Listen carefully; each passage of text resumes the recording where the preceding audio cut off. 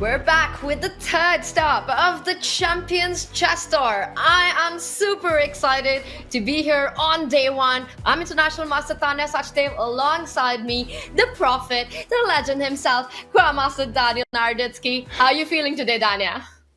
I'm feeling great, Tanya, kicking off another incredible CCT event with the play-in, which features so many Grandmasters trying to make their bid for that top division, but really hoping to get into one of the three divisions. Super excited to cover the action with you this morning. So Daniel, it's the first time that I'm going to be calling the play-ins, and I know you've done this before, and we have crossed the halfway mark in the Champions Chess Tour season as we go into our third event. This is the CrunchLabs Masters. Now, I was saying that I'm super excited to be here for the play-ins because as a spectator, I've always enjoyed this day one. It is the chaotic day. What can we look forward to today, Daniel? Well, Tanya, first of all, it's a pleasure to be covering this on your first time. You're an amazing commentator, always brings so much energy. So really no one I'd rather be doing this with. I can't believe how many of these I've done. You know, they go by so quickly, these CCT events. They go by in a flash, even though there are so many stages. And that's because the action is really nonstop. You can't predict who makes it into Division 1. You can't predict how these play-in stages go. So ultimately, we just go around the horn the entire event. And we cover so many players, from the familiar faces like Fabiano Caruana and all the top super GMs to the Grandmasters, who are the upstarts, who people might not have heard of as much. And I always say that these events, great opportunity to gain new fans. Absolutely. You've got the superstars playing in the Champions Chess Tour, but you've also got the rising stars, the up-and-coming talent. We've got huge storylines with lesser-known Grandmasters and their careers getting defined with the Champions Chess Tour. This is day one of the CrunchLabs Masters. Last time we met was the final day of the Chess.com Classic, and what a day it was. What a tournament it was, seeing one of the biggest comebacks by none other than Alireza Firouzja. And if you missed it, then take a look at some of our big moments. Welcome to the Champions Chess Tour, and I don't know Oh my god! No! He just blundered his queen in one move! He's just going to check his way into victory, sending Fabiano Caruana to D2. Velimir Ivic, let the name be known. Block with the rook. This is the bridge technique. It's over. Oh my god! And Wesley Slow holds a draw again. The white e-pawn, stepping forward. Why is this last move a mistake? Wow, black leaves the bishop hanging and... Jan blunders! And you pick it up with a check! Double exclamation point. Duda leans back, he's blundered. Pawn takes knight, the black queen moves with a check, and then the white queen drops. So Dennis still has to be a little careful, and oh my god, is this the big chance? Magnus magic. How many times do we say that, Tanya? Every single game. He's done it again. The black king's coming. Vincent's not out of the woods yet. Oh, he offers to trade the bishops. He leans back for the first time in the match. He knows he's done it. Wow, heartbreak from Vincent Keimer. Really nice move from Firouzja. Exclamation point. King g6 incoming. The king is hiding in plain sight. And look at the bar. Tanya, he's doing everything right, Firouzja. He's going to win. Clean sweep, 2-0. There is no more queen trade, but we saw a repetition. And that's it. It's game one in the books, as Alireza doesn't get more than a draw in this one. And knight f3 check, g takes f3. Oh, and you can't pick up the queen because of the fork. Oh my goodness. But Magnus should be getting checkmated now. How is he surviving this? This is one of the craziest CCT games I've ever seen. Is a draw? What a roller coaster. And both Magnus and Alireza react. They've got a smile. Oh, knight d7. And Magnus is shocked. He's shocked that Alireza just made that move. Bishop. Oh my gosh, he's got bishop b8 and bishop a7. Magnus Carlsen leans back. Alireza Firouzja with a shake of his head. The d-pawn moves forward. That's going to promote. A new queen will be born. And it's game over. Magnus Carlsen wins. He is unstoppable. But if Magnus wants a draw, which is all he needs, he can also choose to double on the second rank. These are the last few moments. Losing! Magnus Carlsen reacts. He missed this resource. No, he cannot believe it. Look at him. The g-pawn cannot be hidden from that g8 square. And Magnus cannot believe it. He's so mad at himself. No, this Magnus is just not right. He's not Magnus right now. This is an Alireza moment right now. It's a Kodak moment. Rook b8. And Magnus is resigned. That's it. We're on to a grand final reset, Tanya. Rook takes e5 by Carlsen. he does regain a pawn, and it turns out to be an inaccuracy. That's just amazing. And rook b5, that's a blunder. And they have agreed to a draw.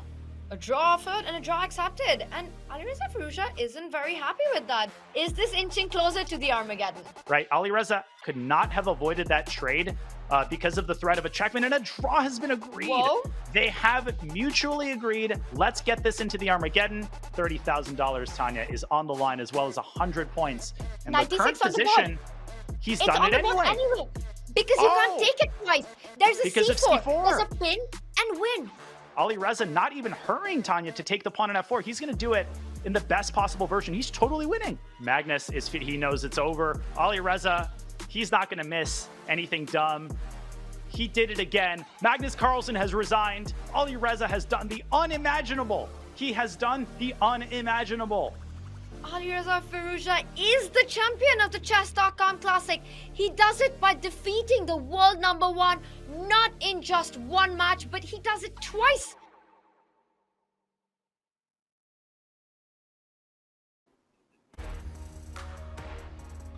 An unforgettable day and an unforgettable performance by Alireza. What a match that was, and that means that he is already through to Division 1 of the CrunchLabs Masters. Not just him, Magnus Carlsen finishing runners-up in the Classic also will be joining the action on Friday, as well as the Division 2 winner, Vachier-Lagrave, who gets a direct spot into Division 1 of this event. Now, these three will be coming into the party only from day 1 of Division 1. But Daniel, we've got 4 players who get a rest today, but they will be back in action, and some big names here. Okay, just a delicious field, Tanya, for lack of a better word. And I just wanted to reference that match in May, which we covered together, and I wouldn't be able to tell you that it was in May. For all I remember, it was like 2 years ago. It was so unforgettable. I'll be telling my grandkids about commentating that match one day. But look at some of those names. Gregorio Parin, not to be underestimated. He was on Fabiano Caruana's team. He is full of opening weapons. These tournaments, you never know who is going to be the upset player. Not necessarily the winner of the whole thing, but who's going to stop the big guys, the favorites, from having a smooth sailing kind of tournament. Just how insane the Champions Chess Tour gets, Magnus Carlsen has won 8 out of his 9 last events. The one that he didn't was the Chess.com Classic. Only 8 out of 9, Tanya? Come on. That's it. Not You having really a break here. What can I say? Ridiculous. Slacker. I mean, Daniel, we talk about beating Magnus in one game. Alireza did not just do it in one game, he beat him in 2 sets. And what does this one have in store? Because we are inching closer towards the finish line. And the finish line is the season and grand final, which will be played in person. How do the players get there? It will be 8 players from the season-long Champions Chess Tour. A win in Division 1 gets you the golden ticket. You're straight into the season end final. Or, Daniel, the very important tour points, which are on the line in all these 3 divisions. Yeah, I mean, the tour standings really show that huge gap between numbers 1 and 2. And I was going to say, Alireza, he never pulled a stunt like he did in May, but he did in the Bullet Chess Championship. He did basically the same thing against Hikaru Nakamura. That kid is back on track, at least in the realm of Blitz and Rapid. I mean, look at Magnus and Alireza, 70 points above Vincent Kaima, who is in 3rd. Really handsome prize money there on the left side of the list, but some of those names on the right side. Velimir Ivic, I seem to remember he had some big wins. Benjamin Bach, crowd favorite, and Alexander Grishuk, last place, not really. He's here to stay. He's a former World Blitz champion, and these are our current tour standings brought to us by our wealth manager partners, Julius Berra, founding partners of the Champions Chess Tour. Tour points on the line in the CrunchLabs Masters, key to making it through to the in-person season end final, and the action starts now. And I know, Daniel, we touched upon this at the start of the show, what we can look forward to today. One of the standout things for me, once again, watching the planes, the Swiss planes, is always the big upsets that we get to see, the unexpected results. No game is easy, regardless of whether it's a favorite on paper fighting, whether it's the big guns. You always get these incredible stories. Yeah. I mean, that's exactly the thing. And with this time control, 10 minutes with 2 seconds per move, with the round one pairings where it's already Grandmaster on Grandmaster action, you can get any game not going the way that you expected as the game's just about to get underway. It'll be a 9-round Swiss. We'll be covering every round. 10 plus 2 is our time control. And of course, as usual, 69 advance across 3 divisions, 11 into Division 1, 29 Division 2, and 30 players into Division 3 with all title players able to join the event. And I think the gong has sounded, Tanya. It's 11 o'clock Eastern, which means the games are underway and all these top players looking to get off to a good start. Action has started, which means that we do rush over as the first moves are coming in. I'm also really excited to see the players who are playing in this Swiss play-in stage. We did mention that Magnus, Ali Reza, Maxime, Vachier-Lagrave are already in through to Division 1.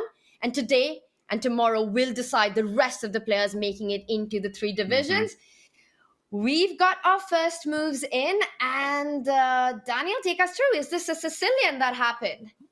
This is indeed a Sicilian in the top-rated game between Jan Nepomniachtchi. Obviously, he is the top seed, playing against a very capable Chilean Grandmaster. Again, exactly the kind of player who is built to score upsets in this type of tournament. Cristobal Enriquez, he is a regular in Title Tuesday. I've seen him match wits with the top players. Not someone that you just kind of run over to start a tournament. It is a rouser. Sicilian, and Nepo playing kind of a Fischer-Sozin type setup with the bishop coming out to c4. And we might be used to white castling queenside, but that is far from the only approach to the Sicilian, and Jan goes the other way. I'm happy to see that Jan is in the mix right now, fighting for that spot in the season and final. But I'm also looking at our play-in stage players coming in. Now, the one player who still hasn't gotten that golden ticket to the season and final is Hikaru Nakamura. Are you surprised to not see him in action today, Daniel?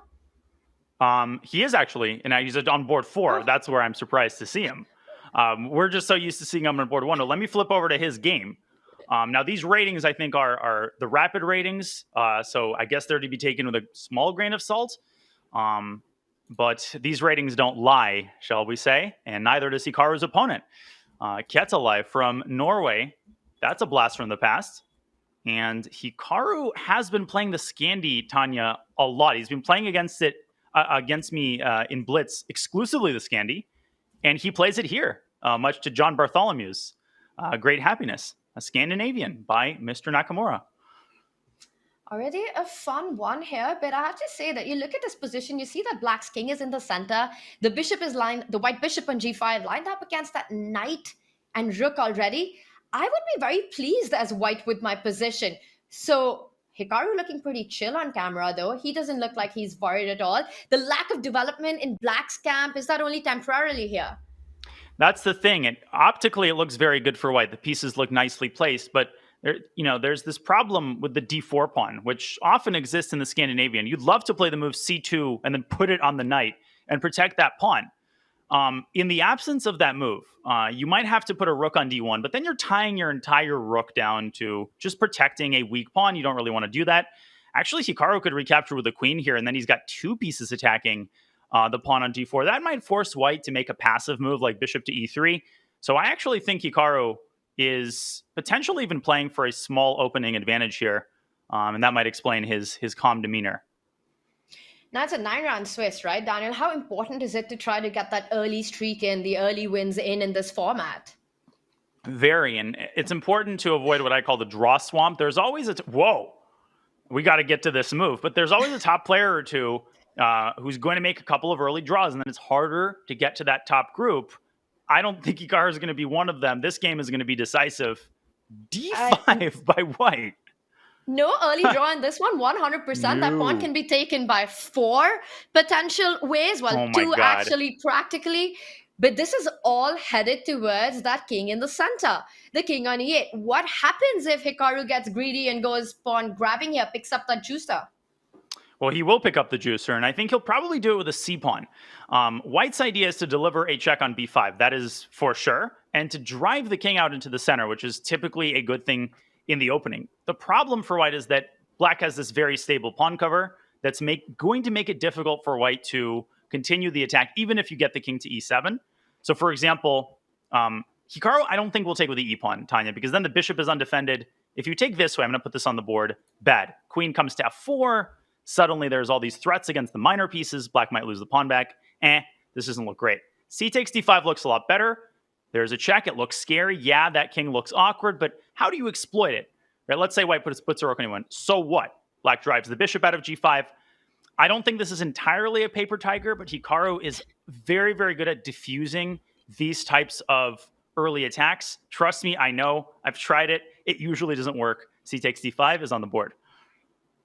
I was just about to say, don't try this at home. And you're saying that you've tried this as well. Now I agree At that home. opening up that Hikaru technically also trying this at home. Well, opening up that e file, allowing the rook to come in would have been very dangerous. But this with that king on e7, I would not want to get into this position. I'm looking at a way in which one of white's pieces can land on that a3, f8 diagonal. That would be a devastating check. That bishop on g5, you really wanted to get to the dark squares on the other side of the board. I mean, unless you're familiar with this position, you blocked your own bishop on f8, placed your king on e7, lost all right to castle in the position, all for the cost of how many pawns is that? Just one Just pawn. one. I'm going to say this. If Hikaru was white here, I would say this is busted for black. Yeah, this is the Hikaru effect in action. This is exactly right.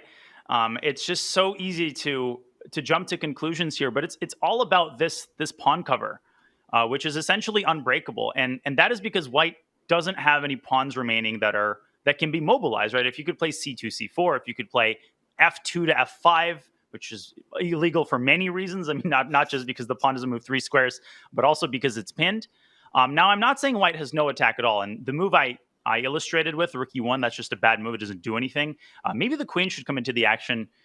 You're right, Tanya. If the bishop from g5 could land on a3, that would be huge. If you try and move like bishop back to e3, though, you're walking into a fork with d4.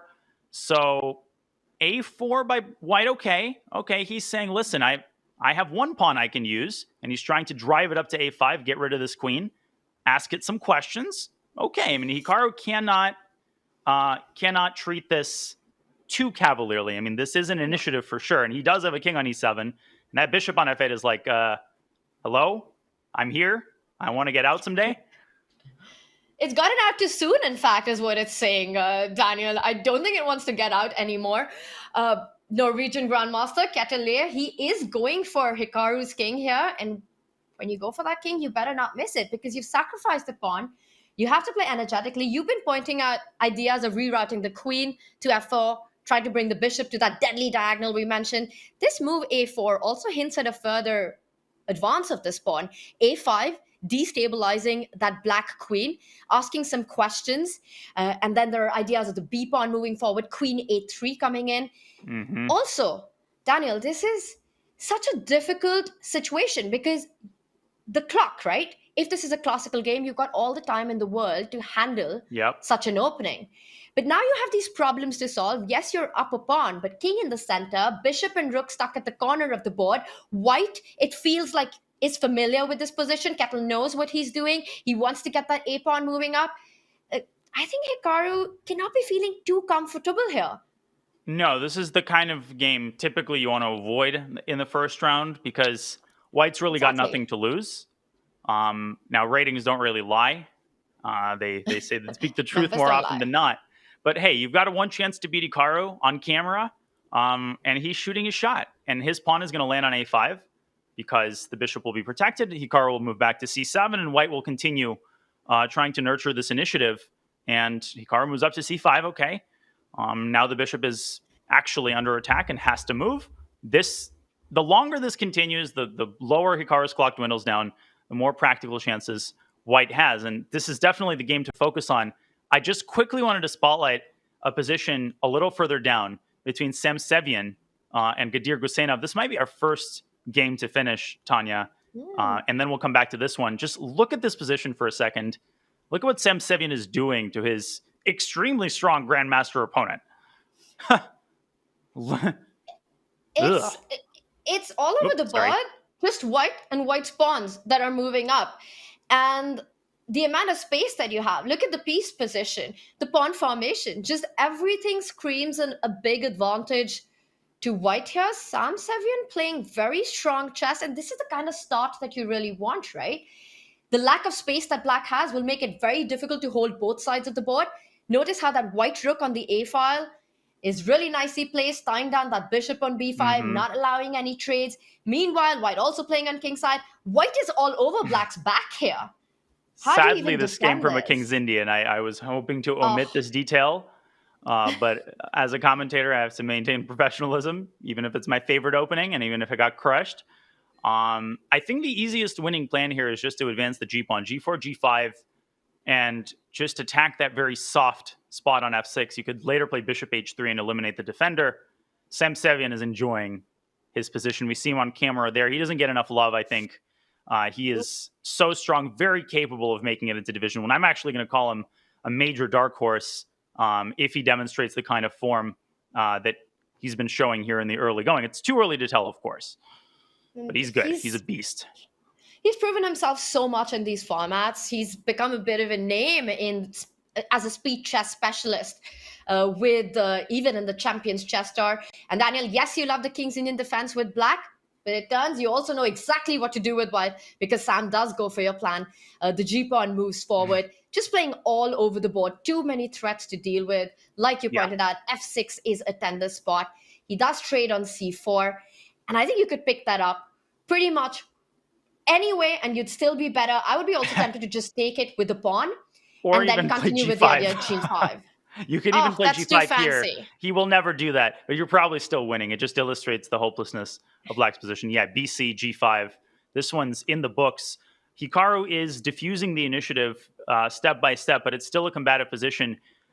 Further down, I'm just looking around for potential upsets, and Frederick Svein, the brother of the better-known Rasmus Svein, but no less better at no worse at chess. They're about equally rated.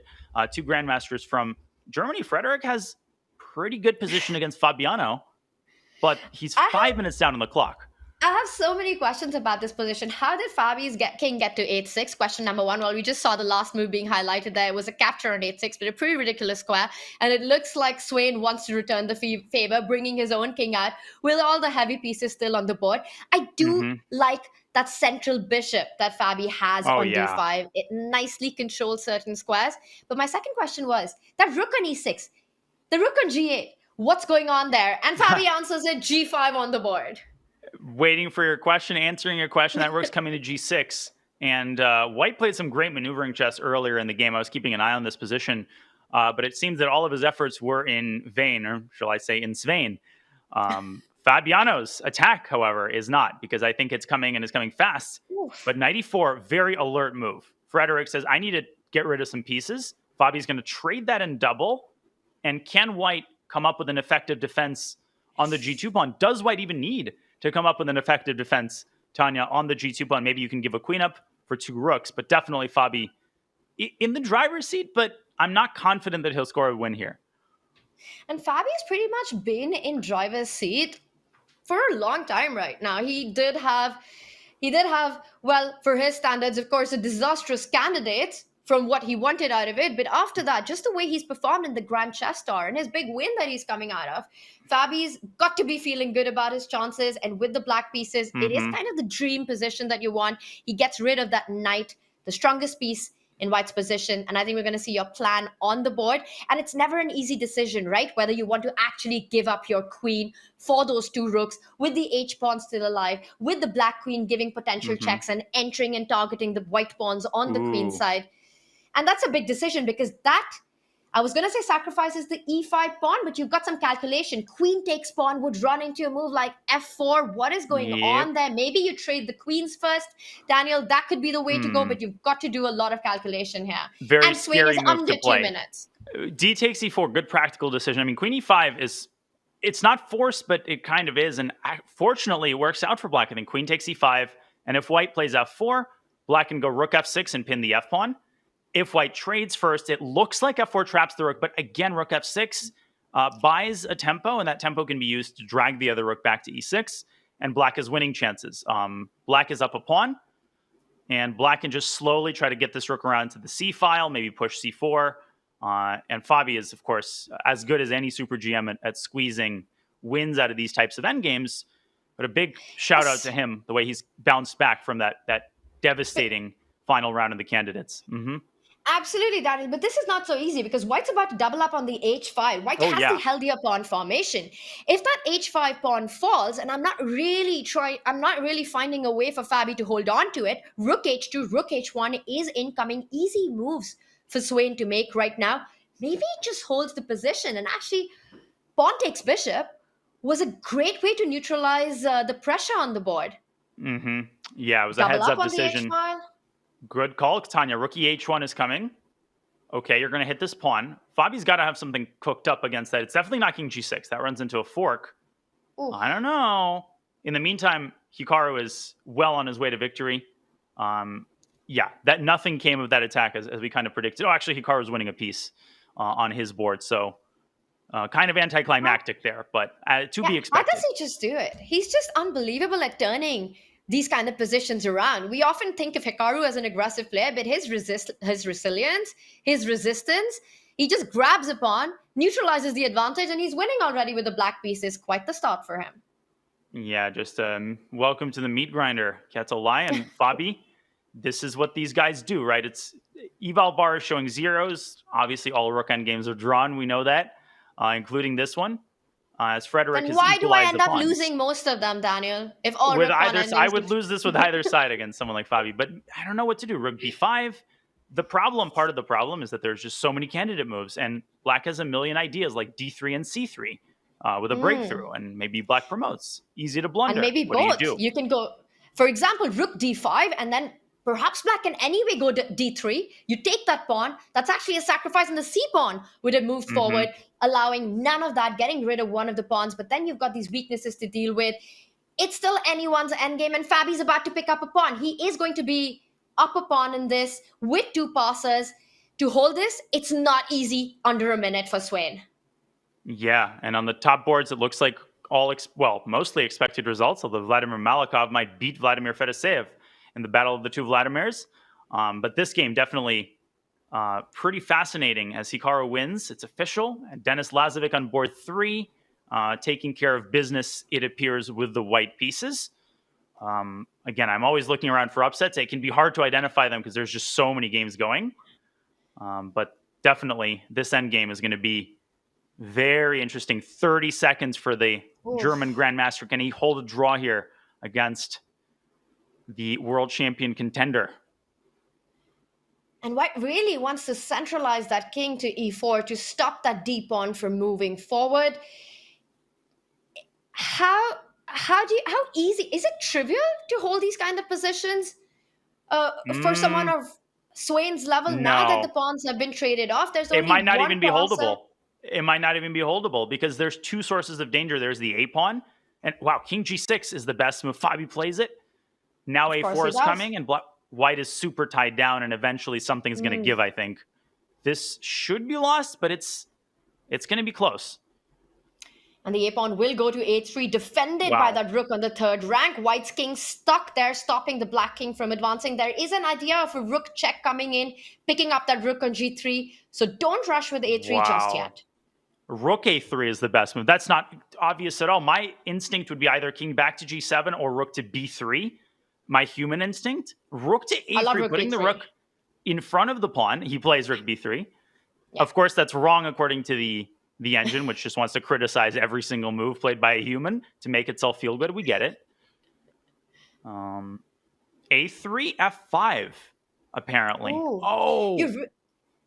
Ooh. And you just want to trade off as many pawns as possible. And Swain, with that trade, might just get closer to that draw. He's at a 30-second mark right now. Fabi's got time. How does he make this complicated for White? Because if the king moves forward to g6, White can always give a check, drive it back, and then come back to the a file. Very, very important point, Tanya. Well spotted. And the other point, I think I missed this. Maybe Fabi missed this. I'm not going to show it. He's going to show us what he's going to do to try to win this. Don't go king g6, king f5, because then you get mated on g5, which is kind of funny. I think Svein has the pattern down. Funny, only as long as it doesn't happen to you. And I'm not even kidding when I say how many times do you walk into those kind of checkmates, especially with little time on the clock. And Swain's king super It's a active draw. now. Fabi's got no way to improve his king's position. And Swain Wow. survives.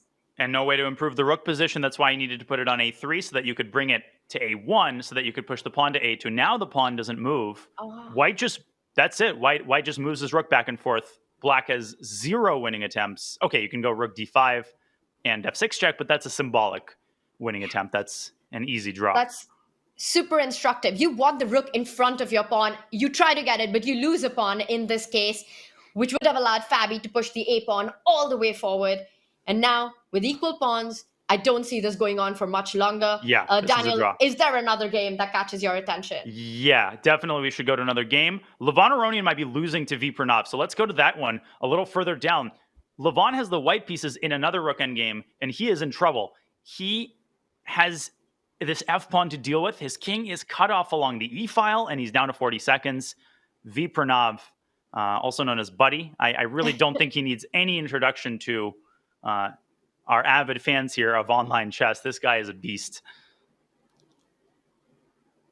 He's super talented and he's got so much experience in online speed chess. A lot of it comes with his practice matches and battles against the chess pros in this kind of a position. It's really what you want with black. It's what we call, well, playing for 2 results. Very importantly, white's king inactive, black's rook now targeting the h-pawn, forcing the white rook to defend it, which will allow the black king to start moving forward.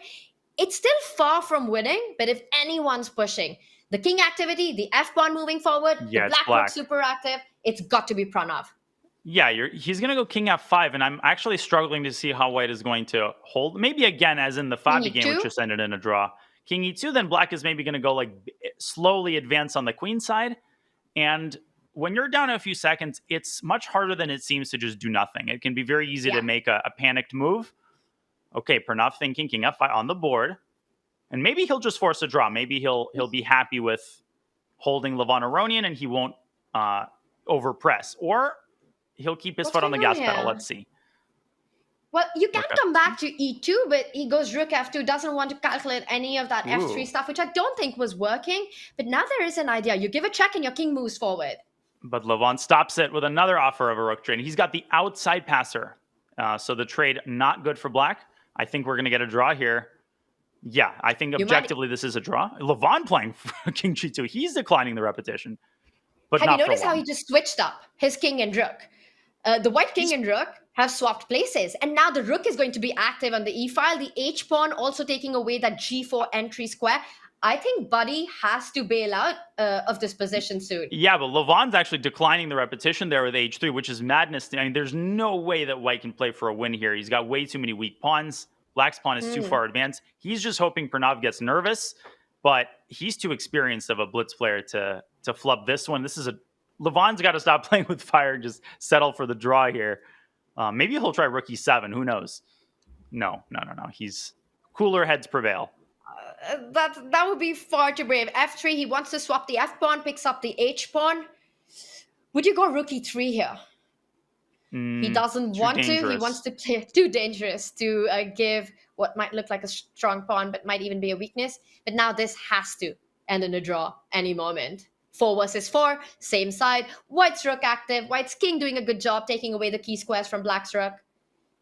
Yeah, well, you Finally, never know. Levon, is he still pushing? He's somehow still keeping this game going as long as he can. Rook e8 at some point, but his c2 pawn is so weak that he can never really abandon it, and that's what curbs any winning chances, Tanya. I don't see it happening. I'm just surprised that Levon's still continuing this game. He could have repeated in a position where he was clearly the one defending, and he just keeps on playing. The rook and the king have again swapped positions here. I think what he wants to do is get that king closer to the c-pawn, and finally it does end in a draw. A fair fight, a fair result in the end. And I'm just gonna, because there's just a few more games going. So let's go to this one, Sichev versus Tabatabai, because it's a more intriguing endgame and it's a time scramble. I don't know who's playing for a win. I think they both are, but white I think should be winning here with this far advanced d-pawn.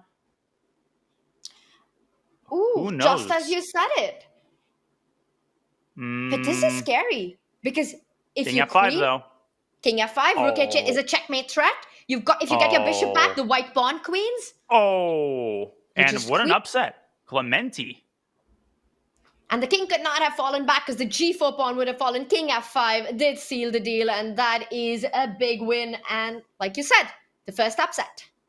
The first upset, and there have been several on the lower boards. Nothing crazy that I see. There's one game going. It's Alexenko versus Brazilian Jim Demura. That would be another upset. Let's not forget who Alexenko is. He's a former candidate, and he is definitely losing this one with white to the dangerous young Brazilian GM Iago. Pretty bad. Iago Demura Santiago. It's a great name. Oh, wait a second. Or did he just blunder a draw? Wait, Just keep checking. Can you just take checking? and you keep checking? The king can't go too Wait. far away. Okay, so king takes g3, correct, and black can't make progress. e2, king f2. He found the only way to allow a draw. Now white should probably do what? Go rook a1. What's the draw? Only move? Can he find it? E2, He does. He does. It's the only way. E2, king E2, you F2. get your king back, and then when the black king steps forward, you start checking it. Drive the king away. So hard to bring these guys down. At the last second, he trips up. It's Still not not over. over. You've got to be accurate here. King b2, so tricky. It's so tricky because if the rook comes to the e file, the black king is close enough to win with another tempo. Oh, wrong way. E2, now black's winning. Because you don't He have should a have gone check. rook a1. He should have gone rook Darn it, a1. You need the rook on the right side to give a check from a2, and now you're too late to do that. Oh my Oh. God. Crazy. At the last moment, great trick by black. Alexenko just had to bring his rook back to a1. He had this position before, but he didn't realize that. So that, as you said, e2, king f2, king d2. Now you can give the side checks on the left side. He wasn't in time to do that. It is an upset. I think that was the last game of this incredible first round. Crazy stuff. And Daniel, did someone just a few minutes ago say all rook pawn endings are draw? Even the drawn ones are not draw in this format or in practical play, as we just saw. Grandmaster Alexyenko, for whom it might look like this might be trivial. A complicated ending, he takes the win. And Daniel, I think you have to update us with all the results, or are we already into round two? The action started. We're already, we don't even blink because the next games are underway and more interesting pairings. This is part of what makes this tournament fun, Tanya. The fact that the players, they get 2 breaks during the tournament, but otherwise it's just nonstop action. Nakamura versus Ruslan Ponomarev. That's going to be another fun one. 2 greats of the chess world. Now Hikaru Nakamura, he's got to be a favorite. And this really means a lot to him because we've got only 2 events remaining in the Champions Chess Tour regular season to make it to the in-person season end final. And one of the players who's not safe at all to get to the season end final is Hikaru. He's looking not just to win the play-in stage, but to win the whole thing this time. Absolutely. And he is not one to give up early draws. He also likes to kind of avoid mainstream theory in these types of events. He doesn't play, the troll openings and in serious rapid tournaments, but he also doesn't play his main repertoire. And he likes one knight f3 as he grabs the bishop pair, but he's given up a large chunk of the center. And if black can go d4, Tanya, this kind of position can go south pretty quickly for white. Hikaru has to be careful. Maybe go bishop a3 to buy himself a tempo, but you're kind of playing with fire here. Especially if your king is in the center. It looks like Hikaru's come in the mood to just not castle or get his king to safety today. He's just going all out. So the c5 pawn is under attack, the queen and the bishop eyeing it.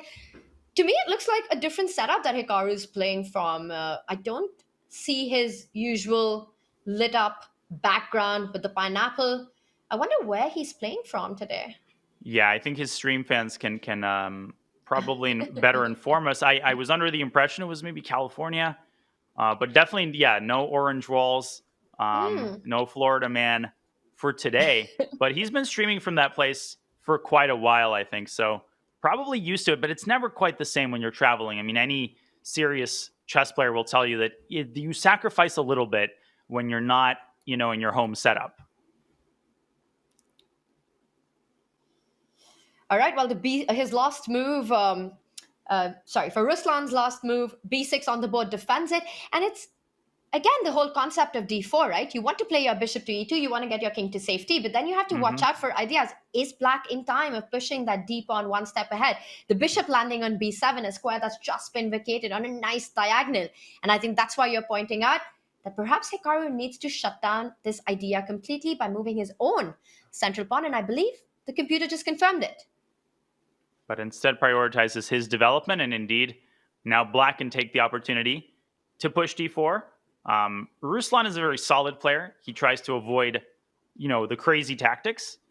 So, I don't know. Maybe he'll just go bishop b7 or bishop g4 instead. What do you think? What's your prediction? d4.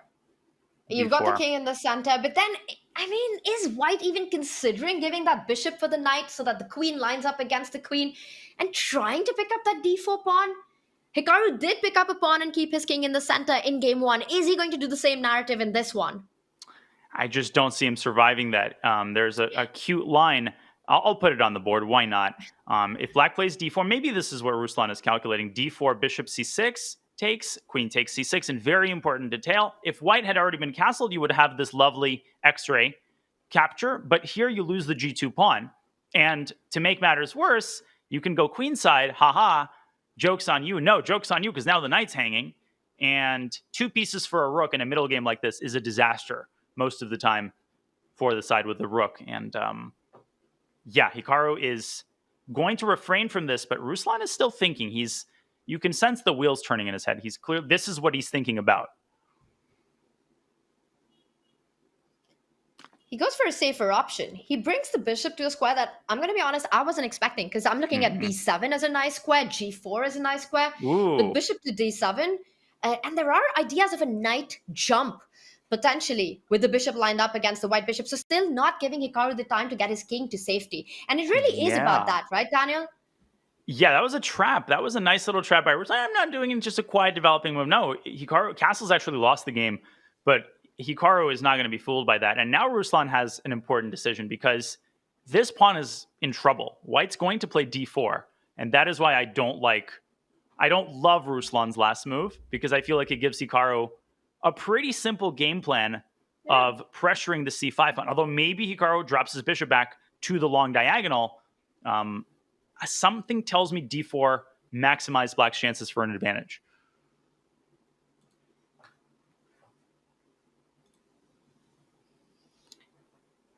All right, well, he's castled. That's the good news. And now Hikaru is on the think. Ruslan's on the think of how to actually build his play. He does eye that e4 square.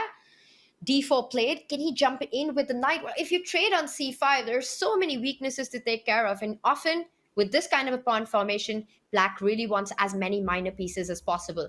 With 2 sets already traded off the board, it's got to be advantage white, because you can start targeting these central pawns. They're more of a weakness than a strength in black's possession. The eval bar is equal, but this is one of those examples where I would say 9 out of 10 GMs would prefer white here. Just a much cleaner position, clear plan. You have this weakness on c5. You have some great dark squares. You have a knight jump to e5. So practically speaking, white's position is easier to play, and the ship has sailed on d4 time. Black can't go d4 anymore. That just hangs a pawn. So Ruslan has to find alternate means of activating his pieces. I mean, the bishop is now misplaced. Maybe you want to put it on g4, but that ran into knight e5, so he moves the queen out of the way. It's equal objectively, but Ruslan has to be careful here. Absolutely agree. White's got the healthier pawn formation. You really want to put your rook on d1, but then Ruslan has the idea of pinning that knight on f3. So most immediately, you can't really activate the rooks. You want the rook on d1, you want the rook on c1, but you might have to pause and first take care of the threat of bishop to g4. While we wait for this one, I think Hikaru should be pleased with the way the opening's gone. It's sort of a long game that he can continue playing, trying to squeeze something out of it. Daniel, any other game that catches your attention? Oh, yeah. We have to go to, well, there's a couple. Jan has a great position, but look at this one real quick here. Benjamin Gladura versus Alexei Serrana, who everybody knows by now. But Alexei is in mortal danger right out of the opening in this game. I want to run through this quickly to show how it happened, because we're only on move 17. And this was a pretty standard Rogozin Serrano had a dubious position, but it wasn't anything terrible. And then it became bad because his queen got tangled up. He walked into this discovery. Then he let Gladura secure the center. Serrano tried to get his queen side out, but here the queen keeps getting targeted. H4 is a very great move. And now close the center, bishop out. That's why he played H4. And now he's threatening just to win a bunch of material with G4 and knight takes C5. That literally traps the queen, Tanya. Alexei might just blow this one out of the opening. This looks completely busted for black. This is why you don't get the queen out early on. It sort of got itself self-trapped. And Benjamin, he played energetically to make sure that black's queen never survived. And now G4 is a massive threat. I actually don't see a way for him to even create some escape squares for that queen. G4, you've got queen to G6, but how are you fighting against knight takes pawn? And knight G6 takes away that key square. It looks like Benjamin wants more than just a piece. He brings the bishop back, Just take E5. No, this is over. strengthening the G4 square. And the queen remains trapped. He's picked up a pawn, and the problem of the queen is still not solved. Yeah, he's dead lost. I mean, you could take G2, congrats. White plays King F2, and all of your pieces are falling apart. Bishop takes F6 is a problem as well at some point. White could win this tactically. This is looking, yeah. I mean, Serrano's very tenacious. He's a slippery player, but this isn't a bullet game. White's got plenty of time. I'm also looking at Jan Nepomniachtchi's board, and if we could go to that one really quickly, because I'm seeing some crazy eval bar swings as Serrano continues to try to survive. If anything turns in that game, we'll update you. But Jan is what seems to be cruising to victory, speeding his way to victory as usual. We're used to that. He's got 8 minutes, and he's got a totally dominant position with the black pieces here. And he's got an extra pawn to boot. A really strong one that you're actually highlighting. That H pawn is such a big passer, and White's king on F2, not feeling safe at all. Meanwhile, it's counterpart on F8. You can't get to that king. This is Nepo domination on the board. G4, well, you've got to find a nice square for the queen. He moves back to G6. The knight from D7 has a nice square from B6 to reroute itself to C4. And perhaps we might even see an F5 on the board. I mean, we're talking about Jan Nepomniachtchi. Moves like F5 are totally up his alley. Yep. And I'm bemused at how what seems to have started as a Queen's Gambit decline got this bad this quickly for the Indian Grandmaster. It's not over. White's got something resembling a solid defensive foundation. It might fall apart the moment Black plays F5, which I guess makes it not very solid. But, I'm trying to play it up. We also know that Jan, it can be a double-edged sword. When he's in good form, his speed is feared by everybody.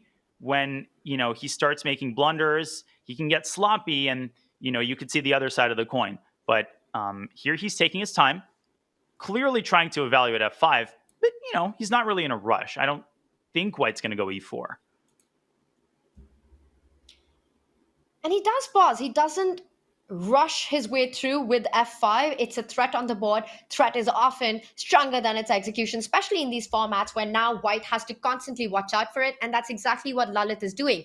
He's placed his rooks in a way to try to make sure that they're correctly placed when Black does strike with F5. Meanwhile, Jan continues to improve the position of the pieces. And look at that. Ooh. Daniel, it's White who goes in with F4 first. But you're giving up this huge square on E4. Or that knight on D7, it is uniquely positioned, Tanya, to go either to E4 or potentially the other way to C4. And F4, I think, just creates too many weaknesses. He doubles on the E file, also good. No, where is White going with this pawn? Okay, F5, Black just shifts the queen away.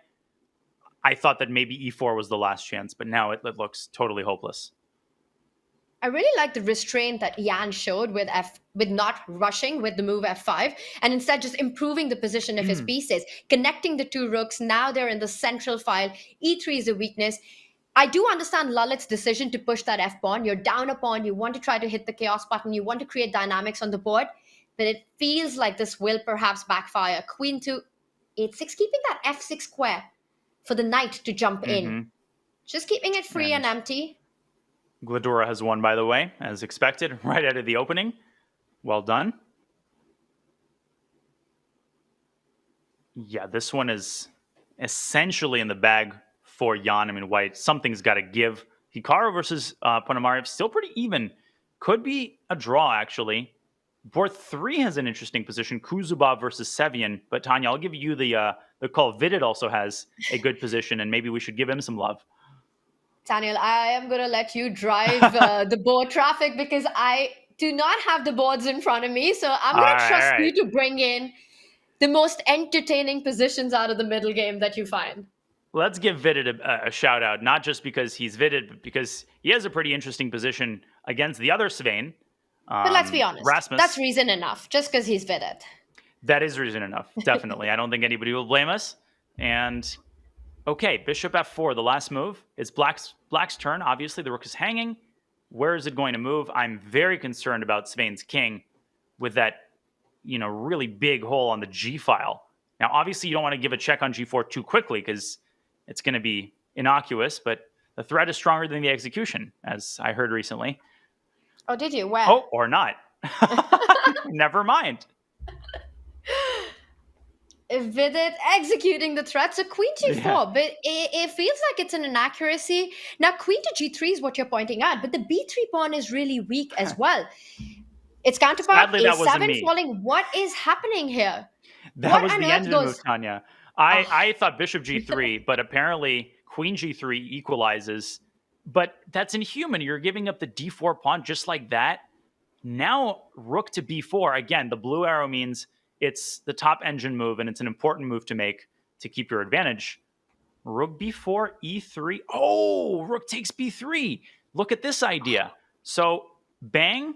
And if white plays the obvious e3, this is the fine point. Rook takes b3, queen takes b3, queen takes e4. And you can stop mate, but you have to give up another pawn, and you're going to be suffering the effects of that. Here's the thing. The reason that black can't do it immediately is because white can slide the queen over to f3. So you have to get the e2 pawn out of position and then go for that idea. That is the point of rook b4, and that is not easy to see. Vidit opting for h5, also a good attacking move. And I won't be surprised if Vidit did see rook to b4, but there are also defensive ideas that white might have of sliding up his own rook to a4 to try to offer a trade. He likes h5 because it also comes in with a direct threat. Of course, the rook on b8 can't be taken. The bishop is pinned. h4 is something that you have to take care of, so no time to pick up that a7 pawn. You can't move the bishop. You can't slide it back to f3 because then the d4 pawn falls. This is such a difficult position for white to play. That engine evaluation, you take it and chuck it out of the window because there are big threats on the board against the white king. And Oh, yeah. No, I know Vidit. I think he's really enjoying his position right now. He loves a healthy pawn formation. He loves his rook on the open file. Clear targets with b3, d4. What's not to love? No, this is just picture perfect. White's under a minute. I think he's likely to take care of business. But if white can get the queens off the board, then pawns start coming off really fast, right? You get this mutual liquidation. So Rasmus, also experienced blitz player, and queen f3 asks Vidit a very unpleasant question. He has to keep the pin going, otherwise he'll drop the exchange. I'm also seeing really interesting action in board 4, Esipenko versus Anton Hikaru. The Spanish GM seems to be close to a huge victory. Shall we quickly take a look at that one? Let's do it. And I think we can conclude that with good play, with decent play, white should be able to hold because white has got his own trumps in that position against Vidit. Speaking of trumps, what's happening here? A lot of tension in the center. This e-pawn with the face-off with the d-pawn. And the last move was a king sliding to g1? That makes no sense to me. King to g1. I'm trying to puzzle out the idea. I mean, and I'm... Okay, he takes d3, blunders a knight. Fair. So maybe he's just hoping. He's asking David to find a move, and that can be surprisingly effective. Now, clearly, black is, to put it very mildly, in the driver's seat. The engine believes black is totally winning, but much easier said than done. Oh, black has this incredible resource, knight e2 check. What a move that would be. And that's exactly the kind of move that Anton Hikaru can find. He's exactly the sort of player who lives off of these ideas. And King G1 kind of stepped into that idea. And of course, what you really are aiming for is giving up your knight for a traffic, and it's on the board. He finds the tactics, bishop takes knight, and then you capture the d3 pawn. Too many bishops on that e file. Daniel, it brings me back to that point. King to g1, it would not be in the top 10 moves I'd consider for white in that position. I mean, It's either an out of the world amazing move or just something completely nonsensical. Yeah, it's like you're trying to find the engine move, but you guessed wrong, and now too many Hmm. bishops, but soon there will be none of them. Okay, white will preserve one of them, but either the queen captures e3 with check, or there's a pawn that lands on e2, which is a disaster. Okay, now black has to finish this one. Maybe swing Finish the what rook, he slide it up to started. d2, I protect, love it. Dash it overprotect the all the e2 way. pawn. But look at Osipenko. He's like, wait a second, rook b3 Hmm. e3. He's got some Not counterplay easy. going here. He does, and that bishop in b6, it's such a strong piece because it also controls a d8 square. But do you have time to go rook to d1 that still runs into rook e3? Rook d1, rook to e3. Yeah, I'm sure there's a win there. Maybe a knight e4 in that position. And that might be curtains. Yeah, I think rook d1 just wins on the spot. You could also Well, if play you find knight c5 e4, and to you've stop got to rook spot. e3. I like that move. Just disconnect that bishop that I've been singing praises of. Instead, another approach. Queen to d6. Once again, rook e3 loses its poison now. You can just trade and play rook d1 if we did see that on the board. I like this move as well. You double up on the d file. Rook d1, threat is better than the execution. Did someone say that? Absolutely. It's a theme and it's being enforced. And I'm also keeping an eye on the other top games, but this one's in the bag for David Antone. He's going to win this. He could even play this very primitively, take and go queen d1. He's, apart from everything else, up 2 pawns. Shall we go back to Hikaru Nakamura's game? Because they are dropping now to under a minute. Maybe we You can gotta do catch it. an exciting finale. Let's check out this position. It's Ooh. never a bad time to check out Hikaru's game. And Hikaru with the white pieces. I'm loving that pawn on c3, which has just been lost. I was loving it too. It used to be on c4, Tanya. It was protected by 16 pieces, and then he moved it up to c3, and then he lost it. Because it was attacked by 16 pieces. I mean, look at that rook, queen, rook, and bishop. But All of on White's the other pieces hand, attacked that pawn. All of them. on the other hand, there is a pin to be dealt with, and you can't really move the c1 rook. Rook takes bishop will come in. So still some questions to be answered. Do you have to trade falling back with your bishop? 4 versus 3, an extra pawn for Hikaru. But that's usually not enough to win such positions. With the opposite color bishop complex, you have to try to create chances against the black king. Mm-hmm. And exactly what Hikaru is doing. F4, all guns blazing here as he's trying to go something like F5 and E5 at the right moment. Very risky strategy. Ponomarev just holding the fort, not forcing the action, waiting for Hikaru to put his cards on the table. Queen D3 setting up, well, E5 is not dangerous, and we should mention that if the queens are swapped, White's extra pawn essentially might lose its meaning because of the opposite colored bishops. More pieces off the board. Ruslan gets closer to Is that he? draw. He's No. f5 I was counting. I was committed. counting the attackers, Tanya. Not enough. You'd need your king all the way to b3 to be able to pick up that c3 bishop. But it does tie down all of White's pieces to actually defend the bishop as well. So you don't have time to double up, set up a battery attack against the black king. Queen d3, there are threats like e5, sacrifice a pawn, f6, come in, attack the king. But Ruslan, he continues to offer a queen trade, not giving White any time to open up the center. And Hikaru continues to refuse it. But is he going to refuse it forever and repeat moves? I think he's trying to find the right moment for e5, bleed black's clock down. He's done that successfully. And Ruslan has to keep a time cushion here. If Hikaru plays e5, that has to be calculated by black, but maybe just f takes e5, and then what's your follow-up? That also could be risky for White. I mean, it's a 3-result game. If Hikaru does something drastic here, maybe he just says, yeah, not the best result, but 1.5 out of 2 is okay. Let's see. Queen e1. Still a lot of tension. Okay. Oof. Black's queen is getting active, and now not only are the pieces tied down to defending the bishop, which has just moved, so trades on the board, and he takes control of that e5 square, not allowing that e-pawn to move forward. Now the bishop's coming back to c3 to hit that queen. Yep, but it's going to move back to c7, and yeah, a pair of rooks got swapped. White's task is easier, but you're still facing a lot of pressure down the c-file. You're facing a potential back rank problem because the h2, the Luft square, is protected currently by black's queen. Black's bishop at the right moment can jump to h5. Try to provoke a weakness. He Uh-oh. does it. Attacks the rook. The black queen can come to b2 as well, but right now the bishop has been defended. He goes for the e4 pawn. Black's pieces are beautifully placed for compensation against that extra pawn that white has. Such great piece activity here for Ponomaryov. And he trades the queens. Queens are off the board. You will have to get e5 in, but 3 versus 2, it's got to be a trivial hold for Ruslan at this point. Wait a second. Rook g3 is a huge Rook threat, though. g3. If he can deal with this successfully, it's a draw. How? But how does he deal with it? How? Okay, that's good. Tying down the rook. But Hikaru can... And the bishop. Yeah, G4. f5 is hanging. I don't like this for Ruslan. I feel like Hikaru has now a path to squeezing this forever. I know it is a draw objectively, but there was no reason to allow this. And Hikaru wins these positions all the time. Nothing is trivial against Hikaru Nakamura. But so far, Ruslan has been completely up to the task. And if he can just... Basically, he has to wait.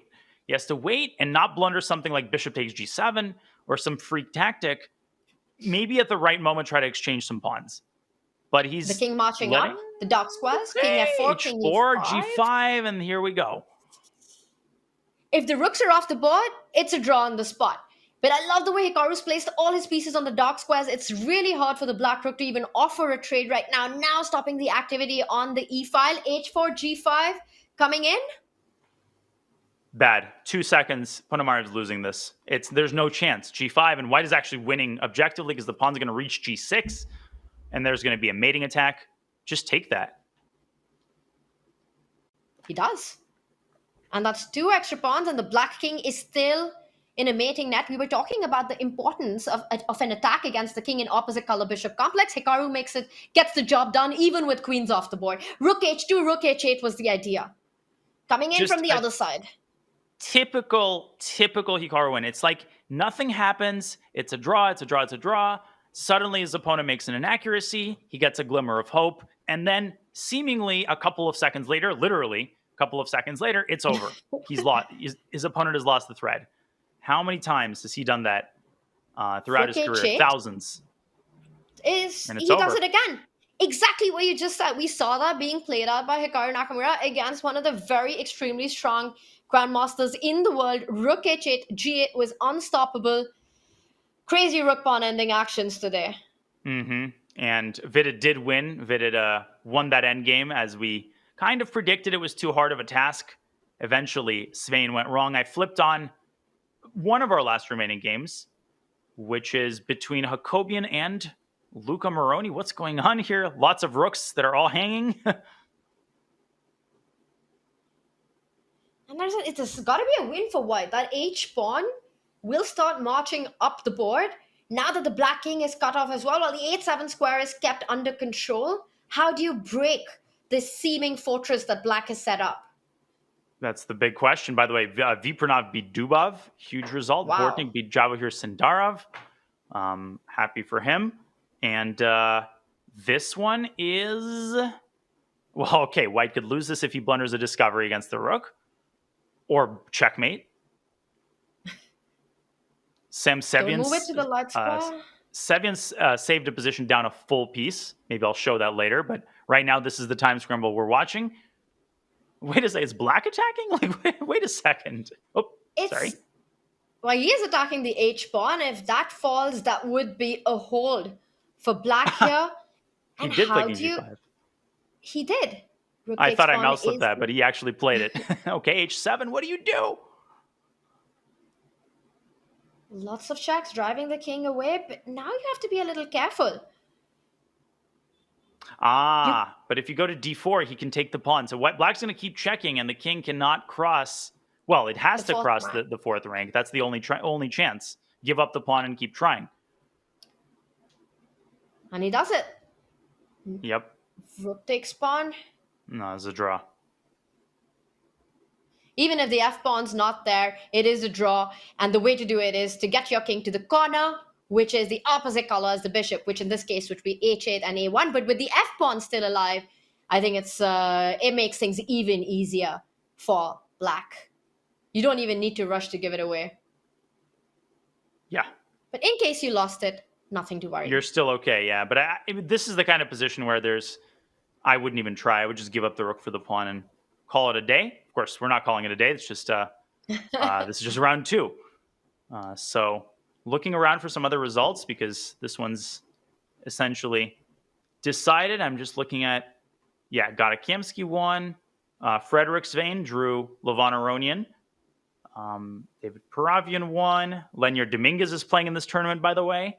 So some of the lower boards suddenly feature a couple of people that are easy to miss. Oh, he did give up the pawn.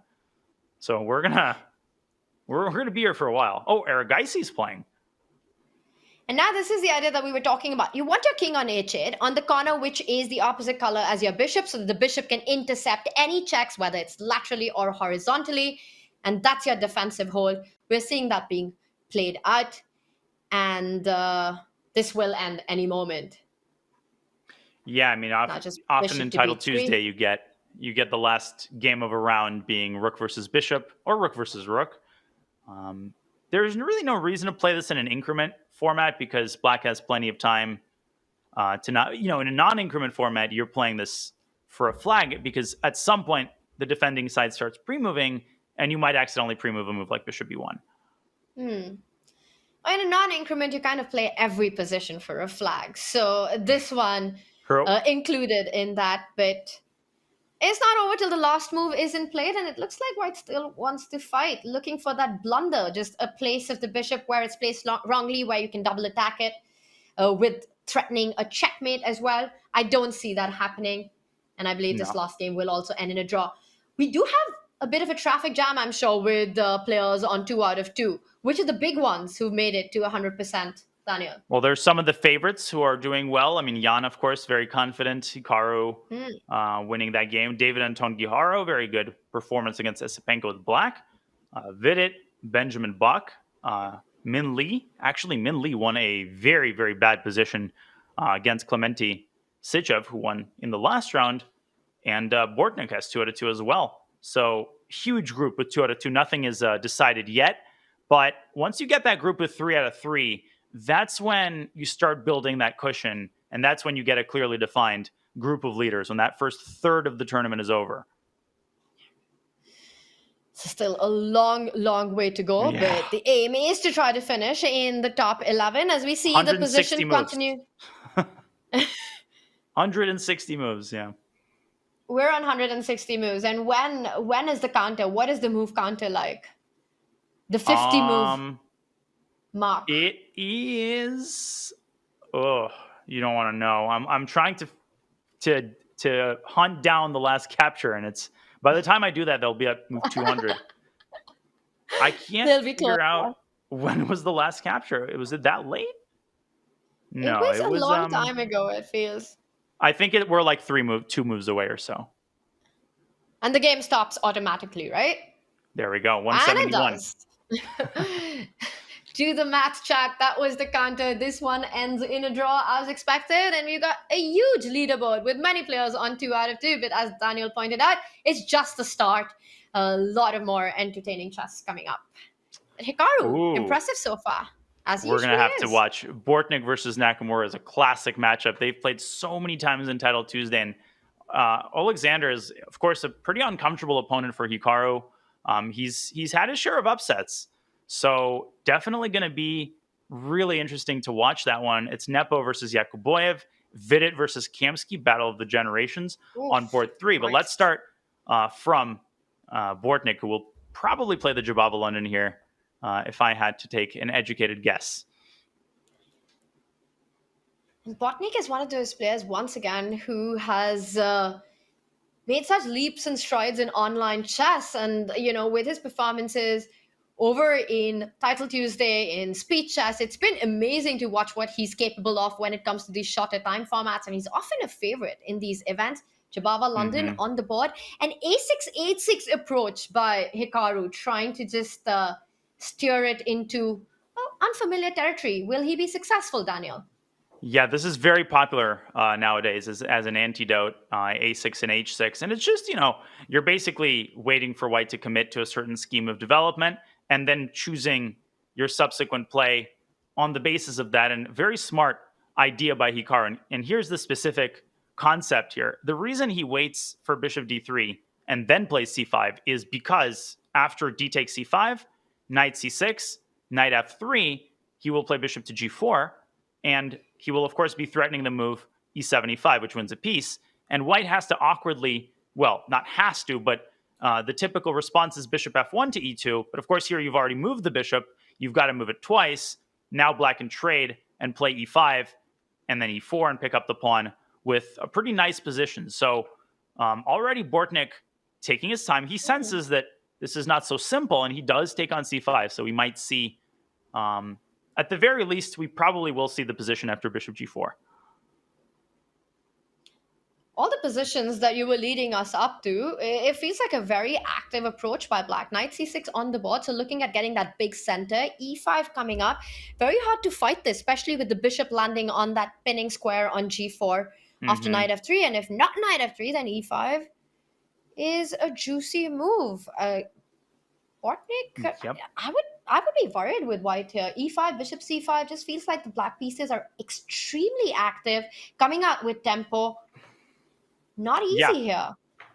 Yeah, he's slowing down because he knows you cannot get into that opening hole against Hikaru. You don't want to get into the hole in the clock either, but it's better than the alternative. Okay, knight f3 played, and probably after bishop g4, he can try to deviate from this awkward bishop e2 move. Maybe h3, maybe even queen to d2, and try to go queenside castle. I know for a fact that his goal is to unbalance the position. If he can get a chaotic, undefined, messy position, that's kind of what you want against Hikaru, who's good at everything, but you don't want anything too technical. So my vote is something like queen d2 or h3. Just allowing black to advance in the center and pick up that c5 pawn. Not a happy decision. And we were talking about Hikaru's background. I just noticed Botnik's background. It looks like he's playing out of a black hole right now. And his position, he's dug one as well, because big threats coming up. What on earth is going on here? Hikaru pleased with what he sees in front of him. I think he's got. I would hope Sasha's home because What just happened? That was me. No. That was my mouse Okay. clip. Sorry. Sometimes I just like clicking around because I'm fidgety. No, he did not in fact sack his bishop. Instead, he went e4. Okay, that's a bold move. That's a bold move to do that while you're pinned. But is that clever or is that rattled? Because very often moves like e4 also mean that the player playing with white, Bortnik here, feels a little desperate about his position. He doesn't want to allow Hikaru to come at with everything. He was worried about this e5, and Hikaru might still play e5. But he might start with d4. This is the standard reaction, obviously. d4, knight will wrap around to e2. And at that point, e5 is no longer possible because the knight on f3 will no longer be pinned. So Hikaru will have to find an alternate method of picking up this pawn. Maybe he does it with a check on a5. Maybe he does it with knight f6 to d7. So that's why Hikaru is not rushing with d4. It's entirely possible Hikaru takes a more modest approach and plays the move e6. This is very in line with how Hikaru has played recently. He's shown less of a predilection for risky decisions and more of a technical style. I've kind of noticed that. So here he's taking his time, evaluating the decisions here, which are going to define the course of the game. I agree with what you're saying about Hikaru's recent approach when it comes to stylistic play. But I'm still expecting him to go d4, e5. It's just so tempting to come in with these tempos on the board to improve the position of your pieces, to have that development going. Meanwhile, I don't know if you're noticing on the camera, Daniel, but Bortnik looks like he can't believe the black hole that he's dug for himself in the position. He's saying, how streaming. The hell did I end up here? I assume, or talking to himself, but I would imagine he's streaming. Yeah, it's strange. This a6, h6, it looks very innocuous, but in fact, it has some teeth. e5. It does really nicely happen. He goes for it directly. And I believe the reason, yes, I was just about to say what's being pointed out by our computer here, that the reason you wanted to go d4 first was because this gives the additional option to actually capture on d5, hitting that knight on c6. So you're not forced to fall back with the bishop. Let's dig into this because there's a lot of calculating to do for both sides here. I think what Hikaru is relying on is e takes d5. Okay, so counterattacking the knight. And now knight takes d5, and if white just like proceeds with the obvious move, Hikaru recaptures, and then he takes on c5, and he's got everything he wants. Apparently, I'll do a little spoiler alert. In this position, white has the resource, bishop takes c5, but you can't do that because the knight on f3 is pinned. Oh, yes, you can, because now you take the other knight, and this is the detail that's so easy to miss. Now suddenly white has this discover check on b5, which is a standard idea, but it's hard to realize that it actually plays a role here. I think he just missed it. And Bortnik instantly takes on e5, instantly spots it, sniffs it out, and potentially the tables will turn here. And did you see that reaction? Hikaru shaking his head. This tactic really nicely pointed out, which is, of course, elementary when you have this position, but to spot bishop takes e5, setting this tactic up is such an easy miss. Knight takes bishop on the board, knight takes knight, and now Hikaru has to find the compensation for the sacrificed pawns, and that's got to be around taking that f3 knight, destroying white's pawn structure, and playing against the central king. It's not a given that Bortnik takes on d5. I actually originally thought queen e2 was the point because I didn't see the move. And queen e2, in fact, is a decent alternative, but knight takes d5 does give white a modest but sizable advantage. Well, that contradicts. I meant to say modest, but the fact that he even has an advantage is crazy because just 3 moves ago we were already, talking about potential opening avalanche by Hikaru. He does take on d5, a trade on f3 in a very sharp position now. Bortnik does not have to move the knight. It's not under attack because of, again, this resource. Maybe f4. Wow, that's a brave move. You do kick the knight. It does make sense. And then this black capture on d3. There's so much going on here. I don't know if I want to be white or black in this kind of position. Yeah, I don't want any of it. I would just want to be a commentator on this position. White has an extra pawn, but look at that pawn structure on the king side. The king's still out in the open for both players. The d5 knight can't be taken, but it is under attack. So you always have to watch out for a queen takes knight. As long as there's a discover check, you don't need to defend it. f4. Are you ever thinking about going shot castle? I would be just so tempted to get my king to safety in this position. Castle to the west. Castle to that warm, comfortable spot on the queen side. But to do that, you need to get this queen out of the way. And to do that, the best way to do that would be queen captures d3, f4 on the board. I got to compliment really both of these players, but especially Bortnik in this stretch to do a complete 180 and find all of these moves. Now, this is just the beginning of the long process of beating Hikaru, but knight c6, kind of a rattled reaction, allowing a check on e2, and that check on e2 is going to force black's king to f8. Now Bortnik is up a pawn. He can stabilize the knight using his bishop and then go queenside castle, and Hikaru is actually in trouble here. Potentially. Got to now with qualify the king that. on f8.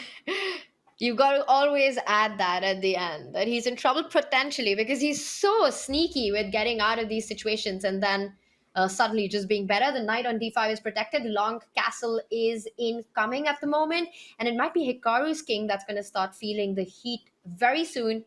If Bortnik manages to get his own king to safety. How are you even stopping it? Do you play energetically? A move like knight d4 comes to mind, but the queen can hop over to c4, creating its own threats on black's pieces. Yeah, f5 also an attempt to deflect the bishop. Okay, bishop can fianchetto itself back to g2. And white's next move is long castles. Queen a5 check is possible. And my instinct reaction there would be to go c3. But then suddenly we shouldn't forget, when a king moves away from its initial square, that square is now vacated. So the one silver lining for Hikaru is that he can easily get a rook to e8. Guess what? White's got these 3 valuable pieces on that e-file. So this is why I said potentially. It's not the kind of position where you can settle into your chair and, leave the black hole and just be happy. You've got to be completely on alert. If you're Bortnik, maybe he moves his own king to that same side and says, guess what? I don't have time to castle. I need to get my king out of the center at all costs. This is just an insane high-level game going on. I mean, king to f1, once you pointed out, it makes so much sense, but it requires we say mental fortitude to play such a move, but I want to say intestinal fortitude to make such a move. I will not have Good the one. stomach to move the king to f1. And obviously, lots of other games are going on. This one definitely the star of the show so far. Also, the galaxy of the show, apparently. And now another decision, right? This is what Hikaru does. Constantly forces his opponent to make decisions, even in bad positions. Bortnik's down under 4 minutes. That could be an important factor. It's crazy. If you had to predict a result at this point, and I know it's not a happy thing to do for a commentator, but because this is such a wild game, what do you think is the most likely outcome from this position? And how hard is it to actually predict an outcome here? Well, I think the outcome will depend on the next 5 moves. As usual, I'm not going to answer. I'm going to give like a qualified answer. I think if Bortnik is still +1 or above in 5 moves, he wins. If Hikaru manages to either squeeze him on the clock further or turn things around in the next 5 moves, he wins. If the queens get swapped in the next 5 moves, then it's a draw. That'll be my tripartite answer. I love the answer because then I'm so tempted to actually stick around to see these next 5 moves. And I know there's so much action that's happening on the other boards that perhaps, Daniel, you want to take us to. So I'm going to leave the decision to you. Let's briefly go to some of the other top games, and then we'll go right back here when 5 moves have been made. On the top board, we have sort of a standard Berlin endgame, Nepo versus Yakubov. Nothing too substantial there. Let's go to, Seven Antipov. Quickly take a look at Benjamin Bach's game against David Anton Guijarro, because it looks like we have an early endgame here with great winning chances for the Spanish GM. This one, both players with 2 out of 2, both players under 2,700. These are the kinds of players we love to see competing with the top. Which one of them can stay perfect? Maybe neither. Speaking of predictions, I am going to predict a decisive outcome on this one. Now, that d5 pawn, it can't be defended. But Black's relying on the counterplay on the queen side with a 2 versus 1 formation, trying to perhaps get a passer as quickly as possible, get that king activity. Knight takes pawn is coming in. Do you start pushing the pawn immediately? Do you go for this counterplay b4, b3? But it also might end up creating a weakness of another pawn on the queen side. That's the thing. I mean, you might have to. I think it's your only hope because, like you said, you're losing this pawn. White's going to have connected passers. You need to establish something resembling, a counterbalance, a counterweight on the other side of the board. Bach is afraid that he's going to lose that B pawn, but you're losing the D pawn and you're likely going to lose the game, so you might as well.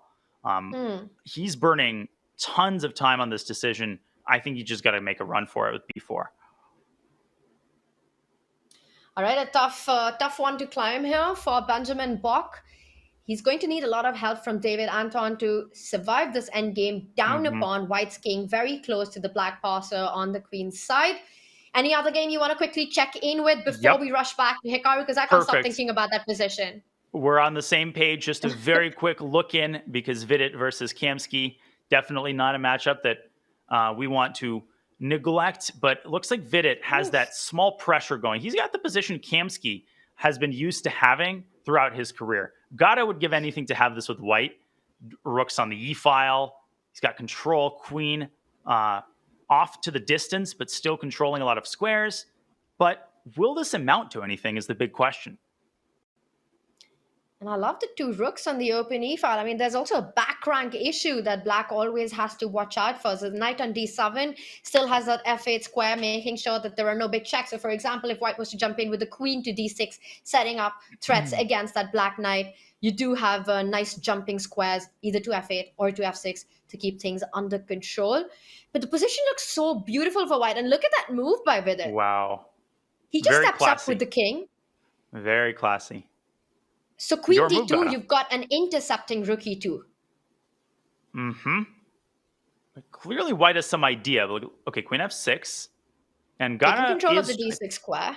Yeah, and I think knight f8 is a very important resource that you pointed out, just getting the knight around and potentially slicing off the connection between White's rooks, which is not to be allowed by Vidit. Sorry, Daniel. What Vidit might be aiming for is a rerouting of his own knight from h4 from Mm-hmm. g2 to either f4 or e3. That move king to Great f2 call. defends that f3 pawn. And he'll get to f4 just in time to stop Black's knight from getting to e6. That's important. Nicely pointed out as well. So king f2, such a deep move by Vidit. Very impressive. He's Very nicely using played. the king to actually defend his pawns. It's usually the other way around when you go castle. The pawns defend the king, but here it's all swapped up. But the problem is that Black's knight can also go to g6, right? So, which is not a very attractive square on its own. But if White plays knight f4 to stop the knight from popping into e6, little misdirection, you're like, whoop, fooled ya. Knight g6 trades the knights. And the more pieces White trades, And then it's the common wisdom, right? When you're getting squeezed on the board, you want to trade pieces to relieve the pressure. Gada's got this under control, I think. But maybe the clock will rear its ugly head here. 2 minutes now for Gadakomsky.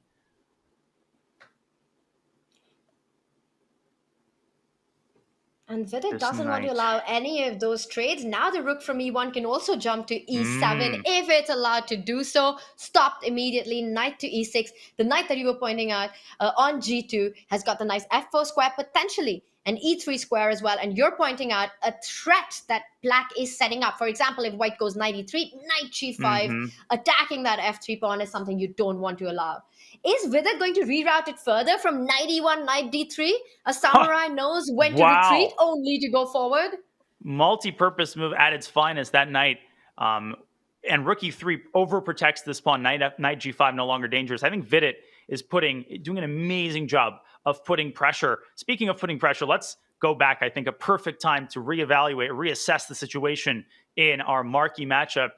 Sasha, under a minute now, still holding that extra pawn, still with opposite colored bishops, and still with both kings now on the king side. Black's king obviously under a lot more pressure. And it looks like White is essentially playing a risk-free position from the board perspective. But 40 seconds in a middle game, Tanya, any middle game, doesn't matter how risk-free it seems, is just inherently dangerous. He's playing Hikaru. Definitely not risk-free from a player perspective here. Hikaru's going to look for any opportunity that he can to get the counterplay. One thing not working in Black's favor is that rook on h8 that's stuck. It's so difficult for it to join the party, to get back into the game, to assist the Black army in creating any threats on the board. You require two moves, king g8, king h7, h7 square is already defended. So Hikaru wants to try to create threats with the remaining pieces. Queen b4, a bit of a double attack here. f4 hanging, b2 hanging, queen to f5 is what I believe the idea of queen d3 was. Ooh, I completely missed that other idea that you're nicely pointing out. That queen lands on d8, will be checkmate on the board. Yeah, he's like, please take my pawn on b2. That's a mate in one. And not only is it mate in one, if Hikaru makes Luft for his king, queen d8 still is very powerful. It picks off the rook on c7. So you have to just defend the square or find some other defense if you're Hikaru. Rook e7 apparently. Oh, that's a tough move to spot. You're actually allowing the check, and you're hitting the bishop, and you're preparing to block it with rook e8. Hikaru also now down to 90 seconds. This one's going to be a fascinating finale. It might fizzle out into a draw, but that's far from guaranteed. This could go either way. Bishop e7 on the board, protecting the square. Totally understandable. 20 seconds for Sasha. Gets a rook to e1. Whew. Seatbelts fastened. Oh, this is a high pressure, high stakes game, and Botnik is under 20 seconds right now. So he creates some space. Hikaru creates a little bit of space for the king, taking care of that back rank problem that we were highlighting. Botnik, meanwhile, uses that opportunity to defend the b pawn. King to g7. Do you have enough time to get your rook into the game? That h8 rook, does it finally arrive? Rook d8? Maybe now, maybe on the next move. Yes, now to e8, and it pins the bishop on e4. Rook on e1 is under fire, and so he moves it to a defended square. Good choice by Bortnik, keeping everything solid, keeping it tight with time pressure. And now rook c to e7 is looming, doubling rooks, pressuring the bishop, maybe triggering a rook trade. Oh no, he's starting pressure on the other side of the board, but the bishop calmly slides to the center, Tanya. Bortnik's defending and diffusing all of the threats, and he is still up a pawn. And while it looks like Hikaru's managed to consolidate his position, getting the rook out, getting the king to safety, it also feels as if White has developed all his army and placed a really nice bishop on d5. Opposite color complex as the bishop, which means it's so much about the attack on the king, and that bishop on d5, it eyes an f7 weakness long term. Botnik continues to take his rook to active squares, a rook lift. I think we can F5. ignore that cross on the board. Huge going move. for the Queen king. h5. And he's got a huge attack on Black's king suddenly. Queen h5 sets up the threat of bishop takes f7. Will he find it? 2 seconds. He's going to Rook find e4. it. Solid move. Just Solid defends move. everything. The Queen other h5, one rook is h3. going... But he doubles. Okay, I can understand that decision with 2 seconds. Still very much in the driver's seat. Hikaru should not have allowed the possibility of queen h5. And now, now that adds another layer to his defensive task as he plays rook d7 and the queen comes to h5. Bishop takes f7 as a potential threat, Tanya. 20 seconds now for Hikaru. And you might be forced to take it because rook h3 is a massive threat on the board. Hikaru does trade a pair Rook of e7. rooks. At least the h4 is under control. You want to get as many pieces off the board as possible. Rook 7 e7 might seconds. allow rook takes rook and the c pawn moving forward. The He's queen gone falls completely on the back defensive, to but queen f8. f8, not bad. Not bad. He's holding it. He's holding everything together, but Oh my potentially here gosh. comes the c pawn.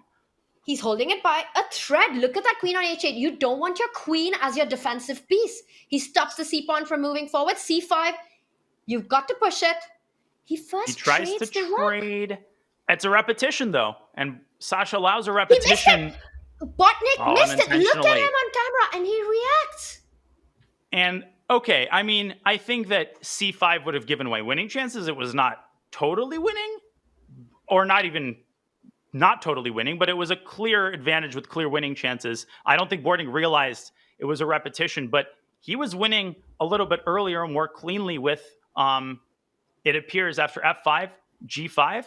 Tanya in this position, queen to h5 straight away, and rook to h3. And these threats would have been overwhelming. Much easier said than done. Still a great effort for both sides.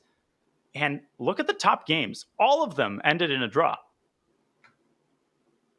Wow, so do we have any player on 100% score going into round 4? Well, we still have action on, and we'll check up Min with the Lee. standings later. But this one should end in a draw as well. Although White's got the c pawn, but you can't really push it. Black's got enough counterplay with those two central pawns.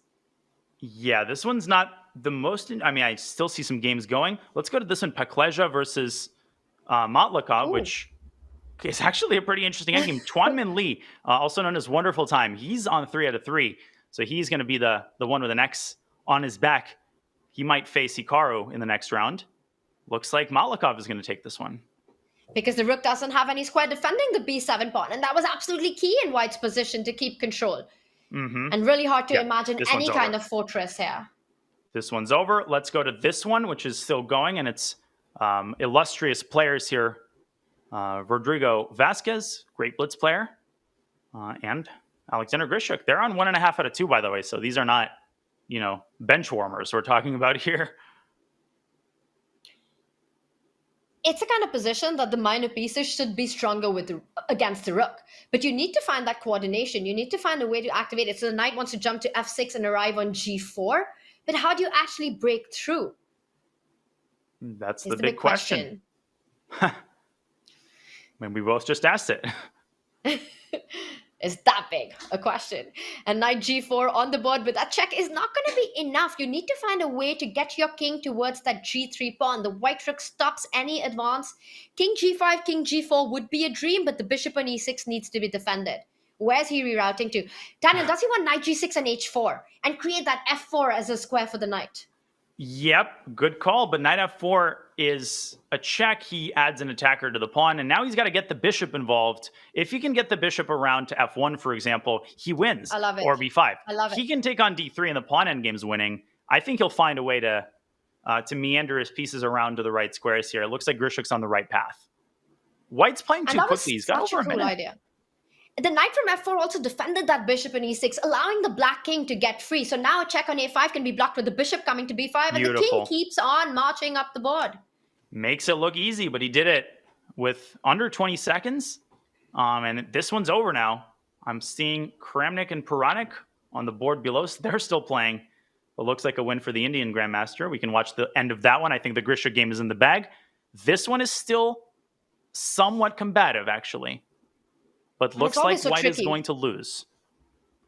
That a-pawn, it's a scary pawn. The e4 knight, you can pick it up. Queen e6 check wins the rook. Oh, he lost everything here. And Puranik And got nothing demonstrating in return. the correct winning procedure and winning the game. Well done. And that is it for this round, for the third round.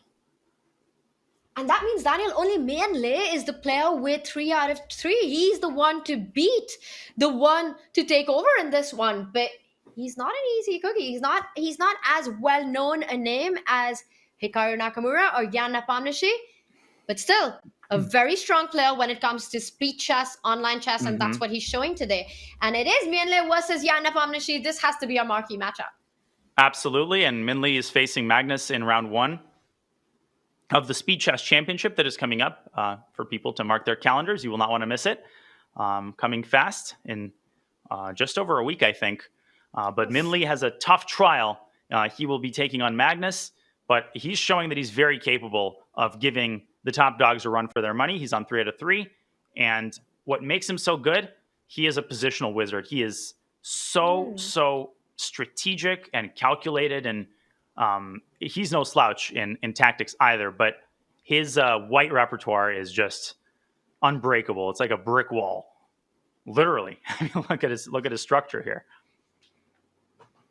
Playing it slow and positional and strategic, as you're pointing out. And often it's this style that counterintuitively is more difficult to combat in a short time format. It's not the tactical play where there's perhaps only one calculation line that's required to take care of the tactics. It's these slow positions, these strategic ideas, and the player who's more familiar with the setup can keep that advantage on the clock as well.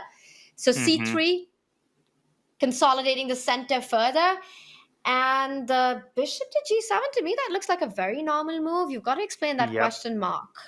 Yeah, there's this idea, and it's a pretty obscure idea. I know it just because I'm a King's Indian player and I've encountered it, but it's hard to come up with and he's just come up with it, so I don't have to make any moves. And it's knight f to d2. This is the key. This is the secret sauce, and of course, Min Lee. And he could have done this on the previous move. That is why Jan, in this position, right, if we wind it back, Min had a chance to do this here, to play bishop h4, same idea. He didn't do that. So Jan could and should have secured the bishop pair, then fianchettoed his bishop, and black actually is doing great here. Knight d7 and then e5. This is exactly what Jan wanted. Instead, he delayed, and Min said, I'm not giving you a second chance. Knight f to d2. Why is this so great? Because you definitely don't want to take on h4. You also don't want to move the knight because that gives white a chance to move the bishop back. He went knight f4. Take it away, Tanya. What is happening here?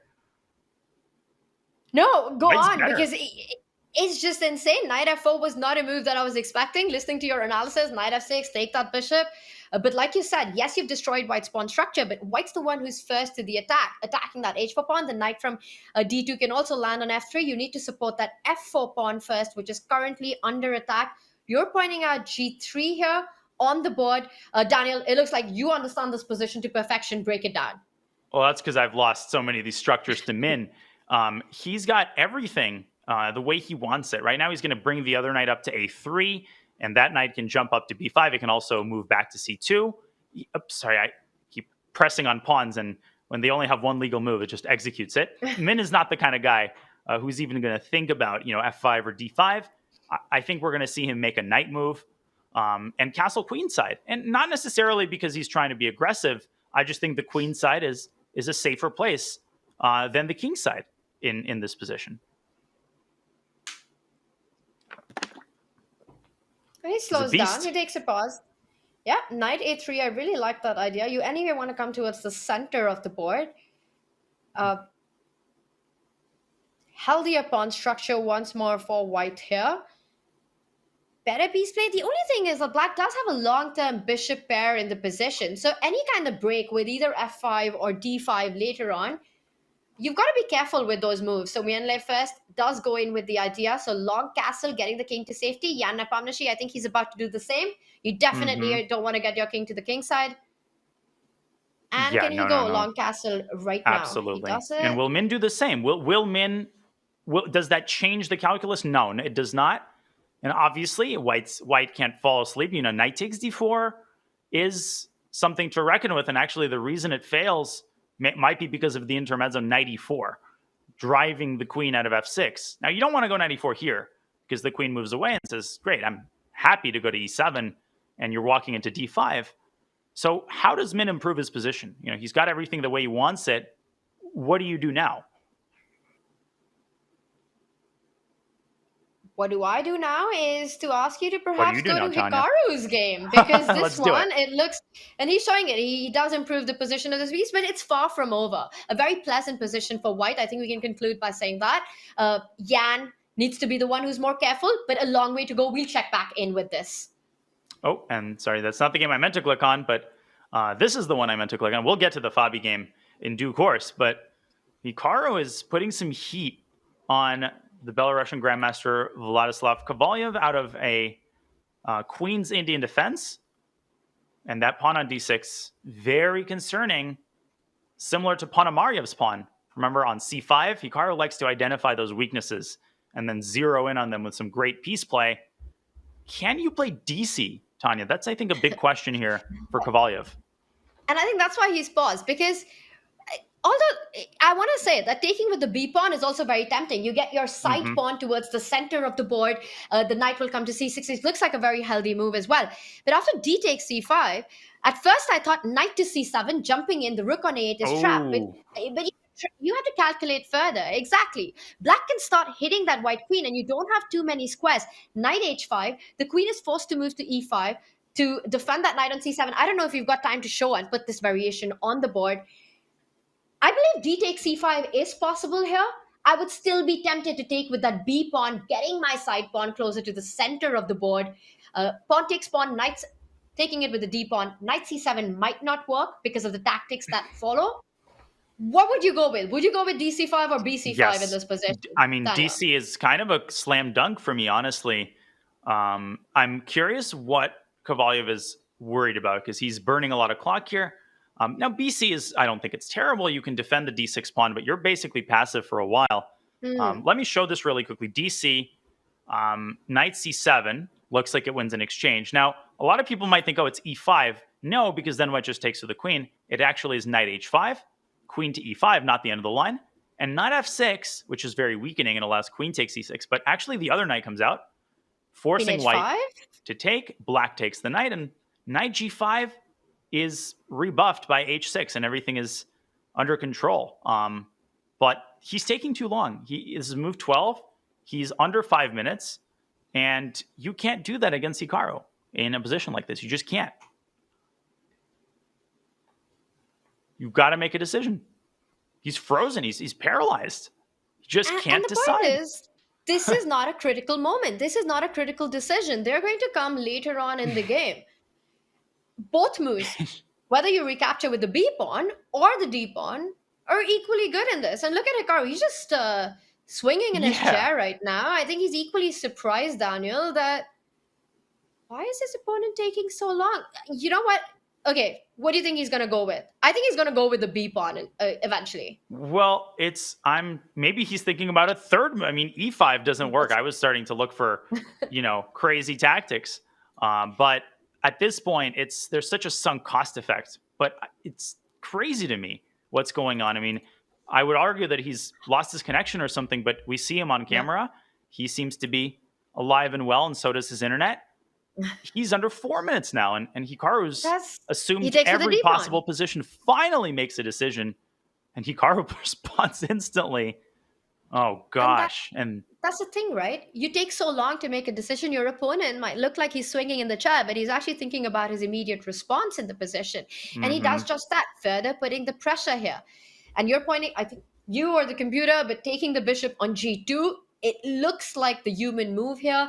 You want to get rid of this Fianchetto bishop, and then give a check on b7, develop that knight, get that knight into the game. But There's again, look, always 3 minutes now. Yeah, it's all about the clock, this one.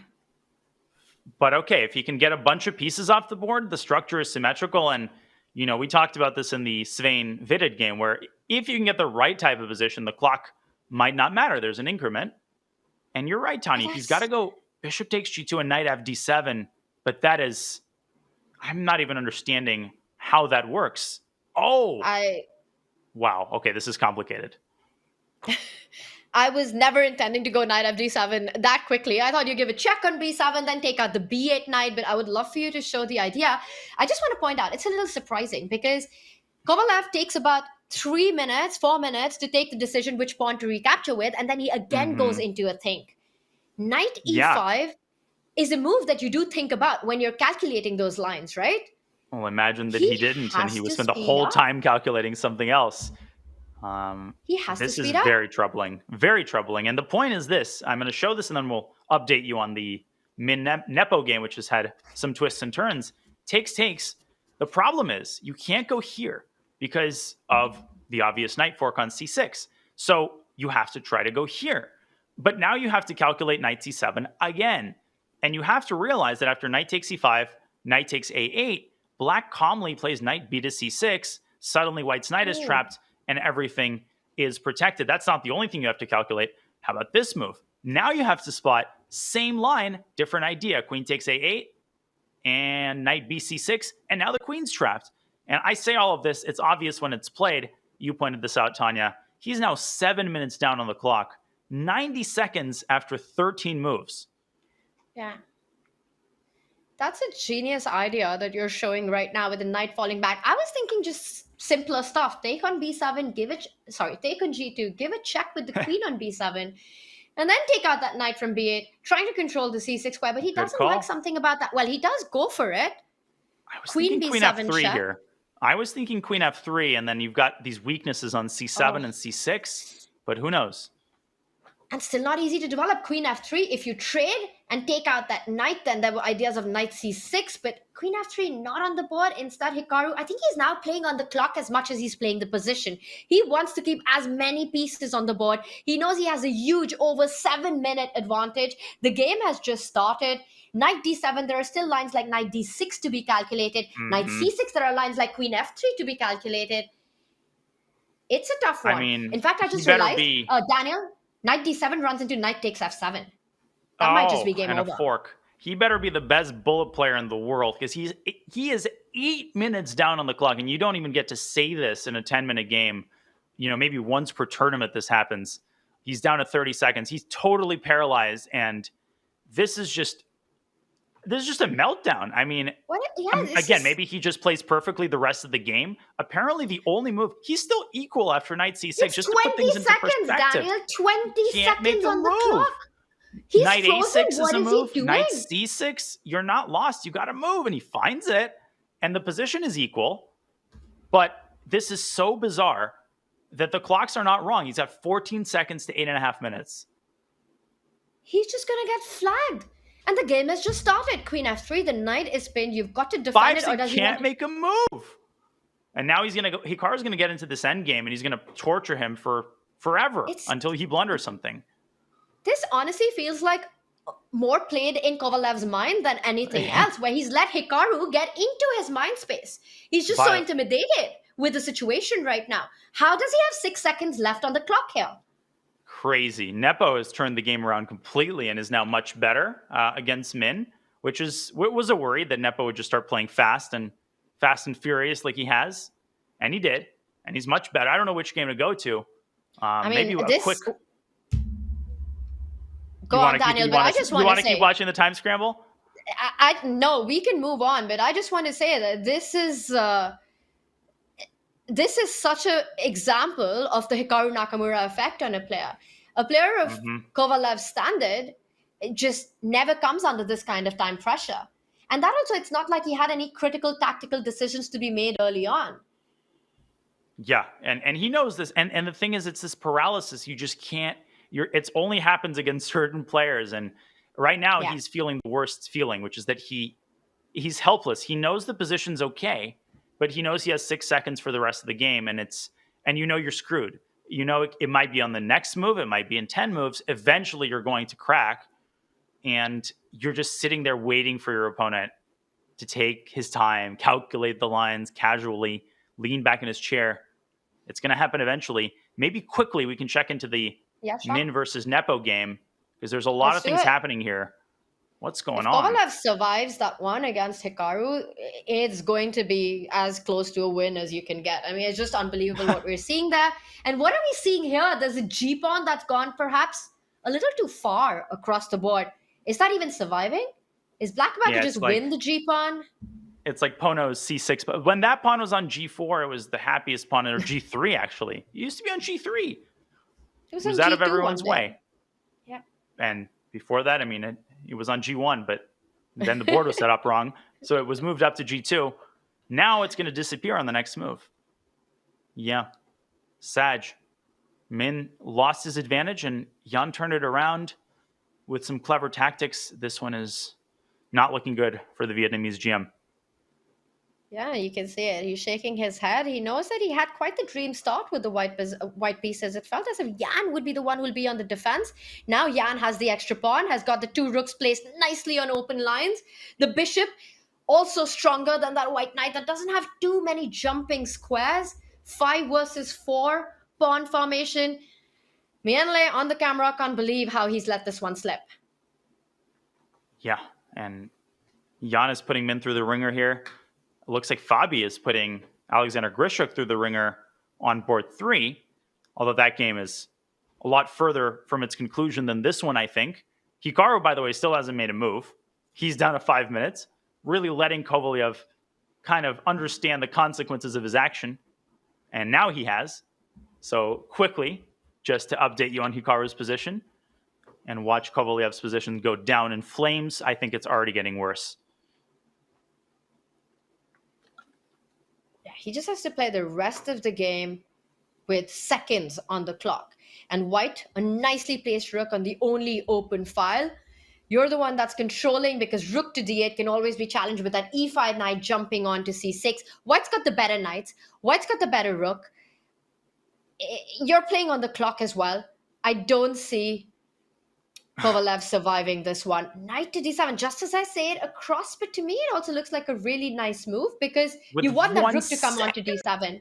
With 0.4 seconds, he played a6, and he allows this. A lot of stuff. b6 hanging. And he should take it, should Hikaru, because any imbalance is good against this time situation. But remember that game where Magnus arrived 5 minutes late to the game? You know who was against? The cruel irony of chess. It was against Kovalev. So he's getting flashbacks now. Well, Magnus won. He's actually not doing too bad, I think. He's going to put a knight on a5. Hikaru has to get these pawns through, Tanya, but it's not easy. If you go a4, you allow this very annoying blockade with Black's knight. But then you lose control of the d6 square, and the white rook can come jump into d6 and then go to that a6 square and start targeting that knight on a5. So it might be time for the pawns to dash up the board. You're never going to believe who else is in time pressure. Alexander Grishuk. Oh, unbelievable. I mean, that never happens, right? What are you talking about?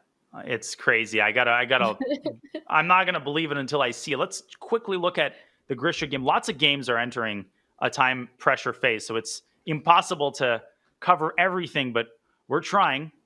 Just a quick look-see here, 11 seconds to 4 minutes, just another day in the life. But the problem is White's position is also kind of bad. Let's be honest, that's a normal time situation for Grishuk in a classical game. I mean, this is just a 10-minute game. So this is nothing. This is absolutely home for Sasha here. But what about the position? How comfortable is he feeling about the position here right now? B4, I like it. He's trying to create a weakness on the queen side. If you trade on B4, you land on that square. I think queen takes pawn, rook takes pawn, both moves possible, and B5 becomes a clear target there. And Hikaru I like rook takes pawn. Hikaru just won. I mean, he got his pawns through. Nothing to see there. Hikaru won that game on the clock about half an hour ago. Well, Hikaru won and Kovalev lost. I mean, that was actually a crazy example of opening paralysis like you don't see often. So I'm glad we caught that. It really puts things into perspective. Even a strong GM, a great rapid blitz player, can succumb to these forces. Can succumb to the Hikaru effect. Benjamin Bach is going to win. Alexander Bortnik is putting Vidit under some serious pressure on the fourth board, by the way. We will jump to that, but I just want to point out a sneaky idea. All right, absolutely, no absolutely. Let me go right back to the one to the Fabi game. Well, take it away. We're gonna wrap this up, and I thought that Black can start pushing the b4 pawn, but this sneaky move, queen to b2, actually threatens Rook jumping on to d7 with a checkmating idea on g7. So that last move by Fabi, doubling up on the c file, was aimed at trading the queens with queen c1 check. Oh, I didn't see that threat at all. That's why he played Rook d1. No, that was well spotted. And now he's allowed bishop takes e3, but Grishuk is happy to give away a pawn. At least he's eliminated Fabi's bishop. Wait, now queen takes b5. Bishop takes Take on e4. I'm glad we stuck on this game. Thanks for not letting me stray too far away. I'm ready to jump whenever you are, but this one's definitely getting exciting as well. And it's 7 seconds for Sasha. It's insane how he plays these super complicated positions with seconds on the clock, keeping up the accuracy. It's always amazing to see him do that. Now, I'm keeping an eye on Jan's game. Nothing interesting happening there. Jan is still winning. If there's a turnaround, I will immediately alert you. But right now, this is the calm before the storm. This is the last chance for Fabi to do some serious thinking before he enters the realm of time pressure. And Bortnik's game heating up too. Man, everything's going wild. Let's stay here. Let's watch Fabi's decision because he's invested too much time. He better do something crazy. Bishop takes pawn feels like the standard move here. Is he thinking about other ideas of taking that pawn with the knight? Queen takes b7, some deadly knight checks. Is there any? Because the c8 rook is also hanging, so I don't believe that would work, Daniel. Yeah, it's so hard to count. Bishop takes e4, rook e1 was a problem. He goes rook e8, rook f8, setting up the threat of rook takes knight. 2 seconds for Grishuk. 1 second, he's gonna move. Oh my gosh! Okay, there were some moves made.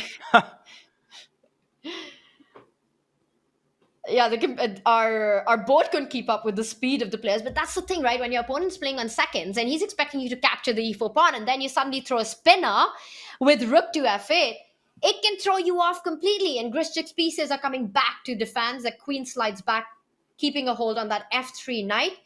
The e4 pawn is protected for now. Black's got the piece activity, but is there a way to really break through? Because how do you build the pressure further? Well, there's the answer. Rook a8. Fabi's rook trampolining from side to side. Grishuk says, hey, you want to maybe calm things down a little bit? Fabi says, okay, but I'm going to keep the pressure up in the endgame. Rook a4, knight b5. I think Grishuk is holding this one together because bishop e4 runs into knight c3 and suddenly white's winning. I cannot get my aim straight at that pawn because that pawn is poisoned, but he takes it with the knight instead. And that leads to a bailout. I think this is still a draw, Tanya. I think even with the extra pawn, white's just going to put a king on e3. He's going to put his pawns on the dark squares, and he's going to hold the draw. So in the meantime, looks like Vidit has turned it around. We got to go to that game because this one's going to be a draw. Let's look at Vidit versus Bortnik. It might be a draw as well. That's an extra pawn for black. Pieces are traded off. You can't take on d5. There's a fork on e3, so watch out. That was tricky, but okay, with that extra pawn, the silver lining for white is that he has the d4 square mostly under control. Will that pawn be significant? I really want to know what's going on with Bortnik's background there. Well, I'm going to ask him. I'm going to see him about an hour after this tournament. We teach a group class together. But yeah, usually he has a regular background. But Vidit holding it together for now. But Jan, by the way, look. Jan has a really interesting final endgame against Min. Should we go there instead? Let's do it as Vidit tries to keep this together with his piece activity, making sure the d pawn doesn't push forward.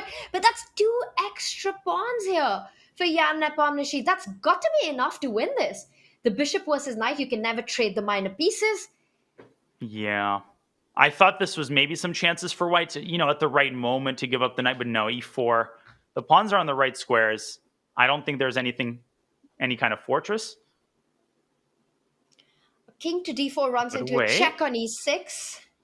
But how exactly do you win this? Yeah, knight e6 will happen. King e5. He'll reposition his king. Where do you want to reposition it? This knight is so tricky. Jan's got over a minute on the clock, which is exactly what you want. You want those extra seconds in this kind of a position. What he wants to do is try to dominate that knight with the bishop. The bishop comes to d7, taking away some key squares from that knight. The knight has to run back. Okay, Vidit Bortnik draw. So Vidit held that endgame. Nicely done. Knight Progress b4. here. The c-pawns moved forward. c2 is coming in with the king moving ahead. Slow, painful progress, but Very progress. painful. And Bishop now c4. Bishop c4 will dominate that knight. He puts it on d3. Nepo's use of the bishop here is really something to note down, but still you have to avoid some stalemate ideas. You have to break that last line of defense, which he's doing with tremendous skill. The king getting to c3. b3. Okay, king d4 and e3 also wins, and king c3. It's over. Amazing technique. Really nice technique. Lovely. By Jan Nepomniachtchi. Back to this one, still going, and still a fortress, and still a draw. Fabi. 21 seconds, and the e3 square. It's the opposite color square from black's bishop, so really difficult to make any progress. White just wants to jump around with the knight. Is there a way to take away the squares with that bishop? Trying to dominate that knight, I don't believe it. With knight e3, having so many jumps on the board, you can never get that e-pawn rolling up. White's going to sit nice and pretty with the king on f2 and just keep shuffling around with that knight. Well, if you took away the pawn on g3, you'd basically get the endgame from Nepo's game. Unfortunately, yeah, there's nothing to be done. The knight has too many squares, and it's a draw. It ends peacefully. Lots of games ended peacefully, but Jan Nepomniachtchi's was not one of them. He stops the tournament leader, Min Lee, in his tracks, and now this big group passes him. That is the cruelty of this tournament. You can't pause for even a single second, Tanya, except we're going to pause because we'll have a break. But what a first half of this tournament we just saw. And who's impressed you the most so far? I know it's still early days. We've got a lot of rounds remaining, but is there a standout player for you right now, Daniel? Listen, I think Jan is a very topsy-turvy player in these tournaments, but today is one of his good days. He's in fantastic form. He just won a huge game with Black, and I think that at this rate, he might secure his Division 1 berth, maybe like 2 rounds to spare. So still lots to be decided, still a huge group in the lead, and still a large pack of dogs trailing them. Tanya, the biggest action is definitely in the second half coming right up. Absolutely. It's been exciting so far, and we're so excited about the CrunchLabs Masters as Chess.com unites with Mark Rober for this event. And I'm going to say, Daniel, I'm a huge Mark Rober fan. CrunchLabs has got these really cool build your own boxes. You've got the build box, you've got the hack pack, and it's all about problem solving, engineering, building, learning how to create these very, very cool things that you can play around with. Are you a Mark Rober fan? Have you seen any of his videos? Please say yes, Daniel. Well, discounting today when I was preparing for the show, he's definitely been on my radar, but unfortunately, I'm too single-mindedly focused on chess. I think this is a good wake-up call for me to, diversify my sphere of interest. And I looked up his YouTube channel. Definitely broad appeal and something I'm going to check out. Only 54 million subscribers, so it's fine that you missed out on it. Small channel. This is also a great wake-up call for everyone watching, because the first 500 will get a $32 discount on the build box or the hack pack on CrunchLabs. So definitely go check it out. Daniel, I'm going to say it. I have loved his videos. I've watched so many of them, and you've missed out on a lot. Before we go into a short break, it's a great time for Daniel and everyone watching to go check out CrunchLabs, get that $32 discount, and go in and get your own build box or hack pack. Really cool stuff. Also check out the Mark Rober video. My favorite has got to be the glitter bomb and the crazy squirrel obstacle course. More on that later, but more on chess as well coming up. We've got the next action that will start very soon. Don't go anywhere as the players fight for the division placement. We'll be back with CrunchLabs Masters. You don't want to miss the action.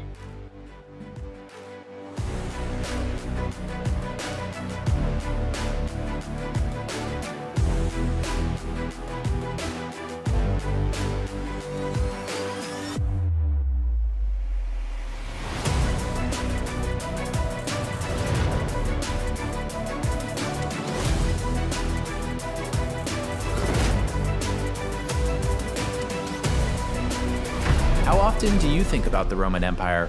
This July, you can think about it every day while you battle some of the ancient world's greatest and most fearsome leaders. Augustus, Hadrian, Cleopatra, Caligula, and of course, Julius Caesar. Play them all on Chess.com. Introducing Chess Events by Chess.com, the brand new app that helps you stay up to date with the latest tournaments and results of the most important games. Get breaking news, tournament updates, live stream coverage, results of your favorite players, or a specific matchup you're excited for. Never again miss a tournament's final outcome, a critical moment, or news recaps by the world's top chess journalists. Chess Events makes it easier than ever to bring the chess world to you. Download the app today.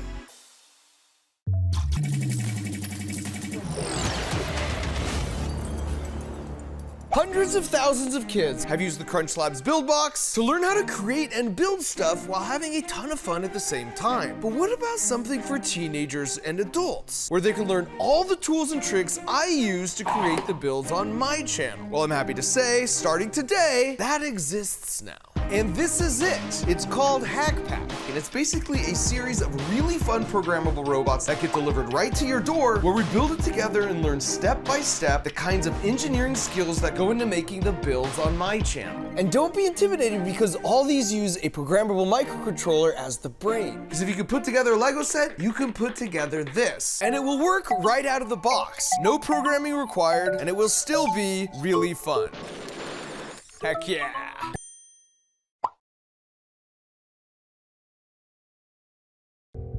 Recuerdo una vez que le gané a Firouzja y a Hikaru seguidos y al final ni cobré ese torneo porque perdí con tal y cual y no cobré séptimo, octavo, décimo, ¿no? Y hay torneos donde le gano a mucha gente que tiene menos elo que yo, seguido, me tocan buenos pareos y le gano a un Super GM al final o le empato y cobro y campeono y piensan que por ese torneo, pues, o sea, pues no sé, hice trampas porque no debería pasar eso, pero tuve los resultados fueron lo normal, ¿no? En el papel debió pasar eso y la partida clave, la crítica, pues la jugué muy bien y consolidé esa buena performance, ¿no? Creo que en octubre gané los 2 Title Tuesdays un día y fue en esa fecha que se jugó el Grand Swiss, donde 100 grandes maestros andaban jugando el torneo Grand Swiss y en un torneo donde había casi ningún gran maestro fuerte, entre comillas. Enero creo que estuve casi todos los Title Tuesdays en Zoom. Me invitó a Chess.com y pues estuve en Zoom con 2 cámaras y en 2 oportunidades cobré. En una quedé segundo, en una estuve a punto de campeonar y fallé rematar una partida porque tuve mucha presión. Y aún así, en Zoom tuve mejores resultados que fuera de Zoom. Entonces, un poco indignado que sea de los pocos que está acá, porque si van... A mí me gustaría que hagan eso, que pongan Zoom a todos, ¿no? Pero bueno, aún así yo les dije, yo puedo jugar en la Antártida, en los Alpes, desnudo, con 80 rayos X. Si un día me levanto bien y estoy jugando bien, voy a ganarlo, sea como sea al final. Hagan lo que hagan, o sea, y si me levanto un día mal y no estoy viendo nada, voy a perder con cualquiera al final, o sea, nadie va a confiar al final, la gente que no confía va a seguir desconfiando hasta que, pues, no sé, hasta que juegues, yo qué sé, desnudo, y ya ese sería el punto, ya, el fin, ¿no? O sea, ya si es que eso no se prueba, ya no hay nada que hacer, o sea, nunca va a haber confianza, ¿no?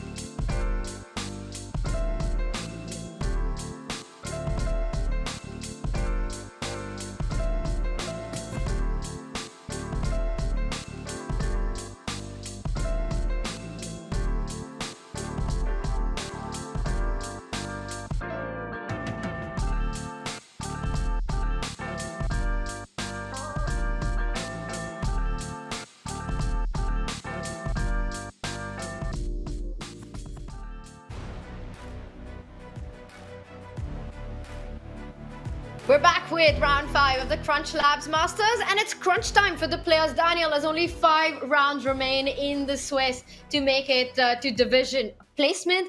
Action is on already. No rest for the players, no rest for our chat, no rest for us. What do you make of what we have in front of us as we dive into Fabiano Caruana taking on Alexander Botnik with the white pieces?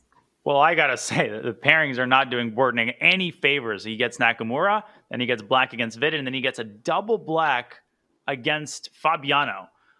So that is just very, very tough. And his black repertoire is enterprising. He doesn't play any of the, Queen's Gambit declined, solid. He plays the double fianchetto. He's going to get an unbalanced position.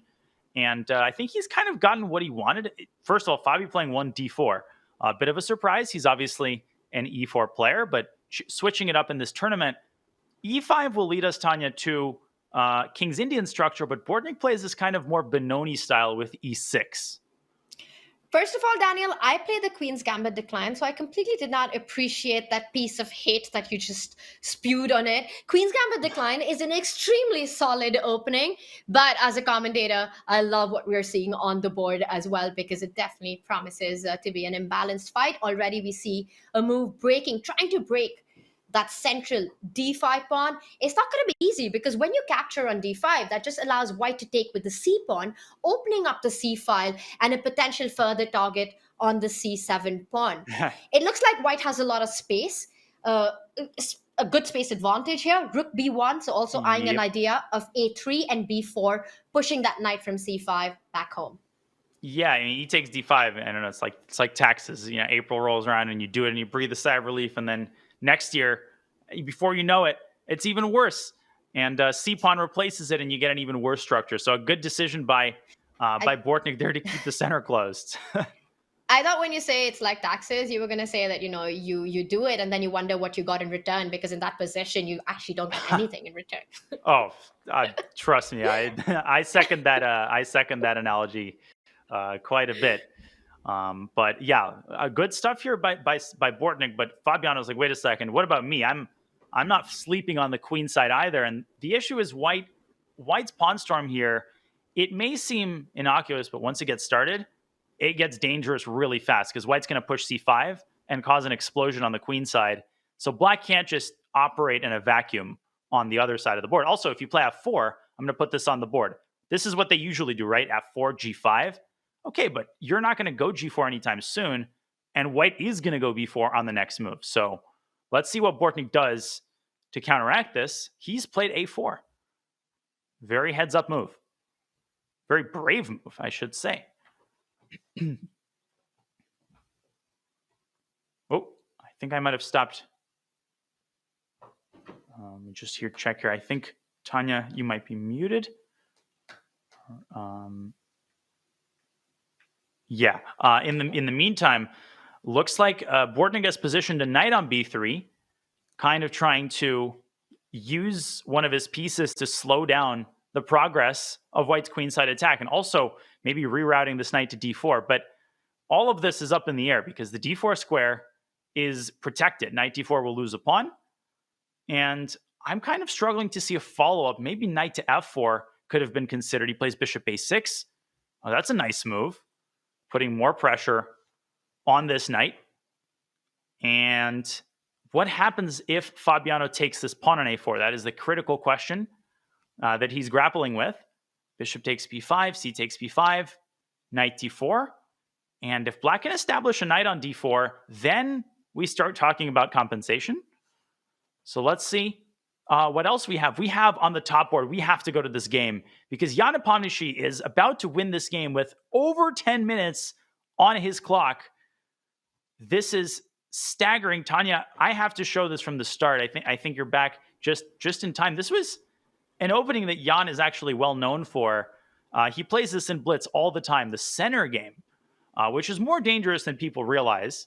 And Benjamin kind of waltzed into some preparation. Okay, whatever, fine.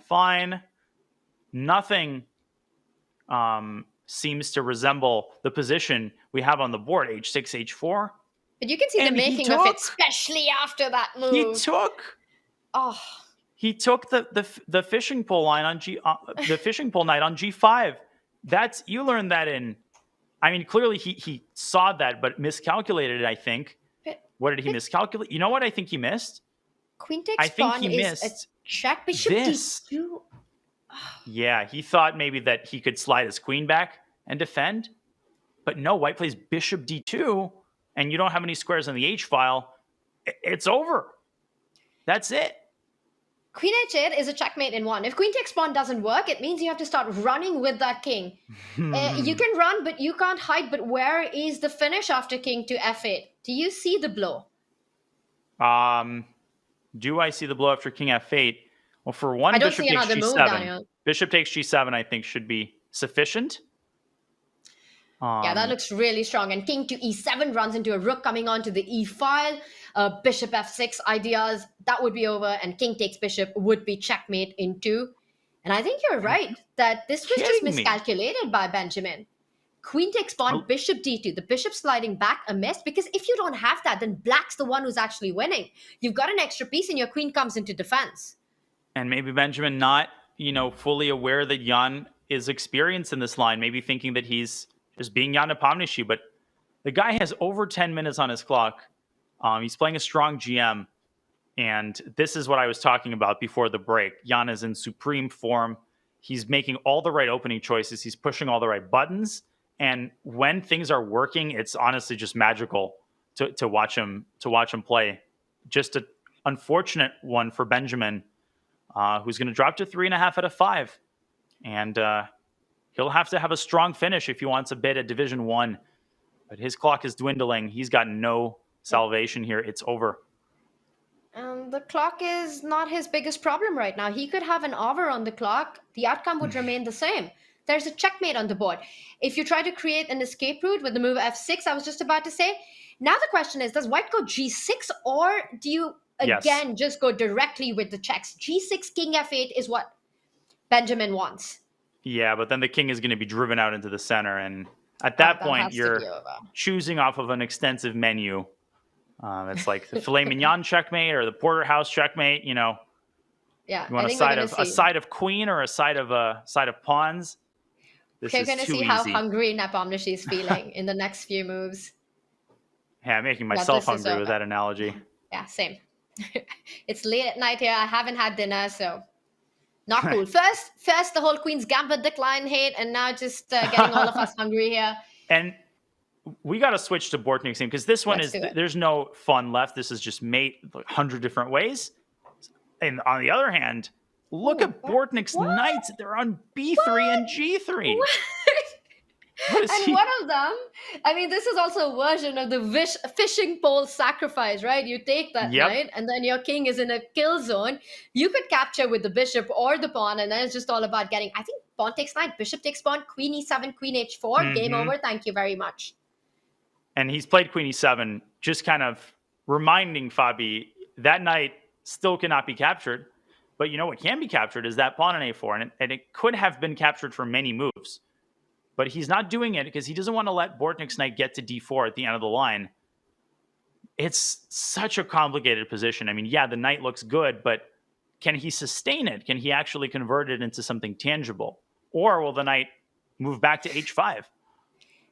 That knight on b3 and the knight on g3 honestly could be the two most beautiful knights I've seen in a very long time.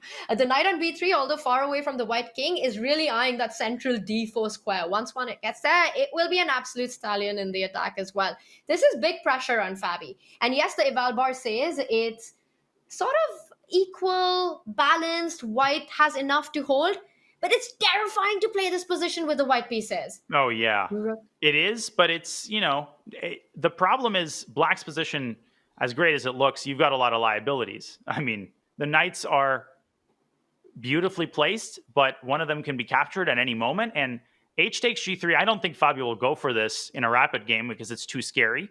And black's attack is too well defined. And he waits for me to say that, and he takes it. And Tanya, he's going to make a run for it with his king. It's not a given that Bortnick takes with the bishop, because maybe a change of strategy is called for. White has this path to e2, and if the king is able to get there and the rook is able to close up the king side, then you're just down a piece. Big moment here. F takes opens the f file. And that explains Fabi's last move, rook e1, right? It felt like it was just a quiet little move, but it had an idea. Fabi just wants to get greedy. He's created an escape route for the king. And I saw that reaction that Botnik just had on the camera, and it felt like he was just cursing himself for missing this. That now White's king is not in the kill zone. The queen can come to h4, but the king going to e2 and the rook coming to g1 just keeps everything defended. The g2 pawn will not be hanging. Well, I How think do the you engine might actually have continue with the attack? the engine had too many espressos during the break. I mean, double exclam. Okay, let's all take a step back here. I mean, it was the only move to avoid getting checkmated. You're not sacrificing the exchange, but if you take on e1, that's kind of a cop out, and it might be a necessary one because you might not have that rook forever. I mean, after white goes king e2, he's going to evacuate the rook. Well, What else can Bortnik do? Attack with the pawns? That doesn't seem too satisfying, though. you say that, but I like that idea. And you said you don't have that rook forever. You have it for one move because rook e2 is definitely not an escape route, right? Because then the queen comes to h4 and there are all kinds of ideas on the board. I have no doubts, and I'm telling you this, we are going to see those king-side pawns advancing. He might capture the rook on e1 and then go for it, but first he brings the queen. At some point, I am expecting g5, g4 on the board. That's a prophylactic move. He's actually discouraging king e2, saying, wait a second. He's like grabbing the king by the corner of his shirt, just the last moment to stop the king from getting to safety, because king e2, bishop takes e1, and then the g2 pawn will hang. But Fabi's more than happy to chill on f1, and it's kind of a Mexican standoff here. The moment the queen slides over to h4, the king is like, hey, you think you're going to fool me? Me? I'm going to go to e2 the second that queen moves off of g5. This is not a satisfying standoff for black, because eventually you're going to need your queen for other stuff. So maybe Bortnik wants to move his h-pawn all the way up. That takes a while. What does Fabi do with that time, though? How does he untangle, for lack of a better word? It's actually a really cool move. It takes away Fabi's most obvious plan, which makes it difficult because white doesn't have too many squares to jump to. White doesn't have too many moves to play here. You always have to watch out for black's threats. Rook e2 once again would end up with the queen shifting over to the h file with no king e2 square. And looking at the camera, it actually looks like Botnik is enjoying this position. While Fabi looked extremely focused, like his job isn't done yet, he still needs to complete the defensive task. And he really does. It's far from over. Yeah, in the meantime, Nepo, can I just quickly, for 10, 15 seconds, show you the position rather, and where Bach's king is? Because it took me a while to even understand where the king is located. Oh my goodness. King on f4, what on earth is that? Yeah, it's mate and 8, of course. I mean, everybody watching saw the bishop takes e5. Oh. It's not the mating move, but it is the winning move. And this is the game where white's queen and rook got activated on the h file, dragging black's king up the board. Where's the checkmate? Well, that's the dirty truth, Tanya, about it. It's a lot of these games, I think people are used to seeing the brilliancies, but they forget that for every brilliancy, there's a million games where the mate is just like a matter of a few checks. Like queen f7 check here, king takes g4. Okay, you're going to technically sack a rook with rook g1. Ooh. King takes h5 and queen h7 mate. But that's just over. Played out. Daniel the Prophet strikes again, and we see a checkmate on the board. What a game. Sacrificing that knight on g5 and just crashing through here. This was awesome Nepo stuff. On our way to the Fabi game, just a quick status update. Moroni versus Nakamura is a slight edge for the Italian GM, and it's heading toward a time scramble. So we'll definitely have a chance to revisit this one when it heats up. But I really want to go back to this Fabiano game, which I know is capturing people's attention, with bishop to c2, trying to undo the Gordian knot on the queen side. And suddenly this knight is under fire.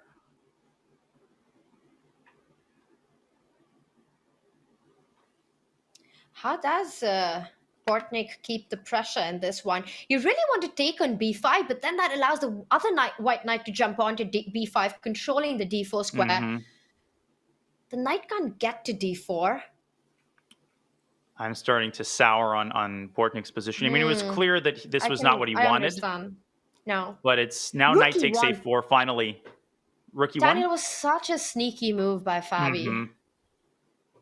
Yeah, because it was not obvious that he was suddenly intending to... I mean, he fooled me. And I'm not even playing. I'm commentating. I'm supposed to see these types of things.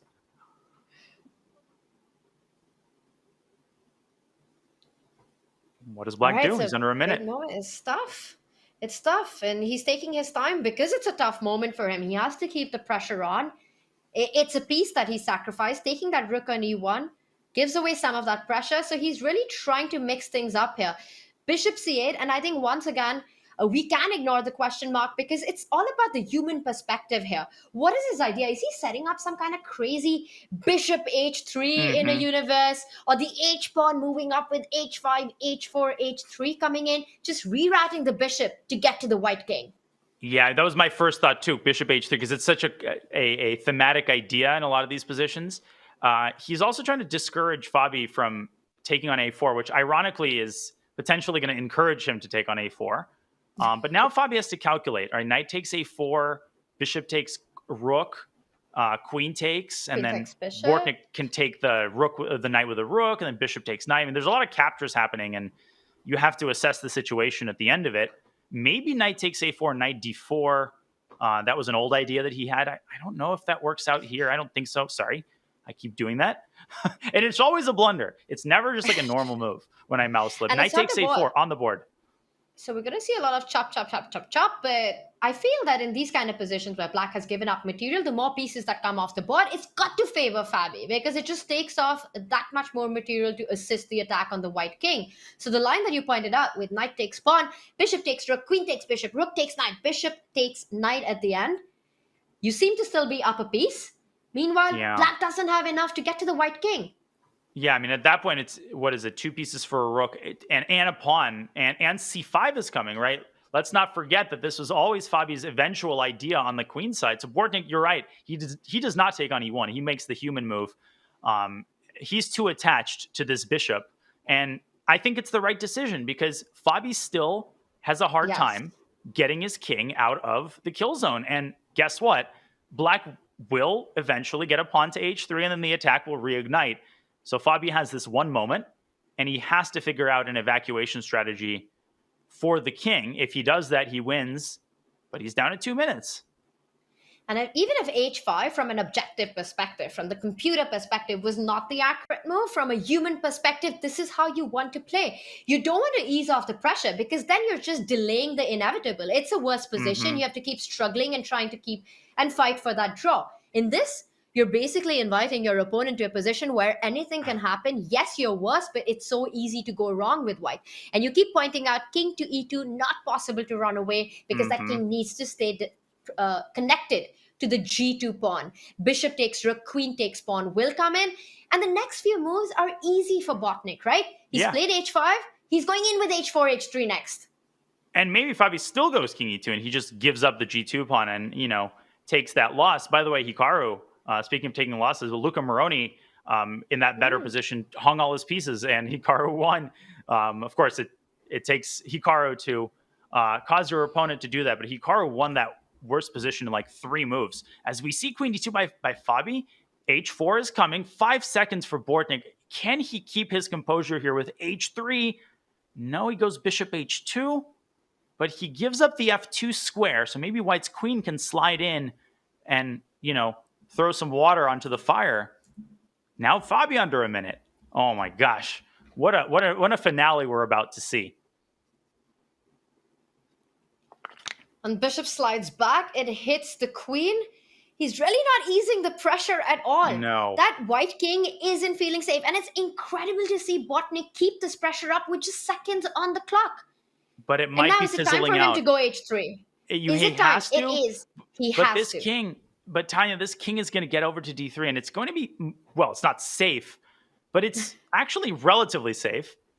Or is it? Because now this pawn hangs, and the gap in the clock keeps shrinking. Bishop h2, maybe just open up an attack around that pawn with 1 second. Oof. And he's attacking the knight on b5, which is defended to the a3 pawn. So another problem to take care of. Fabi pushes it. Nicely done. a5, more pressure. Bishop h2, he has to try with 1 second. He takes on a5. He's got no time to figure out a move. Fabi keeps pushing that pawn relentlessly. a6, it's on a7 now. Bortnik trying to whip up counterplay on the king side. It's still not over. Anything can happen here. This is going crazy. This is absolutely bizarre. Now he's threatening to queen. But he can f2 win a rook, is coming.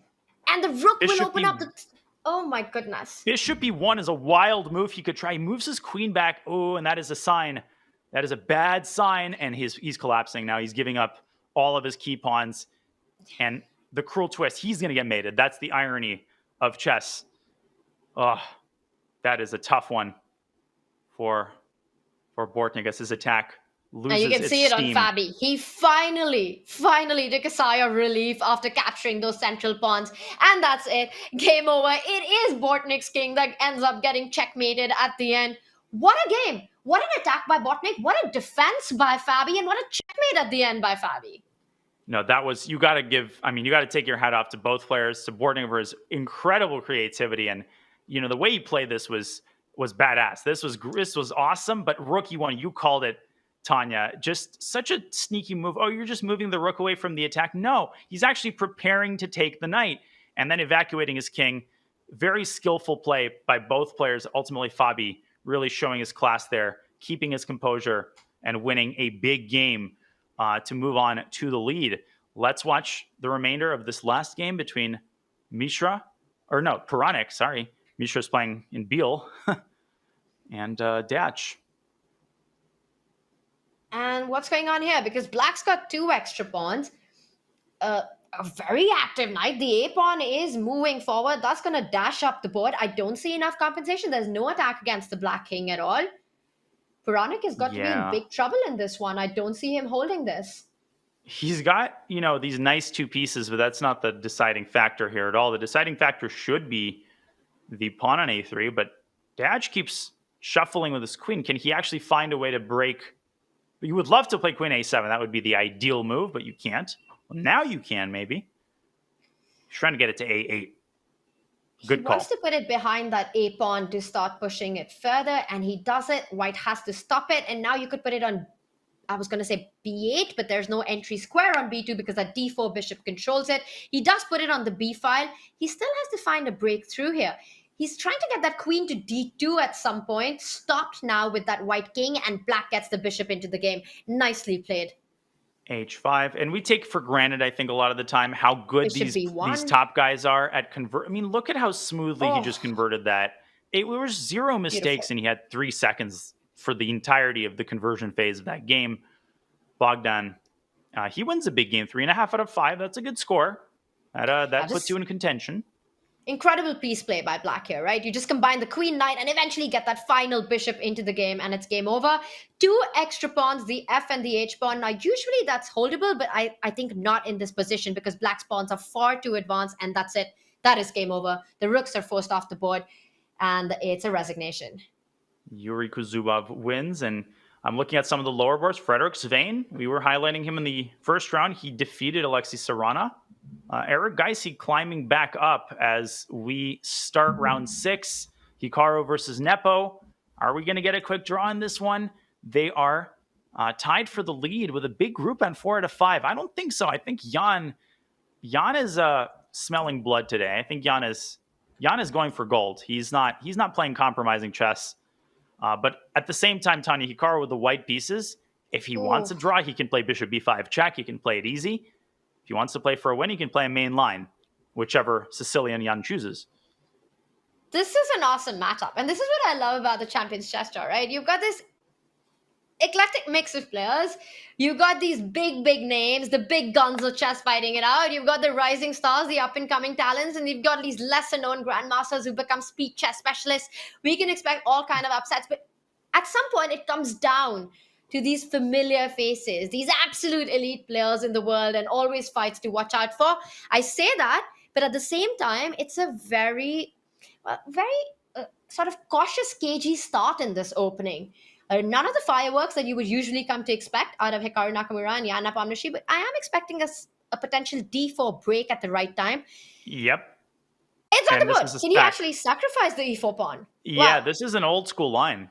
This sack on e4, and it's actually quite dangerous. I think you can take it, and I think Black can hold. But if you haven't brushed up on your, theory from the 60s and 70s, you can get into big trouble. So a fantastic misdirection by Nakamura. He's a bishop b5. I'm just playing it. I'm managing my risk. Suddenly he plays d4, and Jan's like, well, wait a second, this isn't what I signed up for. if he declines the pawn sacrifice, Tanya, then he's got to play CD, CD, and D5. But I think that line is actually slightly worse for black. I'm not sure.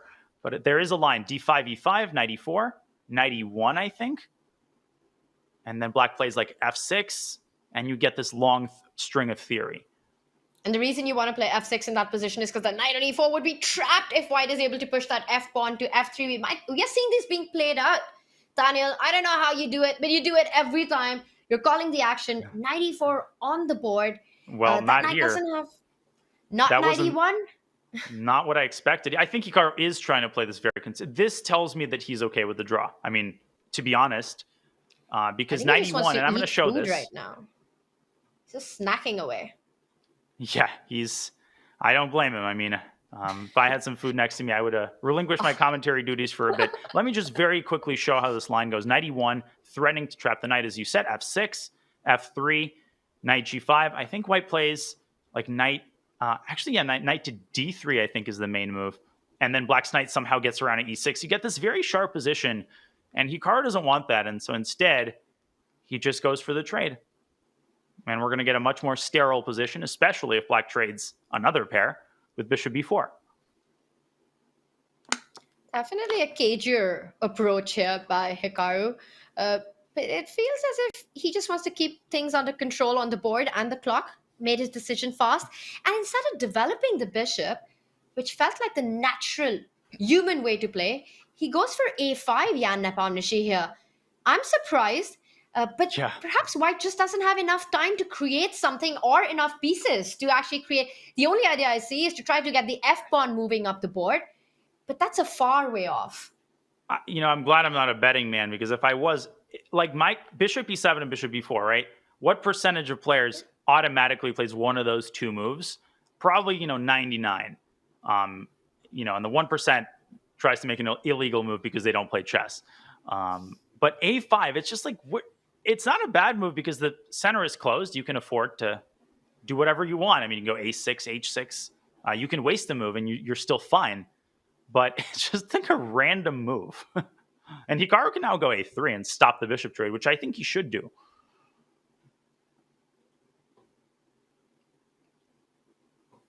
Yeah, definitely a move hard to understand, but maybe that's part of the idea. You just it forces Hikaru to pause. It forces him to burn the clock a bit. And that's so much part of this approach in these formats, to sort of master that.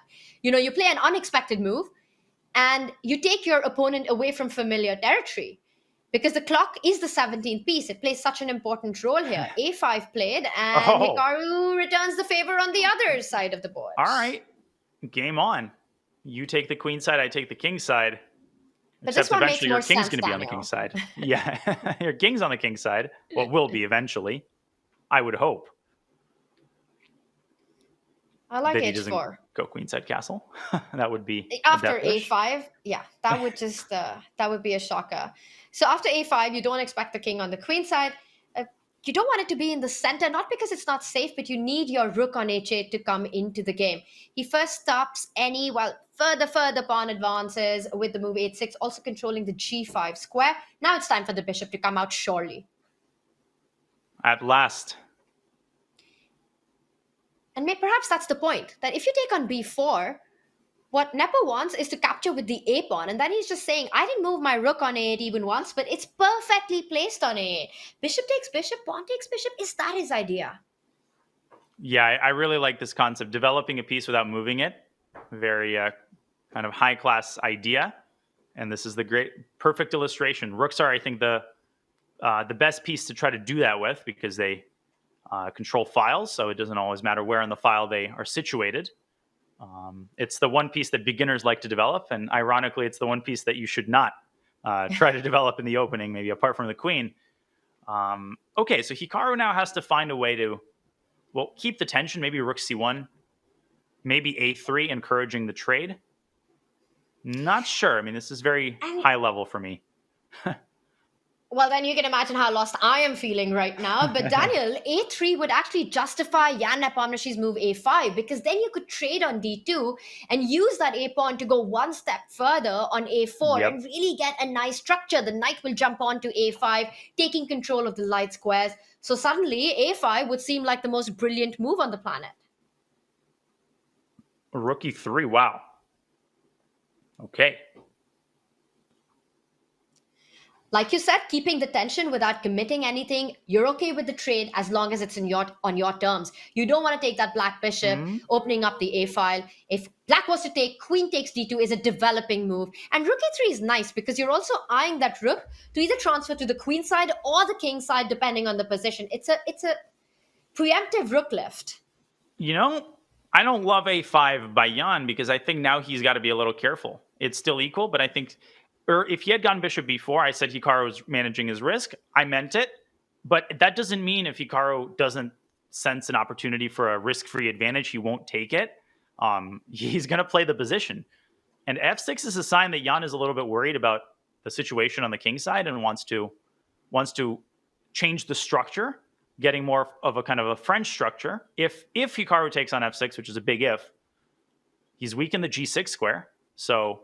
we talked about this idea on the other side with knight a5, knight b3. Maybe white does the same thing on the king side with knight h4, knight g6. But f6 is also such a thematic way to fight against this stronghold of the e5 pawn in the center. So I really like it because it sort of forces, again, Hikaru to take a decision, right? Does he want to trade on f6 or does he want to allow Jan to take on e5, essentially creating targets on that e5 square? For example, knight h4, your move, and you can take that pawn on e5. And I'm already thinking, can you push the d pawn further? Start targeting that e5 pawn? There's so much to calculate. This position is blowing up. It's definitely heating up. It's more tension than it seems. And I got to compliment Benjamin Bach, who is seemingly cruising to crushing victory after that crushing defeat. He's winning out of the opening against Durar Bailey. That shows some serious mental fortitude. Yuri Kuzubov is winning against Jules Mussard on board 7. And maybe we should check into board 2, Fabiano versus Antipov, because they've got a very different position from the one that we have here, Tanya. It could not be more different, in fact. What is with Fabi having to fight these devious knights? His opponents always seem to get into his camp. Now, knight on d4, knight on g4. Again, looking extremely scary. Rook on h8, ready to capture that h4 pawn, putting pressure on h2. One thing that you have to watch out for as black is that there's this move h3, right, which will push that knight away. And I think that's the reason he delayed rook takes pawn.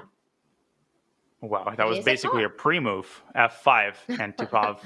Black has a great position. I mean, I was trying to look around for any flaws. You know, maybe he sacked a piece to get this, or, you know, maybe he I don't know, donated blood to get this or something. But no, black is just attacking here, and Fabi's got some issues.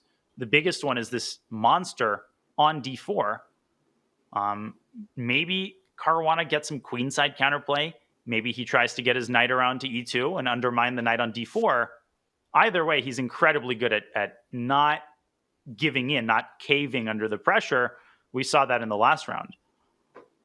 And really smart play here by Antipov. In the last two moves, he essentially got the same position, capturing that pawn on h4. But that f7 pawn has moved all the way up to f5, so putting pressure on the center as well. And once that pawn is taken on e4, the bishop and the queen lined up, that battery along the diagonal, suddenly h3 becomes a very tender spot. Oh, absolutely. And that sack could come... that sack could come at the most inconvenient time for white, which is why you got to get these pieces out of the doldrums. Not an easy position to handle at all. And in the last game, Fabi had that time advantage to rely on. Here, he doesn't have that. They're both at 5 minutes. And on the last game, Fabi had an extra piece to rely on as well, because the attack was built on a sacrifice. In this one, black has essentially not given up anything to get this activity against the white king. And yes, black's rook on e8 isn't playing a part in the attack, but there are enough pieces, especially that knight on d4, the bishop queen lined up, the rook on h4. Again, the eval bar says it's balanced, but Fabi's got a defensive task ahead of him. Yeah, this is tough. And some of the other boards, quick updates. Levon Aronian is better. Maxim Motlikov is he's one of those guys who always quietly creeps up to the top of the tournament standings and is very easy to miss because he has this unassuming, working man style, but he is a beast. 2,700 for many, many years. And he is, once again, doing the Gatakomsky to Gatakomsky. Look at the positional pressure he has in this position against the B7 pawn. He's about to double on that file.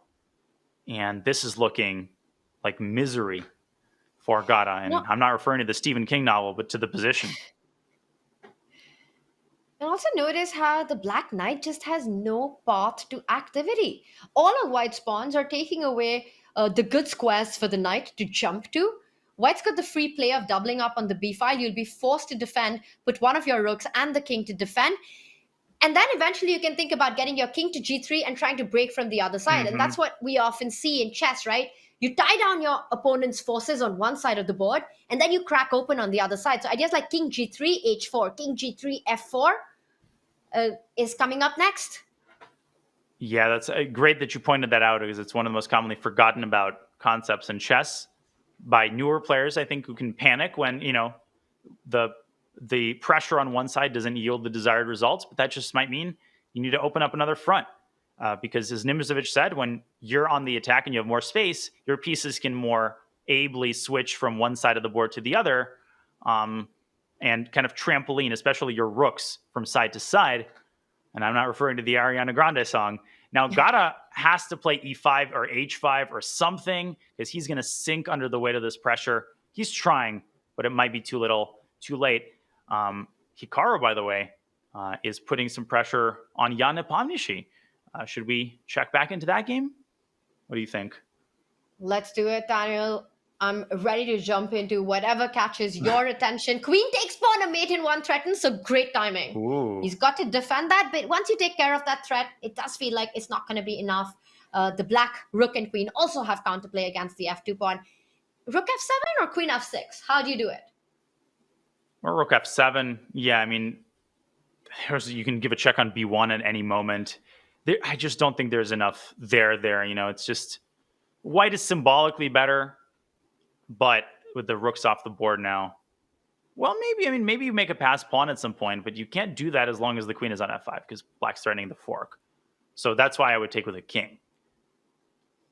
And allow queen c7, queen takes pawn, but then you get the b2 pawn in return. Yeah, should be a draw here, but Jan is doing the right thing. He knows when he needs to pause because this is a big decision. And if you take back with a queen, then white plays b4.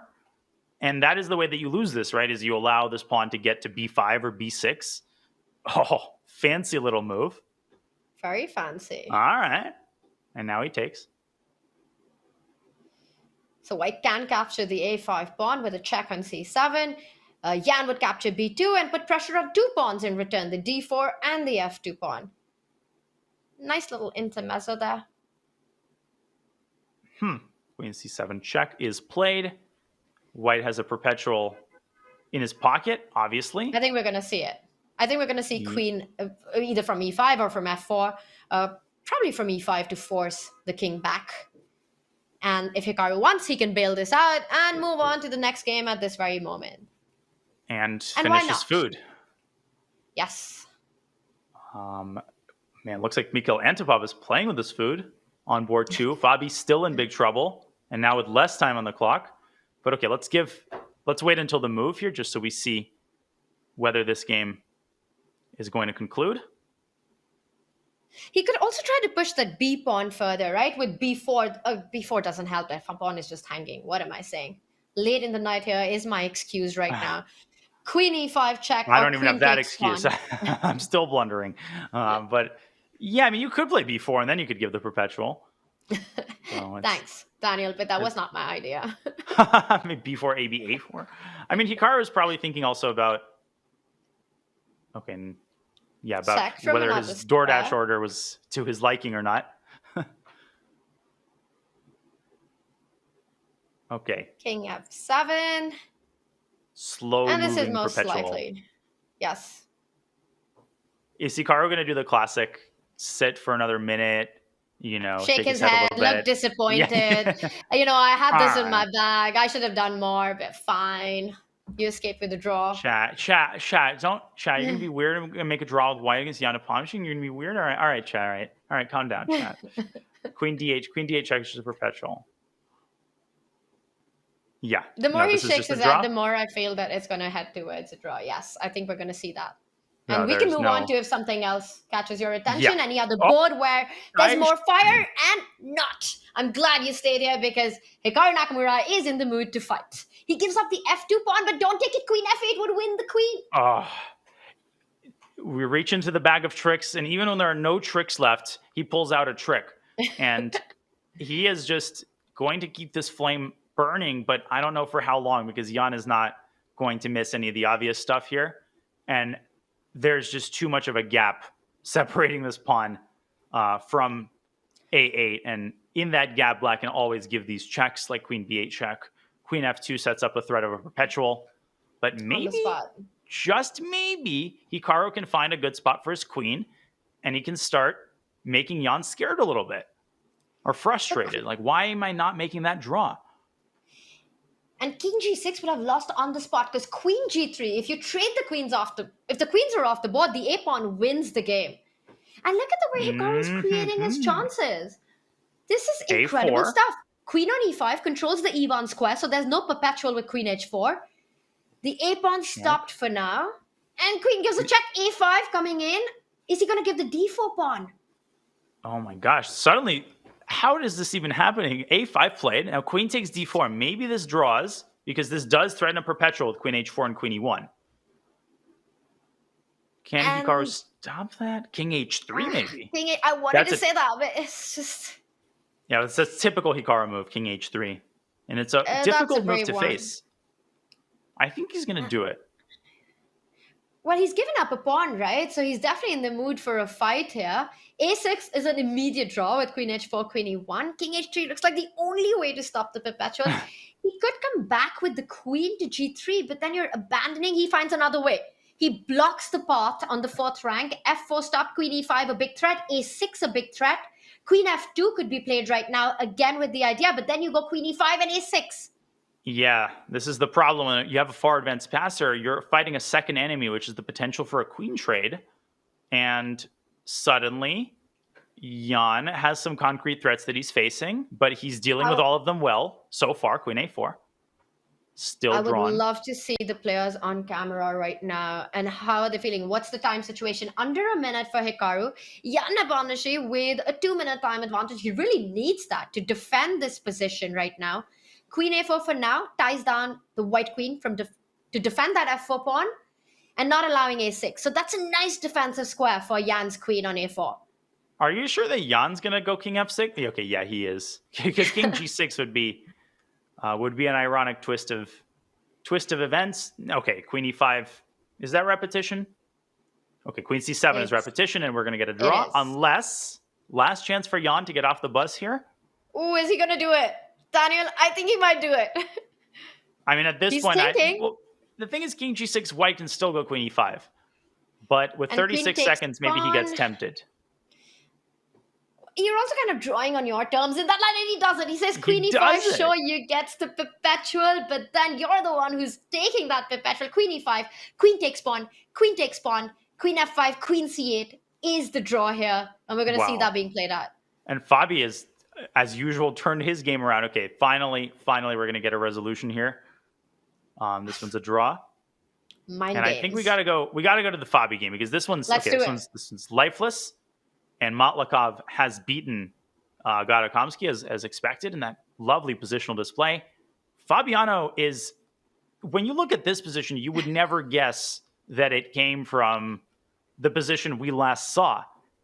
As Antipov has put all his eggs in the bishop d4 basket, but Fabi can just move his rook up to e3, and he's going to win. Unreal. How does he do it?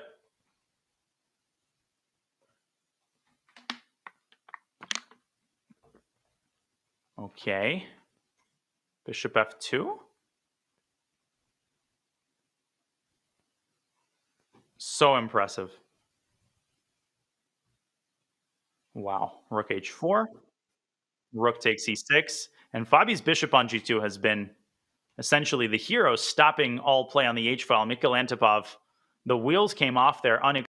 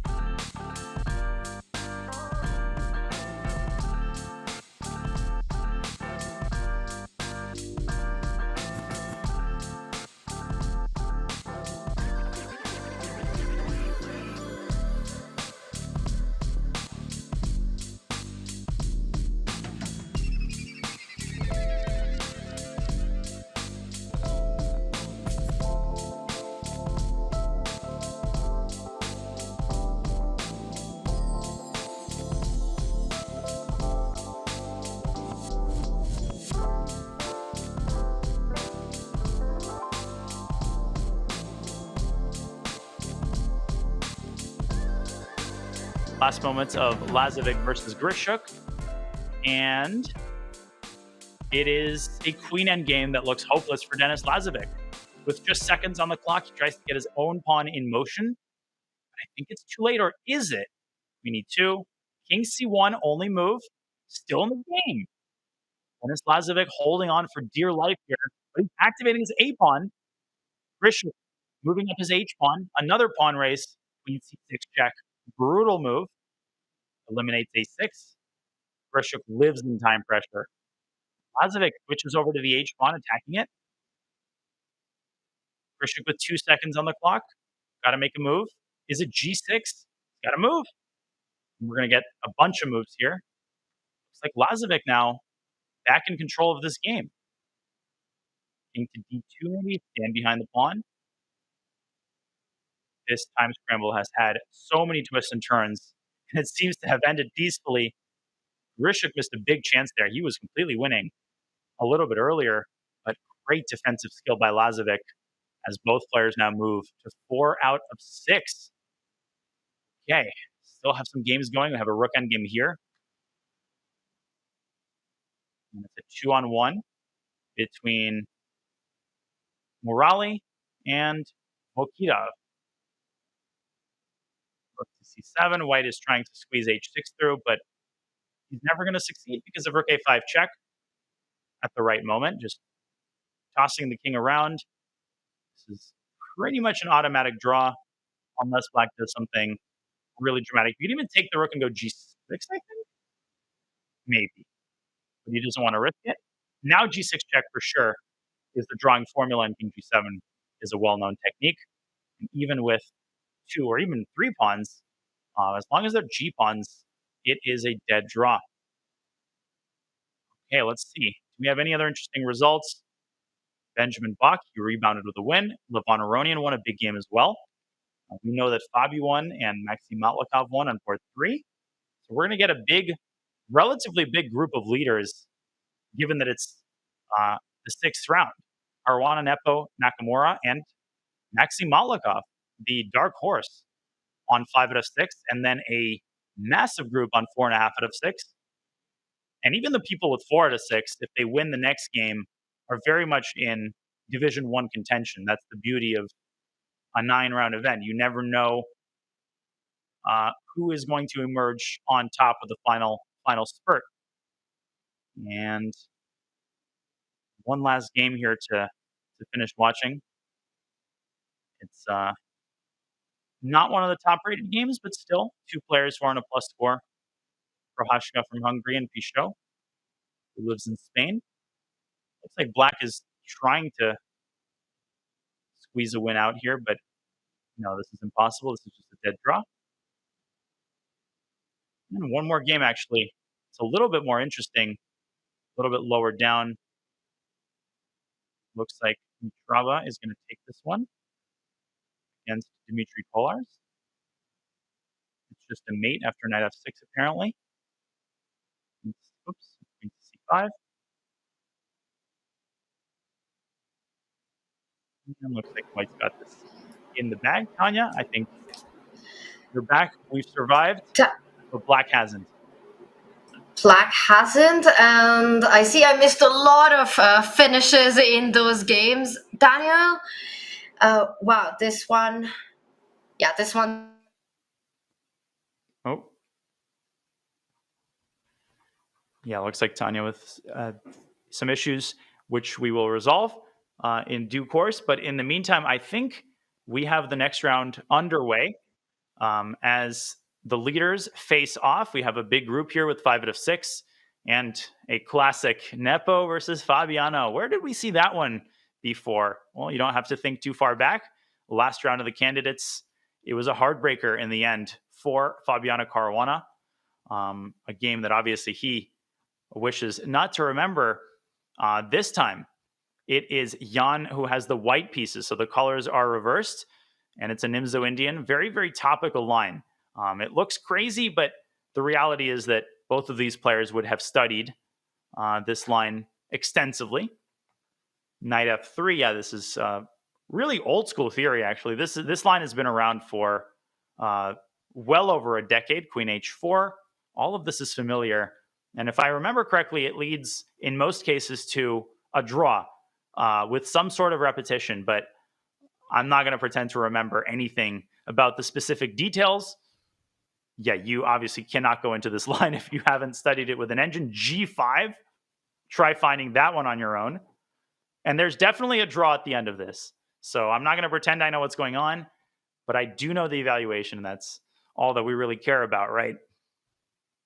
Okay, so C takes D5. And you don't want to be the first one to go into the tank, because if you're the first one at a prep, that's a bad sign. And so far, it looks like neither player is. White's probably going to take on E6 here. Wild position. I certainly don't have the time to untangle any of the knots, any of the tactical knots. So just watch all the pieces getting captured and clarity slowly getting restored to this position. Knight takes E5 apparently is the preferred engine move, although this is also possible. Knight takes C3. Tons of minor pieces hanging. Which one does White take? White could even take the pawn on F7. It is a completely irrational position. You cannot understand this without extensive engine prep. Now, Jan taking a little bit of a think here. Maybe there are more than one alternatives. Maybe he's out of theory, because Knight takes C3 was actually not on the initial engine radar. So E takes D7 played. F takes G3 flicked in by Fabi. The first mate in one threat, Tanya, of the game.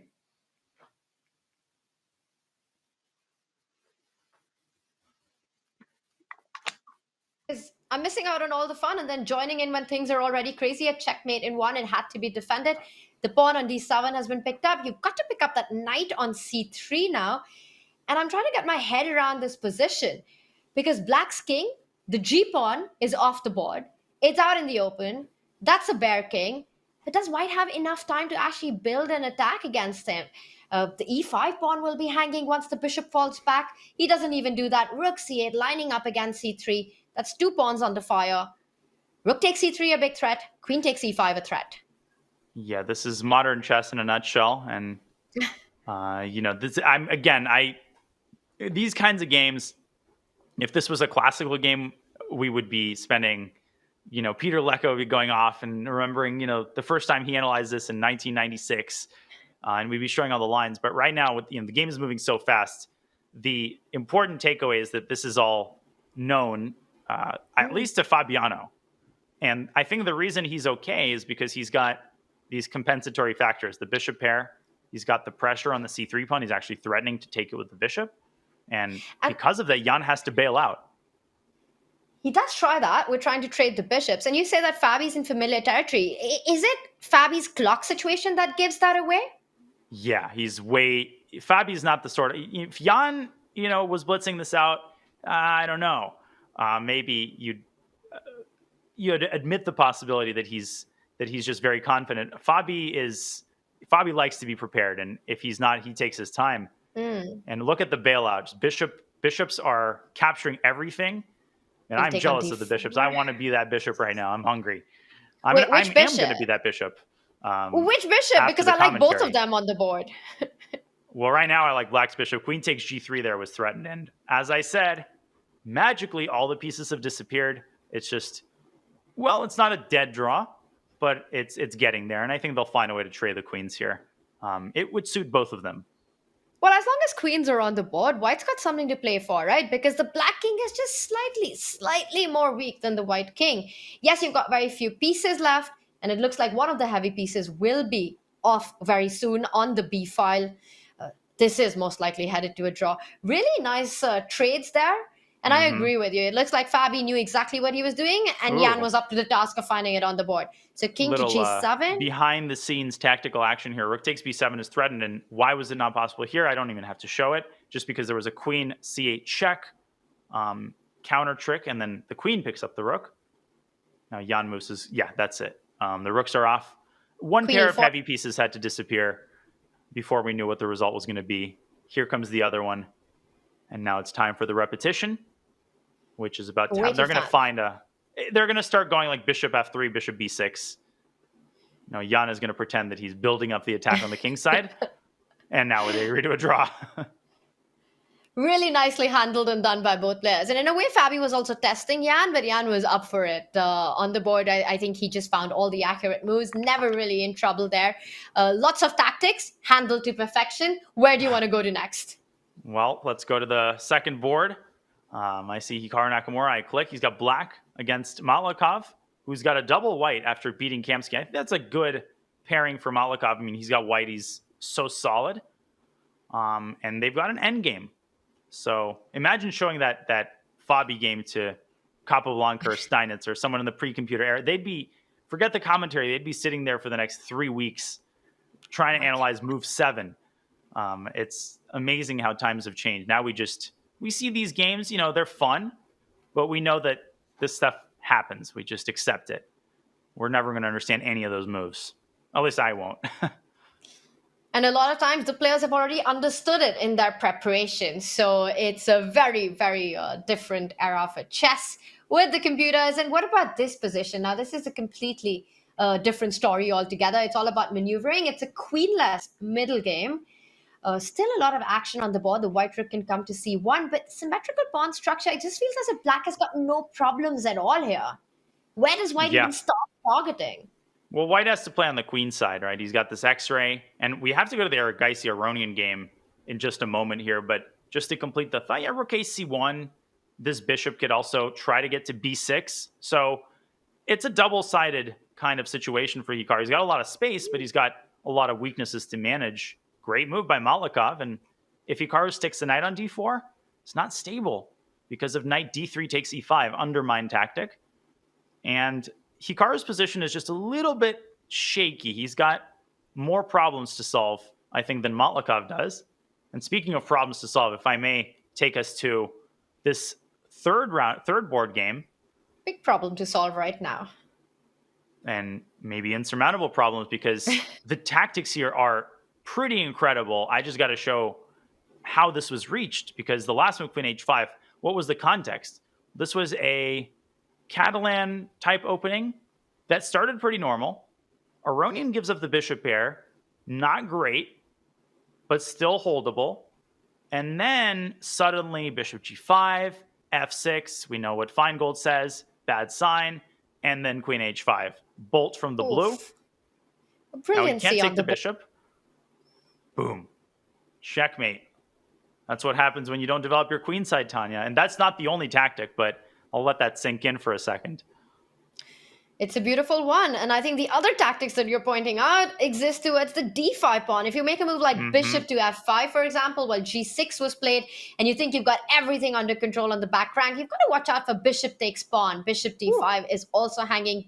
While you're talking about f6, I was also looking at bishop d5 possibilities. Either F6, pawn can be like captured with either bishop. Isn't that funny? And he's played bishop f5. Bishop f5 on the board. I thought that was impossible. Gosh. And I just wanted to quickly finish the analysis. G6, and here I'm using the computer to show it because we just don't have time to figure any of this out. FG, you still play bishop d5, And the bishop isn't done. If you take it, you get basically checkmated. If you move the king, suddenly the bishop does another heroic act. It takes the knight out in order to pave the way for rook e7. So that was also on the table. Erigaisi in his element. And now he's got the choice. But what's he going to do? Which pawn is he going to go for? This Which is capitulation from Aronian. I think he's going to go bishop f6, if I had to guess. Or maybe he'll do both. Bishop d5 and then bishop f6 is probably also possible. Yeah.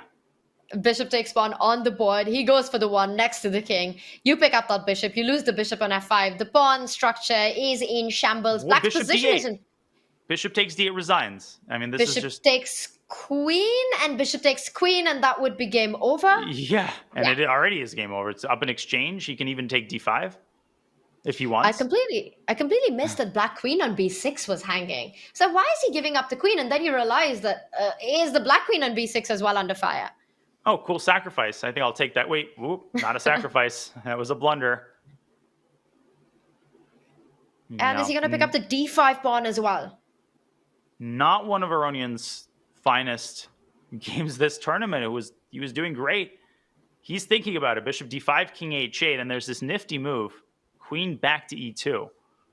And you can't pick up the bishop because of the back rank mate. So Erigaisi knows exactly when to pause.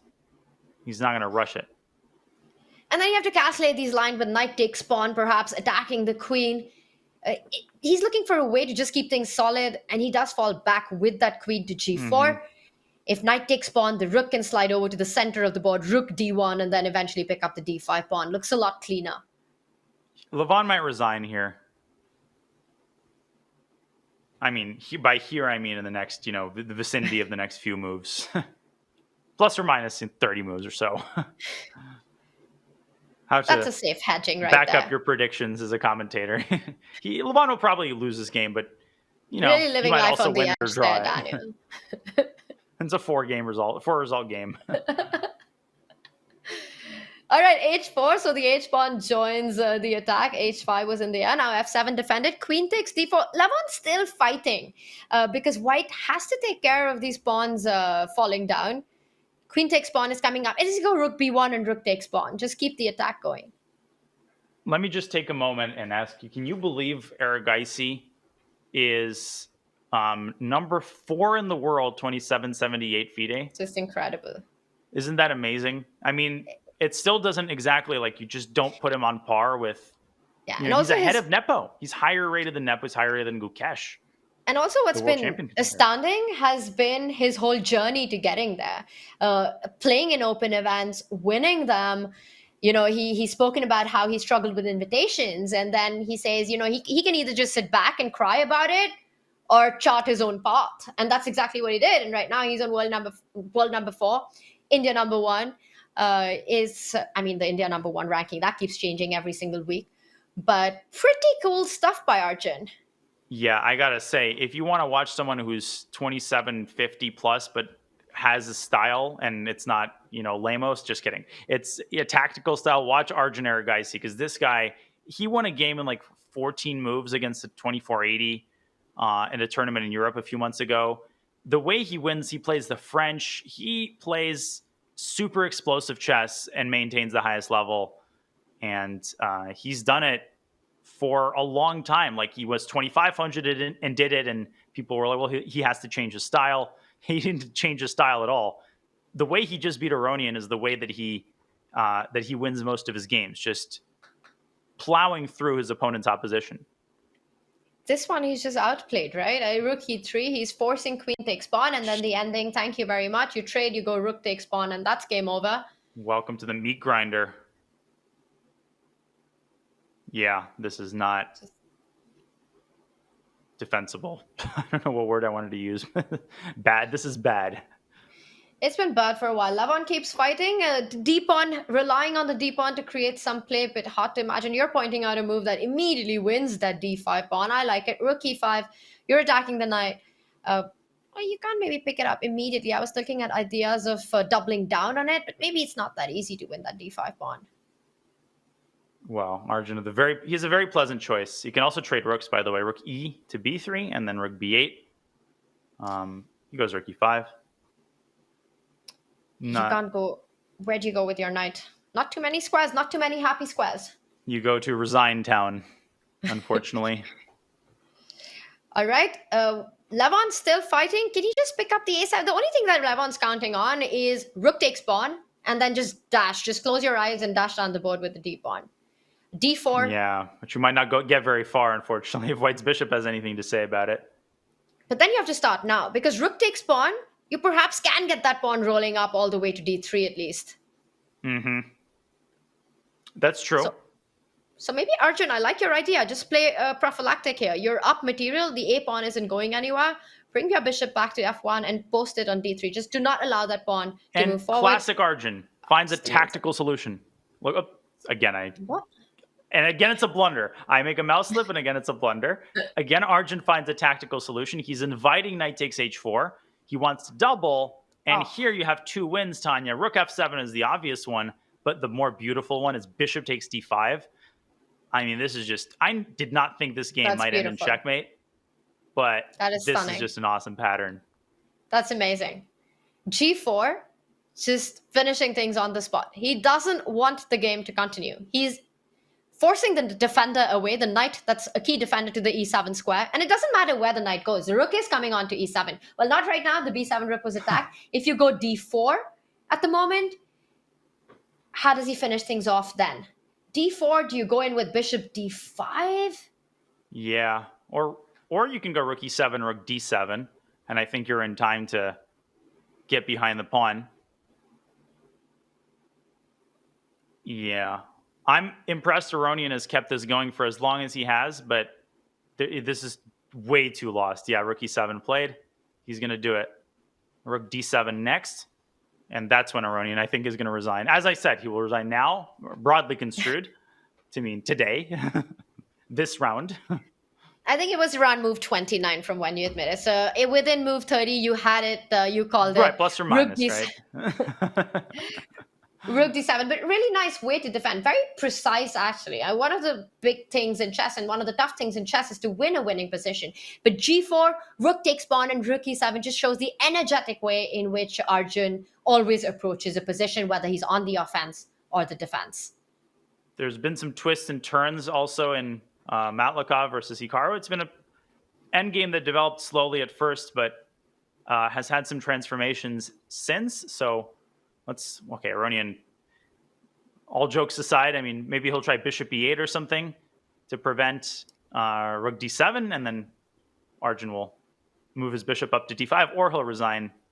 No, he still won't resign. King f8, rook d7, I think, can be tried. Rook d7, and I think what he wants is king to e8.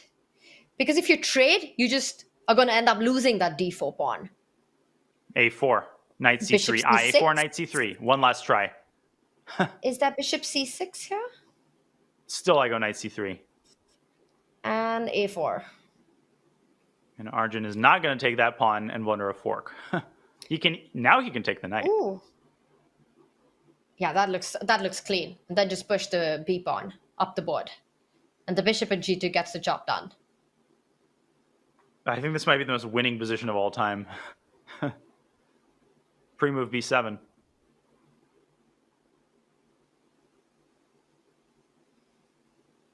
Levon's still not resigning. And now he does. And now he does. I think I called...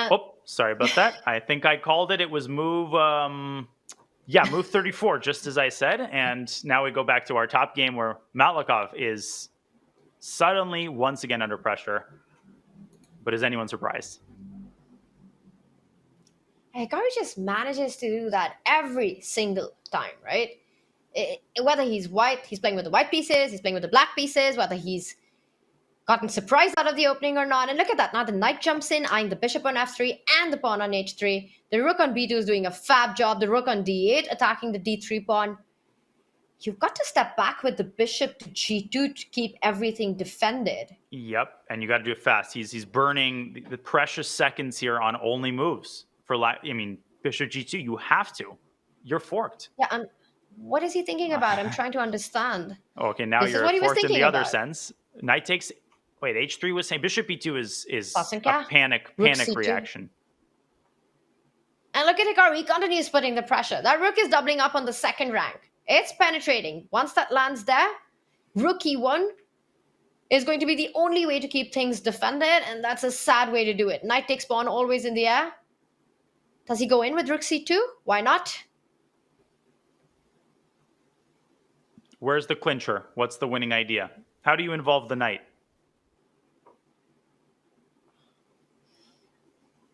E4 and set up knight f3. Oh, he's finding that. E4, rook takes f5.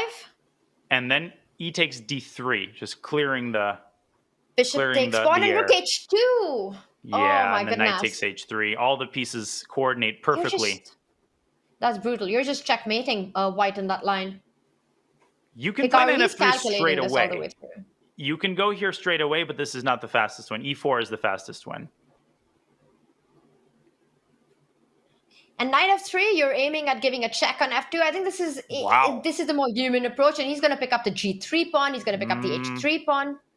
I think he's going to win, but if Malakov had more time, I wouldn't be this confident after rook e2. He can actually get his king out of the vice-like grip, but he doesn't. He goes king g1, and still some work to do. I have to say, Some work to do, yes. He's only one pawn up right now. You know, it seems like more, but it's only one pawn. I think he wants to go rook g3 check and then just start pushing the h pawn. But we know rook endgames just have an inherent tendency to get complicated, even when they seem totally winning. I'm surprised Hikaru didn't find e4, but okay, he's still winning for the time being. And h5, he pushes the pawn. He's got to give a check on g3 and then push that pawn one step ahead. Rook g3 also defends he's g6. Gonna win. He's got it all under control after h4. Maybe repeat once just to... Is he thinking about rook b4 with the idea of rook h4? But that allows the king to step up to h2. He goes there. And he's going to go h4 and h3, and he's going to deliver checkmate. He doesn't need with the rook knight. h3. Yeah, h4, h3, rook h2, rook g2, rook h1. Exactly. Stop that if you can. Any order works. Rook e8, rook h8, I think, is the only try. And then if h3, you want to sacrifice rook takes pawn and then pick up the rook on g2. But the g pawn can start moving forward for the assist. Or you could move the rook out of the way and then play h3 and then move the rook back to g2. That is actually, I have not seen that exact theme. That is beautiful. Lovely. That is lovely. And it's over. What a win. That is amazing.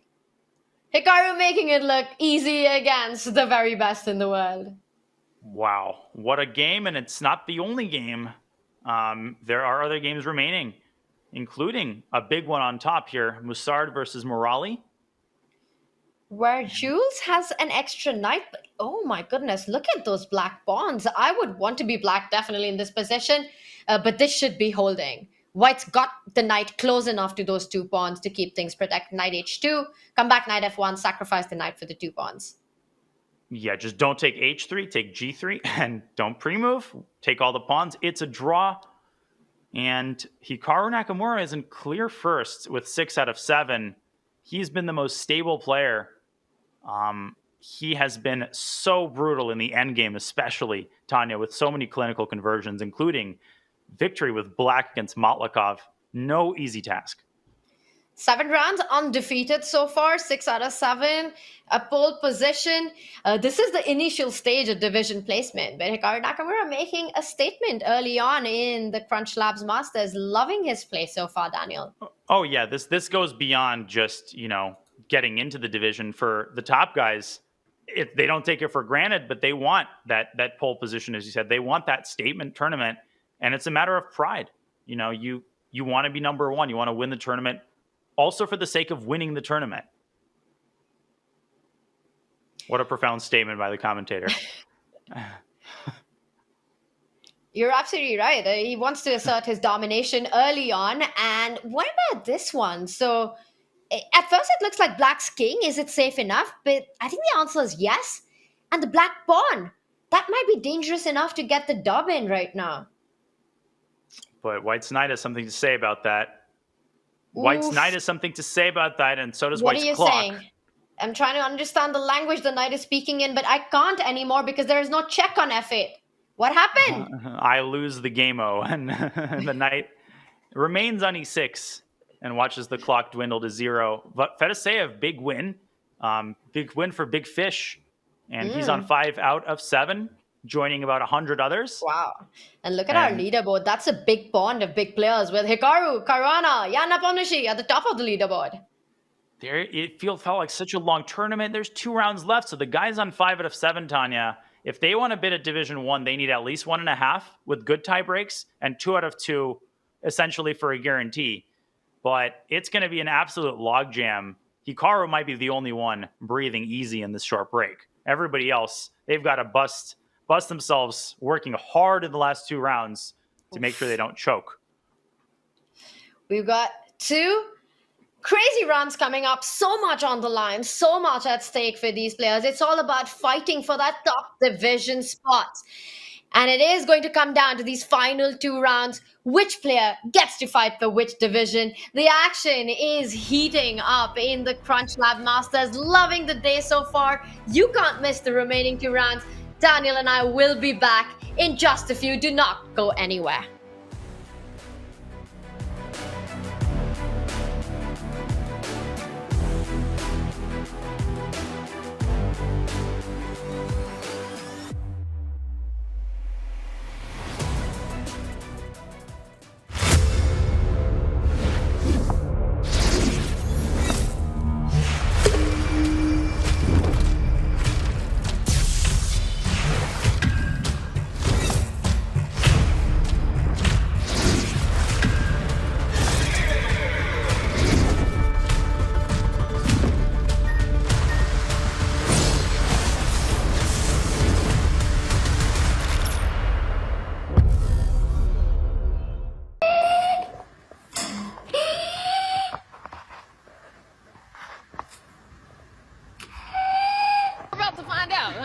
We just got started, so I'll let you know.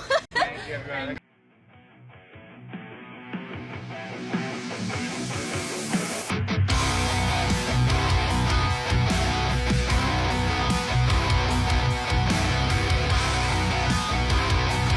the rebounder, Richardson. Still an opportunity with a minute to play.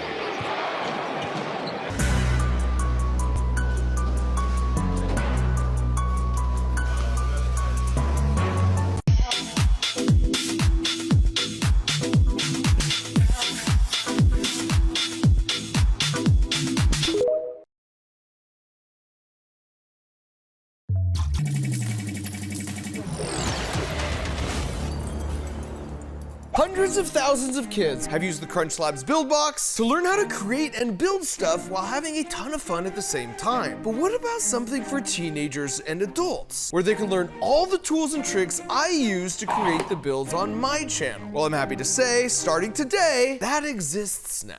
And this is it. It's called HackPack, and it's basically a series of really fun programmable robots that get delivered right to your door, where we build it together and learn step by step the kinds of engineering skills that go into making the builds on my channel. And don't be intimidated, because all these use a programmable microcontroller as the brain. Because if you can put together a Lego set, you can put together this. And it will work right out of the box. No programming required, and it will still be really fun. Heck yeah.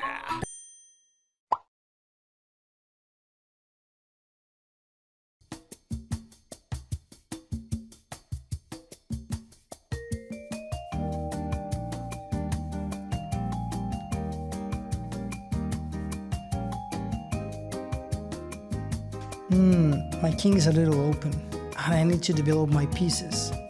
How about pawn to a3 with the idea of pawn to b4 and then bishop b2, pressuring the e5 pawn? Hey, I need your help with this puzzle. Yeah, for sure. It's knight d5. Think so? Yeah, you either get a beautiful knight on d5 or black captures and gives you a strong fast pawn. No way, the little guy will never survive without active pieces protecting him. I'm just saying, I win positions like this all the time. Hey, coach, we need your help. What do we do in this position? Oh, play bishop e3, develop the knight. This is a textbook case of a bishop-knight imbalance. You play b3, restricting the knight, and that sets the stage for a later pawn a4 while gaining some space on the queen side. Oh, that's great. Thank you. No worries. I'm International Master András Tóth. I'm presenting to you Jeremy Silman's masterpiece, The Amateur's Mind. In chess, in order to win games, we need to come up with masterful ideas, and that is exactly what this course is going to teach you about. We are going to weed out the faulty amateurish thinking, and we are going to replace it with masterful habits. And today, you are welcome to start this journey for free on Chessable.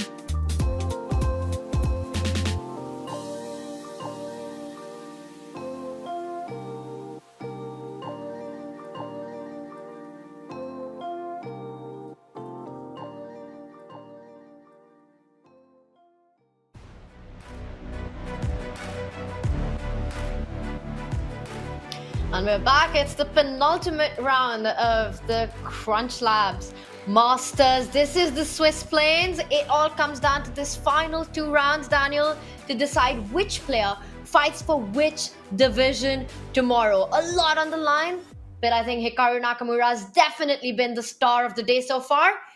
He would have been an easy pick. Apart from that, apart from Hikaru, who's impressed you the most so far?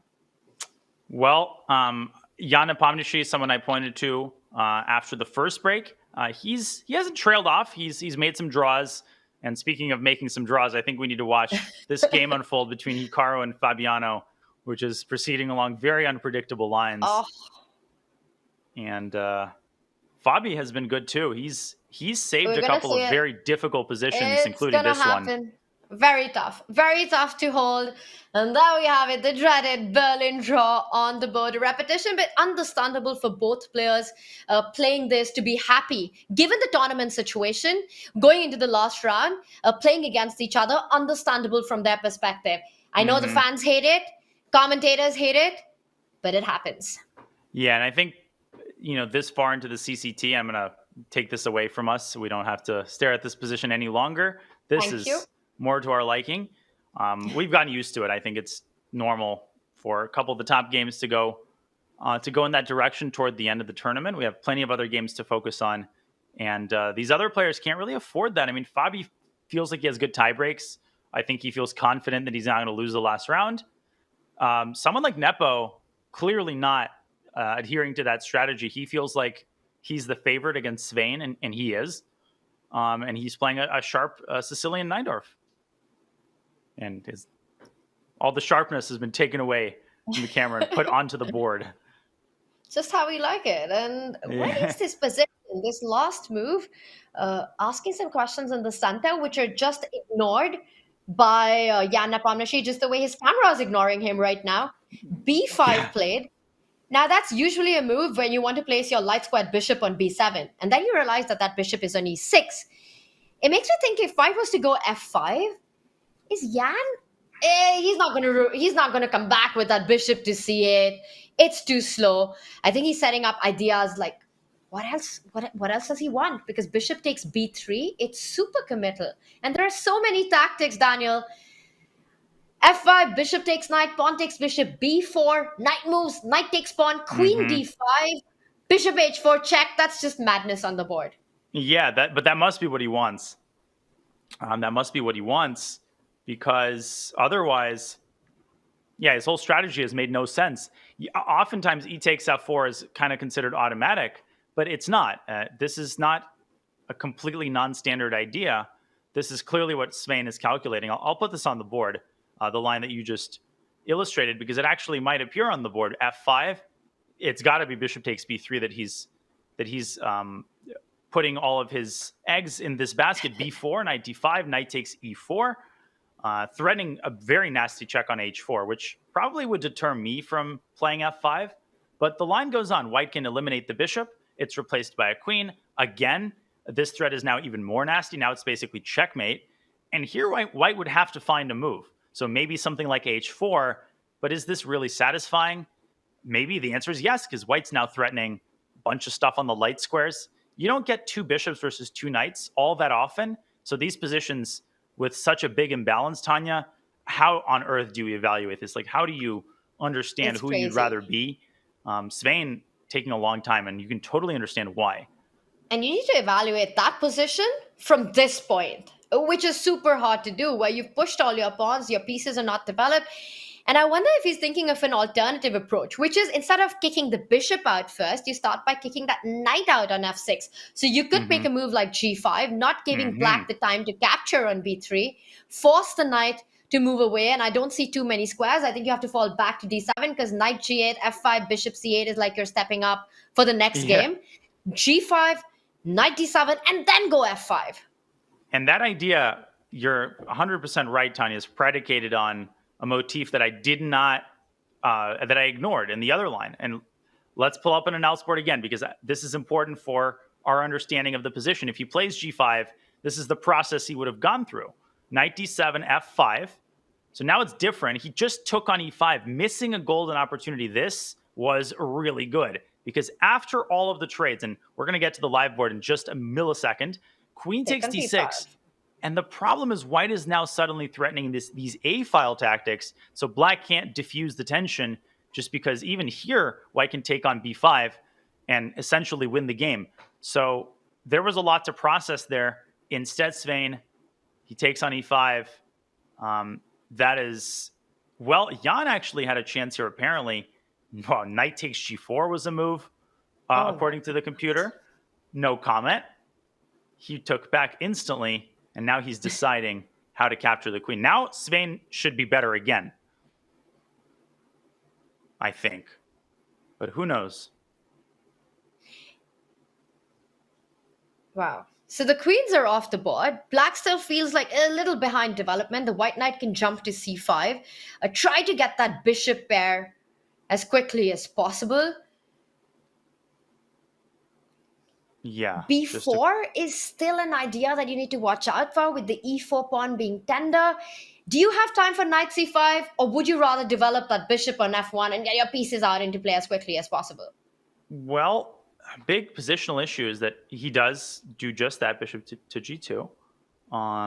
But you would love to get this knight into c5. You'd love to get control of the c5 square.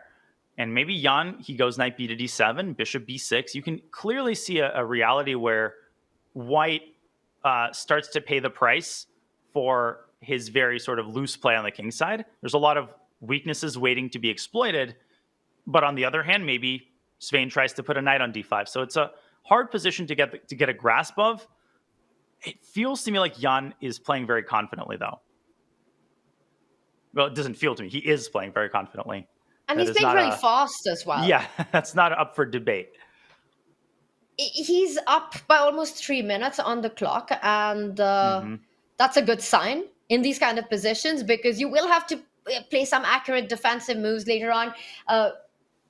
Daniel, this is going to be a bit of an endgame grind. We'll check back on this later.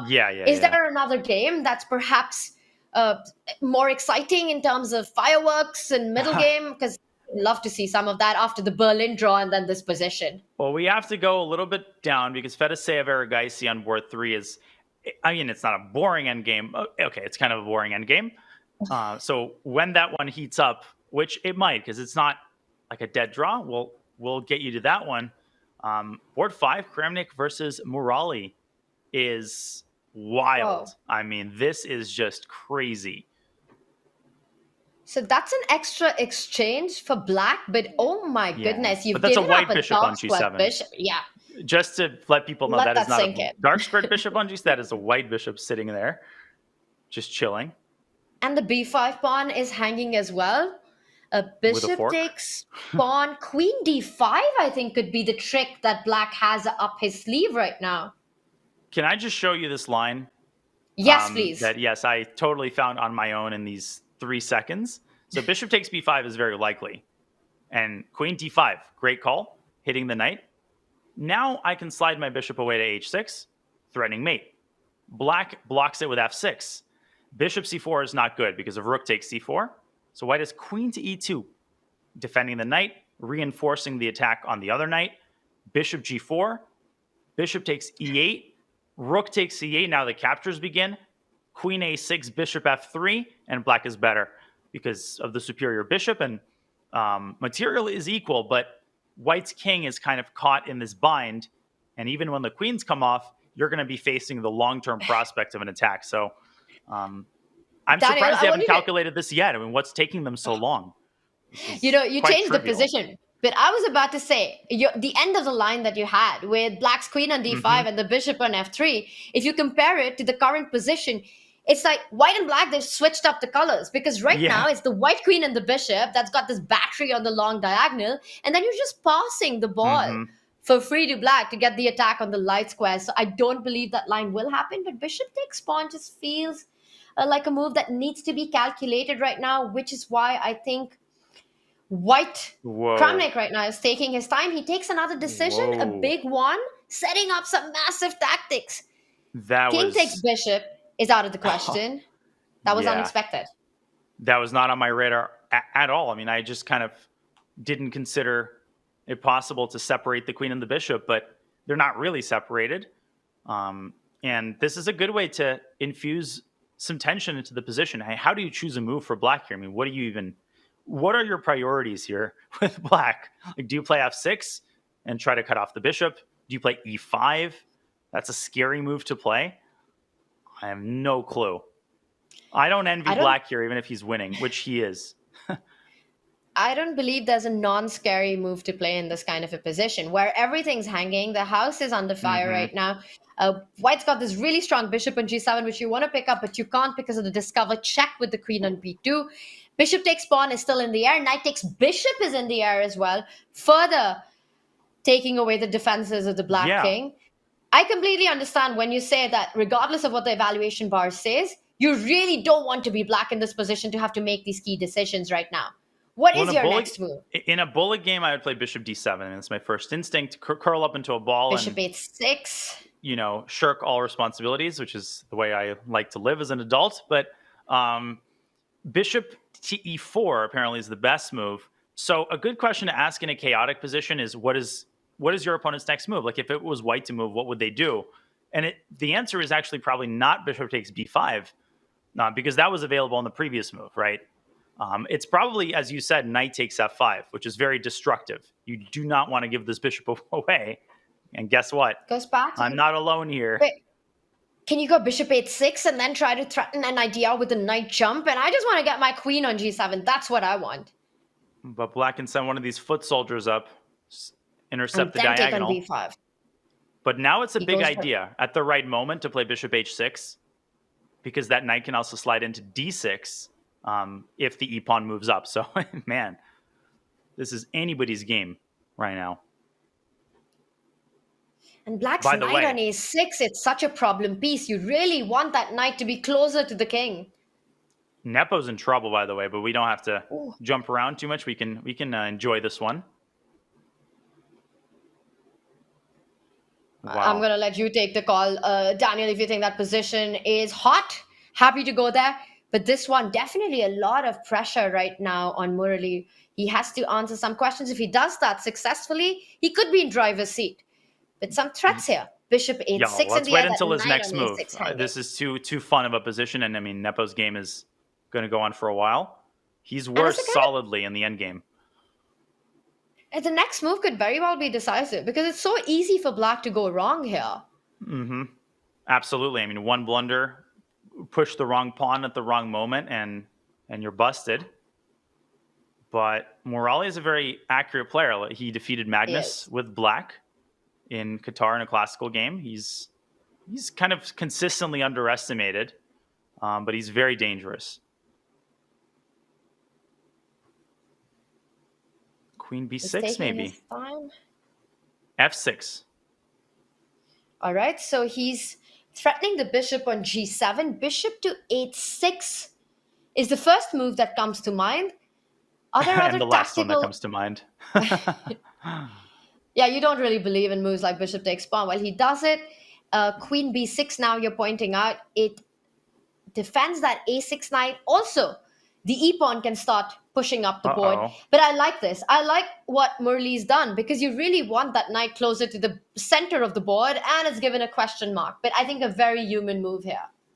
Yeah, white's got a rook on a1, and I feel like it's not that I didn't see it. I saw it, but I maybe forgot that it can be involved in the attack. And the problem is after rook d1, which has just been played, suddenly white's Queen pieces are b6. looking amazing. White's pieces are looking so well coordinated, whereas just a couple moves ago, it seemed like the other way around.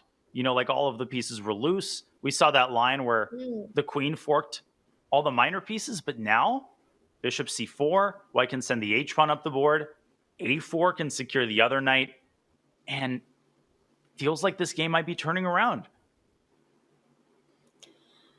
Murli up in exchange, but the rooks are only as strong as the open files they can get to. And that rook on e8 not really playing a part. Meanwhile, it's white's rook that's the super active one. Bishop h3, you pointed out there are ideas of bishop e3, getting rid of that key defender. Knight on c5 to put more pressure on that pink bishop on d7.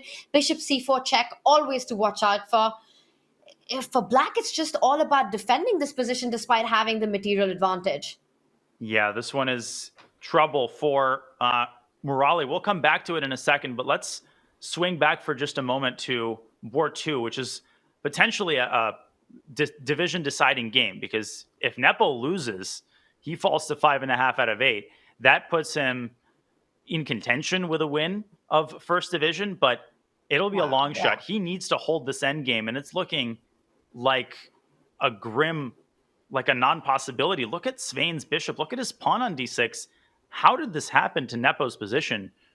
We thought he might be taking over the initiative. Now he is pinning his hopes on white's clock.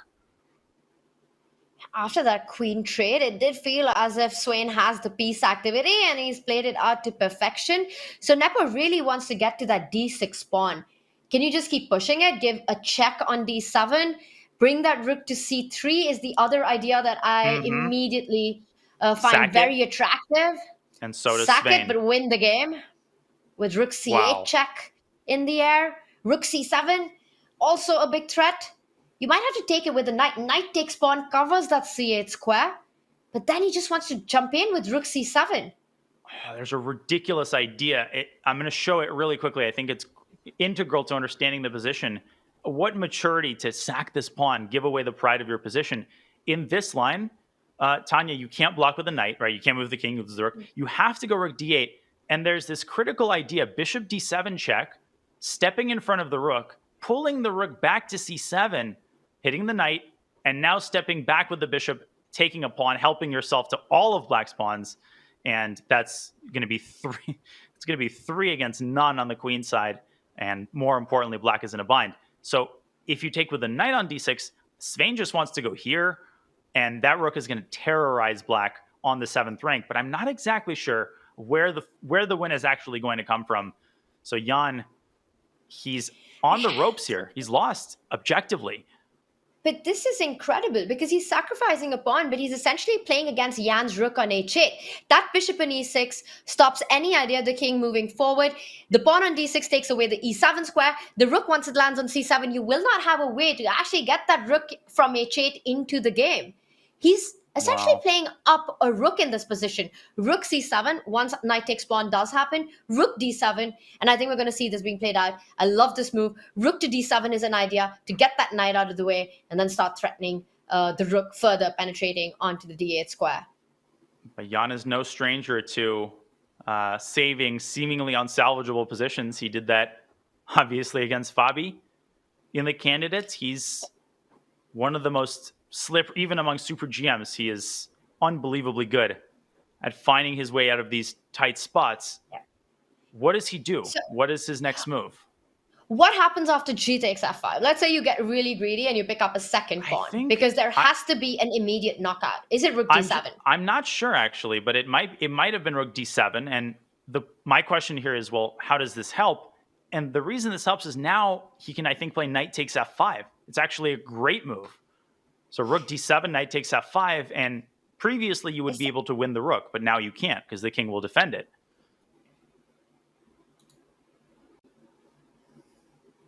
What do you do? Do you take H7? Why not? I was just thinking about that. Pick up a pawn. Oh, but this is so hard to see. If black plays Knight takes F5 there, you have Bishop D7 check. The moment black plays GF, then you can come back to the Rook D7 plan, and black no longer has the F5 square because it's occupied with a pawn. And then you just take it with the bishop. Well, he goes for the bishop D7 idea, and he wants to, if you move the king to D8, it's the only square. You can pick up the pawn on F5, the knight on D6 is pinned, and Rook D7 was a big threat in the position. He comes back with the king. A draw is obviously available to white, but it would suit neither of them, especially not Frederick, who's got a chance of a lifetime here to make Division 1 with a win and then a good result in the last round. This is a dream position when you're playing against one of the very, very best in the world. Playing against Jan Nepomuceno, you get this position, you want more out of it. And that's exactly what Swain wants. He puts the bishop on a square where it was not attacked. Can he just start pushing the H-pawn? The other move I see is put that rook on A7, another active square, always eyeing the A8 square as a check as well. But at some point, Harry the H-pawn has to play his role in this game. I like your idea, okay, so get the rook from New York to San Francisco, get it to the other side of the board, because knight f7 is a hard move to deal with. Otherwise, if the rook gets sliced off and cut off on h7, if it's on a7, you always have this check when you need it. But it's a hard decision to make. He's down to 50 seconds. There's an x-ray against this bishop. Rook to d7 is the top computer move. Also a hard move to play. It's kind of a vague move because you're sending the knight potentially where it wants to go anyway. And he's given a check.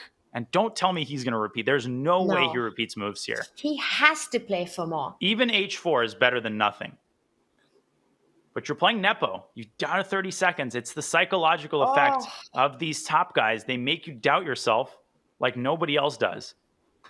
20 seconds. He's paralyzed. It's so much of the mind game. And he has to make a move. The more he thinks, the more it feels as if he's just going to bail out right now. And that's a miss of a golden opportunity. He has to push the h-pawn or move the rook. But he's Don't got do 10 it, seconds. Swain. You've got to keep going.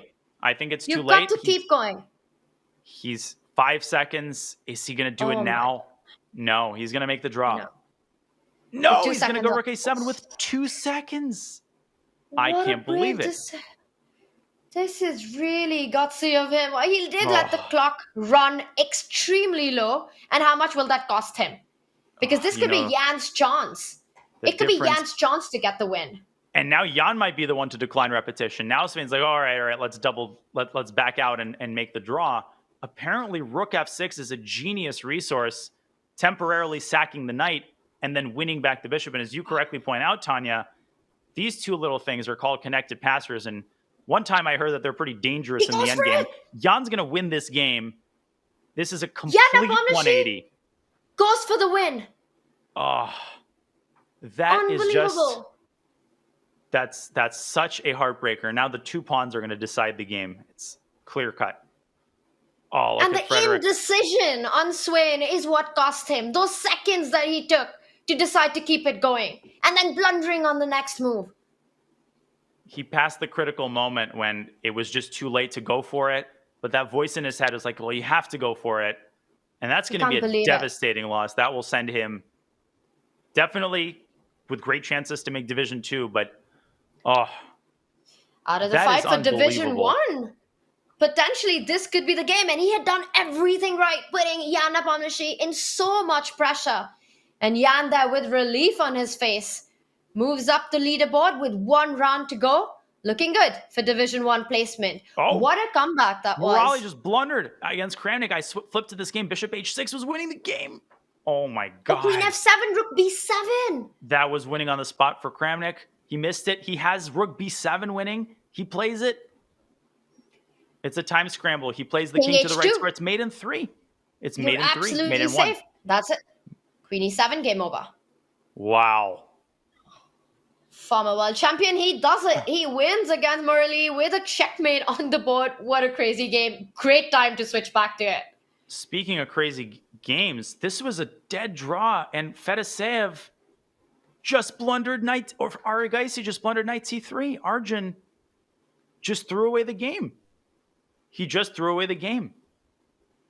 What did he just do? He resigns. What just Let me show there? you this again. So this was the critical position. I've cut out all the other stuff. Just king e5, and black is the only one playing for a win. DC, knight d5, you pick up the pawn. You can't lose, right? He went king e4, accidentally allowing this check, and now he suddenly can't stop the pawn. This square is controlled. You don't have knight d5. Anywhere but there. Literally any other square on the board. Daniel, that could have been a mouse slip. Absolutely, it could have We're been a not mouse slip. sure. But king In fact, e4 I think it likely allowing was. That's a heartbreaking loss, and it could prove so costly at this moment in the tournament. Unreal. That is just not a blunder you see from someone as cool I don't and think it collected was as a Arjun. blunder. I think it was a mouse slip, but maybe we'll get a chance to find out at some point. But right now, there's action still on in this one. At 4.5, you really want to get a decisive result in with that B pawn, the bishop pair. But it's still a little dangerous with that black knight on f3. As long as it's far away from the white king, you're feeling safe. And he's forgotten about, and now the very beneficial trade for Vachier, who has this pawn in his crosshairs, and Lazovic can't defend it. Well, he can, but he gives up his bishop with check. Now is black playing for a win? What? This is staggering development here, and I think black is winning. You can just go g2, and if you go queen b1? b8 queen b1 wins the queen, and Lazovic loses. Oh my goodness! Denis Lazovic, we are seeing some of the stalwarts really lose their composure at the end of these games. That is just crazy. And Denis Lazovic at 17, but the reason you say he is a stalwart at this game, because we've seen him incredible in the Champions Chess Tour. He's almost like a veteran of the tour right now. Yeah, it is crazy. And we see Vidit versus Pichot in a game that Vidit had in the bag. Now it's suddenly complicated again. Having seen what I'm seeing, maybe white will win this game. You never know. Actually, rook takes g7, and how does black win? There's no mate. It's a double question mark. And losing that g7 pawn, that's the base pawn. You're going to end up losing the h6 pawn as well once the rook or the knight from f5 gets to it. Careful. Vidit's trying to go around. He is. He's setting up some big ideas. And nice rook maneuver to give some side checks to that king once it lands on e2. I mean, Vidit keeps trying and trying, but you know what happens when you eventually you overpress. And I'm afraid this might be happening to him. Knight g2 check. The king still stays on f1. Rook a1, you pick up the f2 pawn. Well, are we going to see a repetition? Yeah, Vidit has no choice at this point. Pichot does not want to go for it. Smart move by a smart man. Draw. Keeping it very objective, because there was a threat of rook h1, a check at the right moment. You have to be so careful in these positions. So a draw. Is that the final game of round 8? I want to say yes. I mean, there's so many boards, such a great turnout this time around.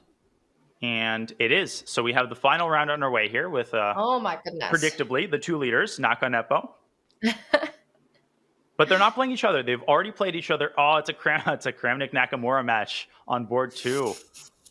Oof. And it's a Berlin. Are they gonna? It's a Berlin. Let's just quickly jump over to that. It's the famous Berlin, and let's also remind everyone about the 2000 World Championship match between Vladimir Kramnik and Garry Kasparov, which is where the Berlin became so famous. Yeah, I mean, after like 100 years of dormancy, the Berlin of obscurity, that's when it really entered the fray. And let me tell you, Tanya, this is the first time in my commentator career where I am relieved to see a Berlin endgame. Obviously, we didn't get the draw. And, we can celebrate the small victories. And maybe Hikaru was expecting Why are a you draw. relieved to see a Berlin endgame? I never Well, thought I'd ever hear you say that.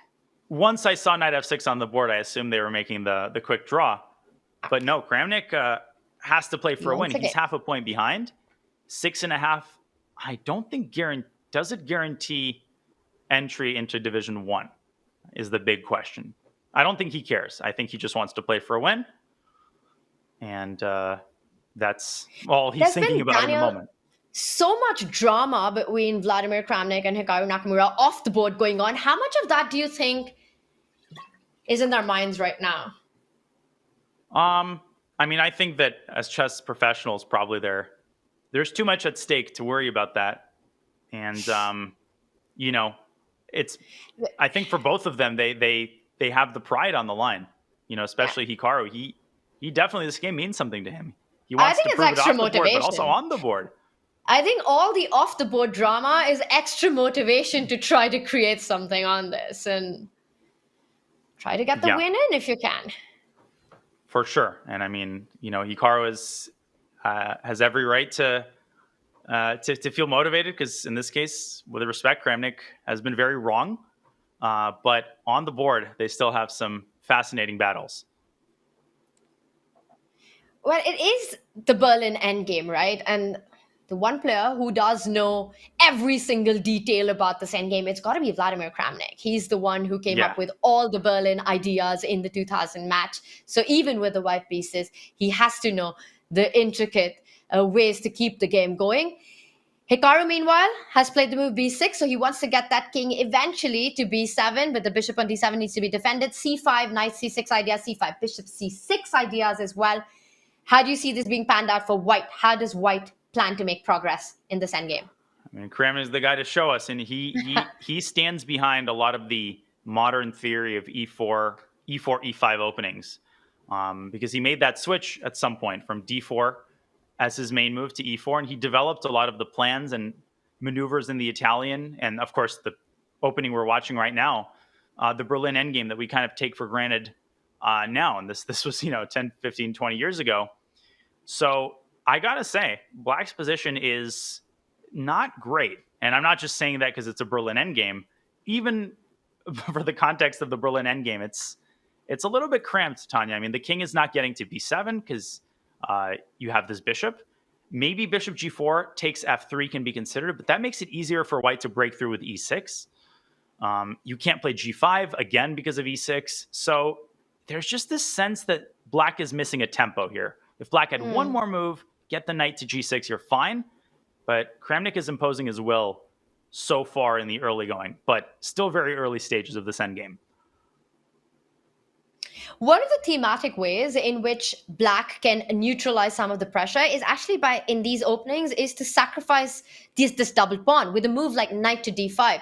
In the Berlin, Black's got this bishop pair, right? Which you really want to activate. You want to finish your development. How much of a resource could that be? Well, he doesn't go for it, but I was just wondering if knight d5 is something that Black can think about at some point to try to trade off some of the pieces. He goes with your idea, bishop g4.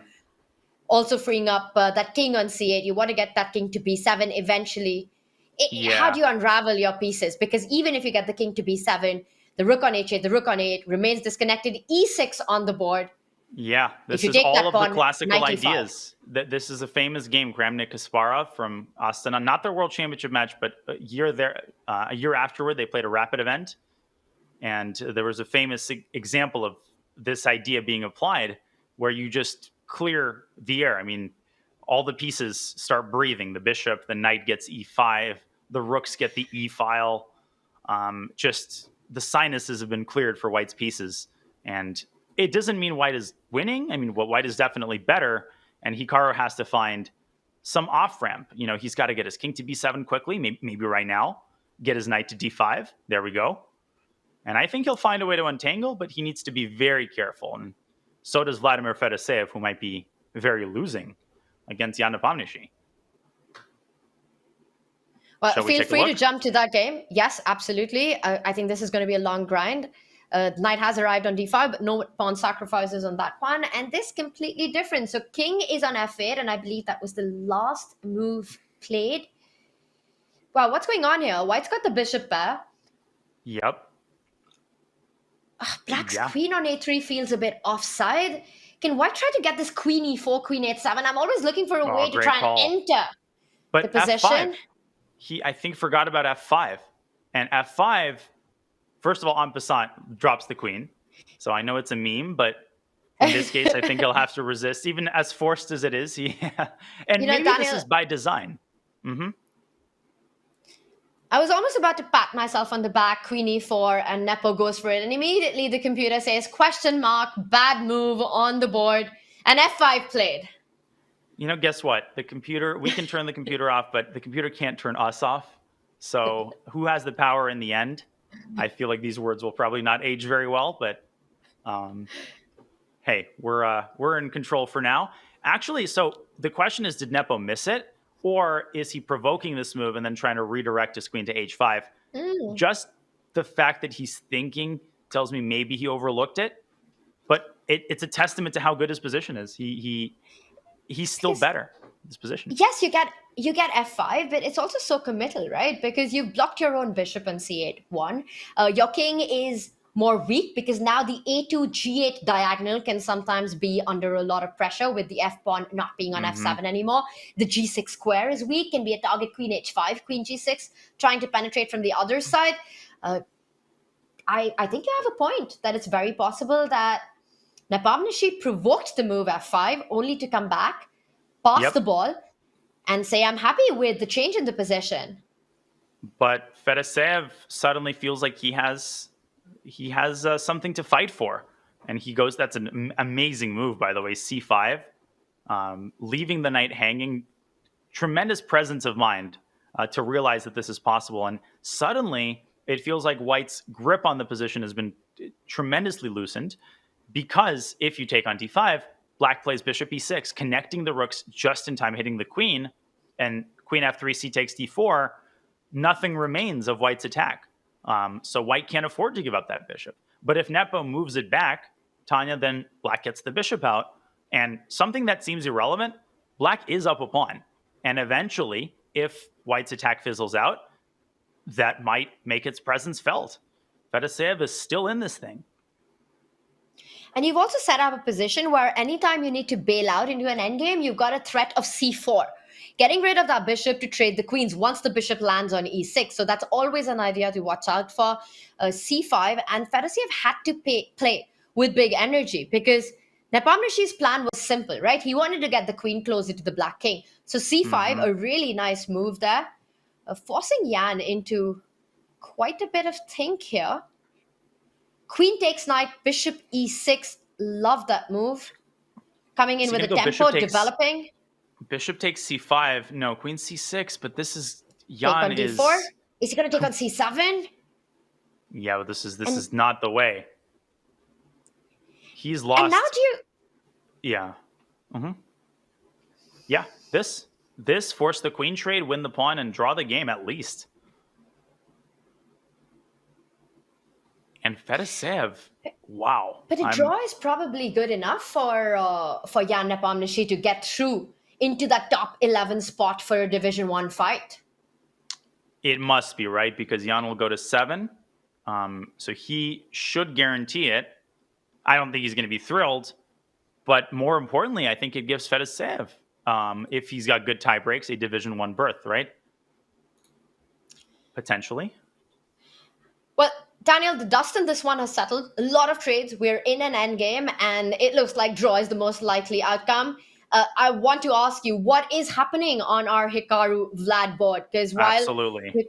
Hikaru is quite safe to make it into Division 1 placement, I'm trying to find Vladimir Kramnik at 6 out of 8. Is he desperate for a win? And I say desperate for a win. Wow, a lot has happened in this position. And at first sight, I'm digging Black's position right now.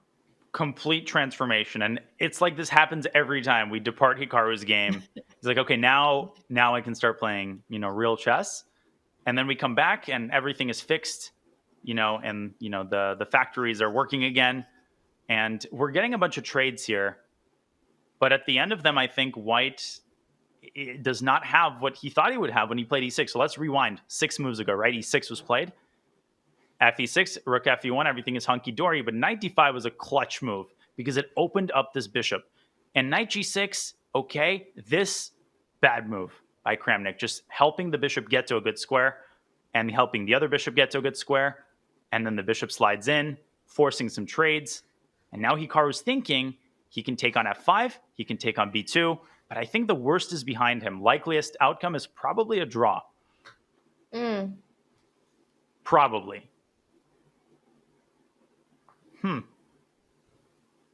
Very interesting position. White does have this threat on c6. I'm just trying to calculate the trades that you're pointing out. Now, the one trade I definitely don't want to do is bishop takes knight, the central line, and allow the white bishop to jump into e5. So it's got to be a choice between bishop takes bishop and pawn takes knight right now. Bishop takes bishop. There is still some tactics to be calculated. Rook takes knight probably does not work, even though I'm eyeing that e7 square as a threat. But so much hanging. Maybe just knight takes c6. Bishop takes bishop is knight takes c6 a possibility there, Daniel? Oh, gosh. This just... I mean, it's pretty rare you have a situation where you have three... You can capture any of White's three remaining minor pieces, and all three moves are actually on the table. Like, you're seriously considering all of them, and he makes the least likely one. Oh, my goodness. This is the one that I said that I wouldn't want to play. The reason this is inaccurate is apparently not... Well... Okay, Kramnik makes the natural move. Look, what is these Armageddon, not wrong word, desperado sacrifices. Total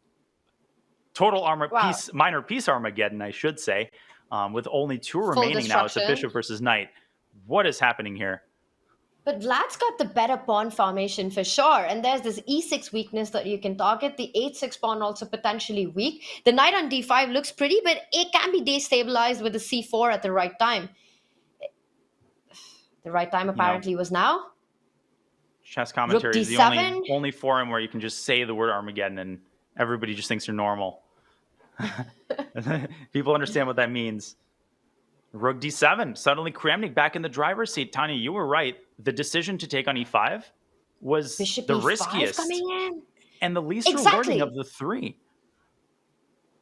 He's trying to target the f2, g2 pawns. This is where the counterplay lies. The knight on b4 is completely offside from the action on the king side. White needs one move, bishop to e5, and you start creating some big, big threats with the coordination between the bishop and the rook. So he goes back quickly trying to get that knight to c5, but can you go bishop e5 anyway? Now here's the thing, and this is irrelevant right now, but it is relevant. If Hikaru loses, he has to rely on his tie breaks because it is very likely that not everybody who has 6.5 out of 9 will make the top 11. Just looking at the standings, there's a huge group with 5.5. Some of them might have better tie breaks than Hikaru. And look at Kramnik. He brings his bishop to e5. The knight is now tied down, far removed from its former glory on d5. It used to be, the driving force behind Black's position. Now it's consigned to the periphery. And now it's White's bishop with its moment in the sun. And Black is still up a pawn. I'm so surprised. And it all comes down to that moment when Hikaru decided to give up his dark squared bishop for that knight on the center of the board, giving so much activity. Yes, Black has an extra pawn, but that 4 versus 3 on the queen side, does it really count for an extra pawn? It's White that's coming in with all the pressure. Bishop to e5 played. I'm not liking Black's position, but I'm looking at what's next. How does Kramnik build the pressure further? Does he go rook to h7, also tying the g6 rook to the h6 pawn? Wow. This is a pretty amazing turnaround here. Hikaru potentially on the ropes. And I should say Nepo and Fedoseev have drawn. So Fedoseev with a good shot. It all depends on the tiebreak. So the people with 7 out of 9, they'll qualify. 6.5, they'll qualify with good to decent tiebreaks. Erigaisi is choking his final game as well on board 4. I just want to very quickly point this game out because Erigaisi was better out of the opening. He made a huge blunder, and now Antipov is just a couple accurate moves away from moving to 7 out of 9 and qualifying to Division 1 if he can drive this point home. Massive.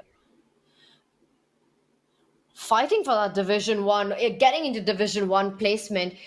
And this is such a big moment because do the math, he's up a pawn, but look at the piece activity that Black has right now. White's rook still on a1, the bishop still on c1, not playing. Okay. Queen takes knight was a threat. He falls back with the knight. White has to keep the pressure on that knight. Tempo is everything, but how do you do that? Black's queen on g4, pinning the pawn on g2. Rook takes knight is an idea always to watch out. Queen d2? Yeah, It's maybe such that's. a But knight strange f4, move. knight f4, and that attack has to be overwhelming. Yeah, this looks over. Knight b3 is also a threat now. It's Black who's got the extra pawn and all the compensation for it. That's staggering. Erigaisi will lose the last two. He had 5.5 out of 7. He'll finish 5.5 out of 9, and he'll be happy to make Division 2. I mean, what have we seen? What kind of craziness have we seen in this tournament? He's still kicking. He's still trying, but knight takes h3 and just go back to f4. You don't need to do anything special here if you're Antipov. It's just, ugh. Yeah, that's two extra pawns now. I'm still trying to get my math right here, and a lot of play against the white king. This is looking really bad for Arjun. Daniel, should we move back to the Hikaru Vladimir endgame? It looked like Hikaru had a defensive task ahead of him. Has he managed to do it? Well, he does defend the e6 pawn. The knight on a6 controls the c7 square, but White's other rook, the rook from e3, can slide over from d3 to d7 and join the attack. This is a huge finale here because a win by Kramnik, that shakes up the standings. Potentially, Kramnik makes Division 1. Hikaru might not. Hikaru holds a draw. Well, maybe the most satisfactory. Is Kramnik going to make the draw here? This is a very juicy moment. What do you think, Tanya? I think Vlad plays on. He's got a few extra seconds on the clock. You're right. He does play on. Rook d3, rook d7 coming in. Wow. And bishop takes c7 actually is a threat. You should... Okay, and Hikaru, very alert, very vigilant. Bishop c7 now not possible because the black rook will assist the knight on c8. And I think that Kramnik realizes he can repeat when he wants. So for now, he's got the draw in his pocket. But we saw what happened to Frederick Svane, right? You spend too long, Hikaru will smell blood, and then suddenly he'll turn the tables on you. Give him one chance, and that's all he needs. How many times has Hikaru not only escaped, but turned the position completely around, bad positions into a win? Just today, but overall, every time you play him. So it's really never over. He's so resilient and so tricky. He's not making this easy. He does still have the extra pawn. That rook from g8 is eyeing the c8 square to defend the tender c7 spot. That's a repeat for the second. And that's it. The position. They had reached this previously, I suppose. Yeah. It's a draw. And Hikaru's happy. He qualifies. Hikaru's happy. 7 out of 9. He's into Division 1 placement.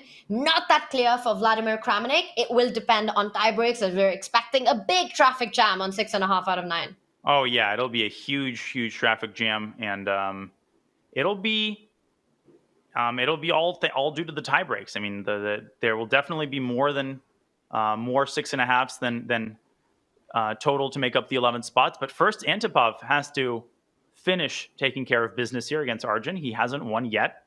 In fact, he's technically down a piece, Tanya. So the margins are pretty thin. But he's about to take this bishop. And the queen, well, Arjun's finding some way to keep this game going. Imagine the nerves. Antipov, he knows he needs a win for Division 1. He knows he's winning. But he's also got 20 seconds, and he's playing the world number 4, and he's doing an amazing job.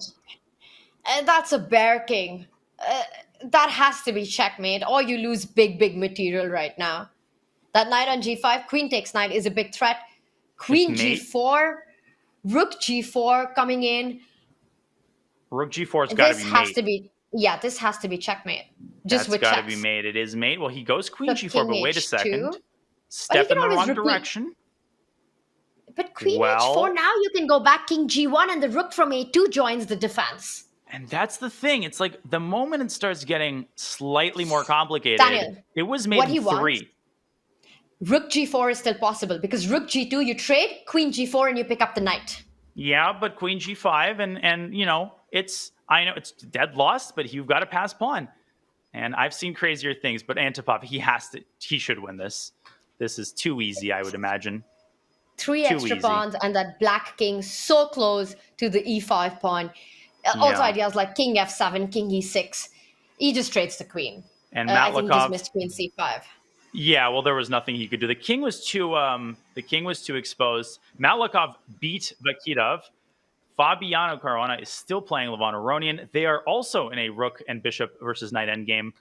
As I say that, it just nukes out into a rook versus rook. That's going to be a draw. Let's finish watching Bortnik versus Svane. That's a time scramble. Frederick, he had a great tournament. He's got the better tie breaks, and he's totally winning. Oh, and he's found queen a2. Whoa! That is a Deflection. devastating shot. Yeah, wow, that is one quite heck a of a move. tactic. I love it. And it all relies around the king on e1. A queen takes queen. You get the queen. Give me your king. Rook d1 would have been checkmate. And now rook d2. Still some work to do. Or queen a3. Just continue being fancy. Oh, queen a3 is lovely. He's probably thinking about that, just trying to find the best way to tie this one up. And not in the sense of drawing the game, but in the sense of winning the game. 5 seconds for Svane. Rook d2, rook e4, and rook c2 is going to end it. Rook d2, really nice. Yeah, this is just over. And you need 6.5 to have a shot at Division 1 placement. Yes. And so Volkidov also has won. Grishuk beat Jose Martinez with black. Very impressive result, I should say. And this one is about to be a over checkmate. with a mate on h1. Yeah. And a sad result for Bortnik. He had a great tournament. He played a great tournament. He will probably make it into Division 2. But a tough pill to swallow in the last round. Still some decisive games here ongoing. It looks like Durer Bailey versus Parabian. King to c4, so you don't really have time to take the b2 pawn because e7, e8 coming in. He stops that e pawn from moving forward, but you're going to lose the a4 pawn. Most likely to end in a draw, this one. Yep, unless black blunders a fork or white blunders his knight. He just wants to get his king super close so you don't have any chance of actually blundering that knight. The b2 pawn nicely defends it. Yep. Should be a draw, but nothing surprises me anymore. It is the CCT after all. How many times have we seen guaranteed results turn out the other way around? And the thing is with both these players, right? They want to play this out till the end because again, 6.5 is where you want to get to. A draw really doesn't help either of them. It would relegate them to Division 2 placement. That's right, which is still very honorable and obviously a lot of money at stake. But for all these players, if you got a shot at Division 1, you want it, especially if you're not someone who is used to that kind of qualification.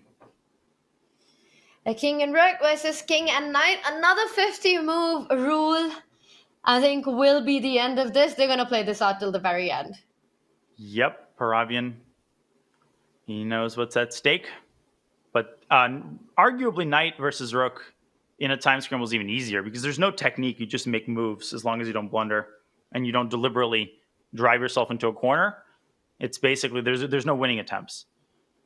So there's no method. The king and knight close to each other and keep your king in the center. And the king and knight together take away all the key entry spots for the opponent king. There's actually quite a few games still going. I'm shocked, but they're all ending kind of at the same time, including this one, which should be reaching the 50 move rule pretty soon. All right. He pauses because you really don't want to separate your king and your knight in these end games. But black's asking some questions, driving the king to the corner of the board or not. Check. Bring the king forward, the knight will fall back next to the king, giving a check. Mm-hmm. And that's it. Finally that a draw. ends in a draw. But it's not the end. We still have this end game in a completely, well, not an irrelevant game. I don't want to be, disrespectful to the players. They're on 50%, which is no easy matter in this tournament. But thankfully, we are getting liquidation here and a draw. Everything will be traded. Everything must H4 go. next. And it's just all take over. the pawn on H4. Okay, I think that ties it up for the final round. Yes, those were all the games, Tanya. And that means it's 3 people at 7 out of 9. And obviously, Mikhail Antipov, he's the one who's going to be proudest today. What an achievement for the Grandmaster who attends the University of Missouri. He's part of Christian Chirilla's team. He's a known entity, but wow, so many impressive wins by him. Just amazing, incredible fights all around. And like you said, Division 2, this tournament is so incredibly strong that even finishing it to Division 2 placement, it's an honor to do that. We see some of the strongest, the best players fighting it out in Division 2 and Division 3. And you've got the prize fund to fight for. If you win Division 2, you get a direct spot in Division 1 of the next event. And while we get our standings ready, there was so much chess action, Daniel, all around. Incredible tactics, incredible positional fights. And I know you've got one game that you really want to show us. Give us a game review of perhaps some action that we missed out on. What was it, Daniel?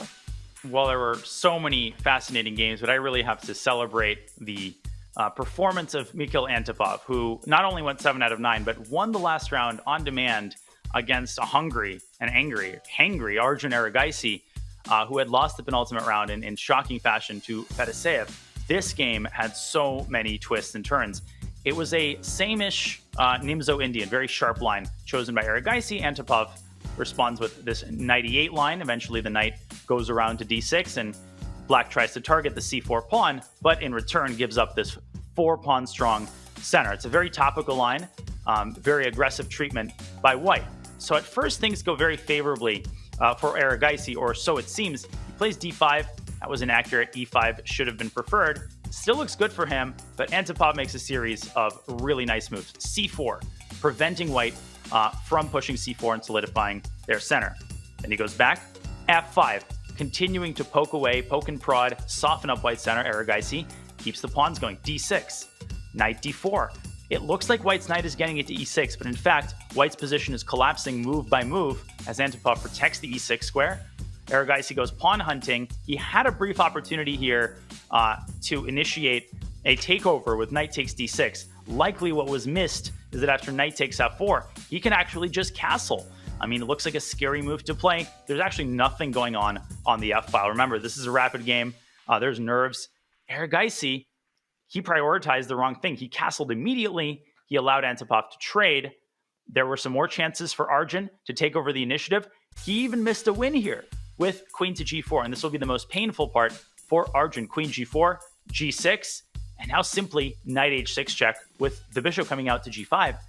He missed that move. Instead, inexplicably, he dropped back to e3, and Antipov, from this moment on, did not give him a single chance to turn this game around. He played flawlessly until the end. He gave a check on f8. He went on to the offensive. Then, knight to f4, attacking from both sides, taking the pawn.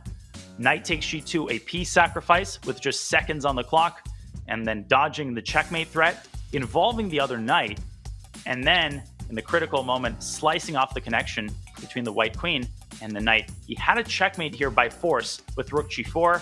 Instead, he found a way to elegantly bail out into a winning queen endgame by picking off white's knight, and then he finished the game by forcing a queen trade, getting himself to 7 out of 9, and his first ever CCT berth to the top division, where he will match wits with the top dogs. What a performance by Mikhail Antipov. You feel for Arjun Erigaisi, the world number 4, but we're sure that he will be back strong in the next CCT and in Division 2, where he will be one of the favorites. Tanya, that's our game review for today. Really nicely explained, and beautiful technique to finish things off when you have an advantage, a material advantage, really playing energetically. Antipov, he moves on to 7 points, and what a performance, what a day it's been for him. A huge Division 1 placement chance, and what a day of chess it's been. We've seen the big favorites going through to Division 1 placement, and we're going to go into a short break. But on the other side of the break, we are going to be joined by Jan Nepomniachtchi, the 2-times World Championship challenger, for an interview as he takes pole position in today's Swiss Plains. Send us your questions. We'll be right back with Jan Nepomniachtchi.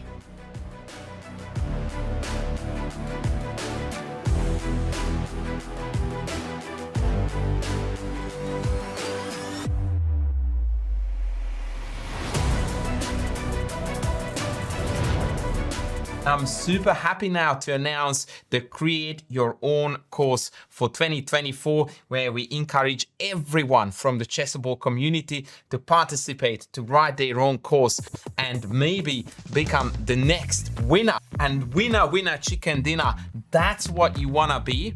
Of course, there is a lot of joy in creating a course, but even sweeter is when you are standing on the podium, because winner $5,000, and also second and third will get $3,000 and $2,000 respectively. So this is looking like an ultimate deal as far as I'm concerned, and you can tell I'm super excited to get through those courses to pick out the winner, which I am going to present very, very proudly. So what's there? What do you need to know in order to get started? First of all, you need to have a Chessable Pro membership. Kind of goes without saying that Chessable Pro membership has a lot of perks already. I am sure that many of you already are Chessable Pro members, but if you are not, here is now another reason for you to upgrade your membership to access all the many perks of Chessable. Be mindful of the fact that there is a deadline associated with this Create Your Own course contest, and that deadline is the 19th of October.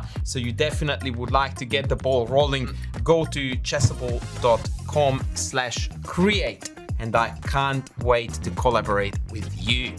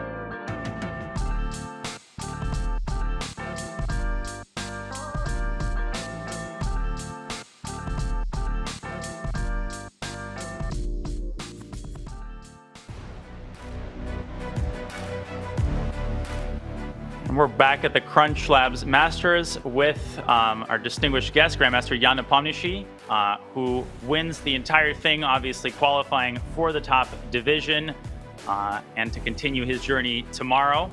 Jan, congratulations on an excellent performance. Can you start by sharing your overall thoughts on the tournament? And when were you confident that this tournament was yours? Hello, and thank you for this kind introduction. I don't know. I had a warm up playing Tuesday yesterday, and I was unusually close to the first place, so I had some good expectations from this day. But it always matters, if you're lucky or not. So at some point, I got lucky in a game against, I think, in 8th round against Svane.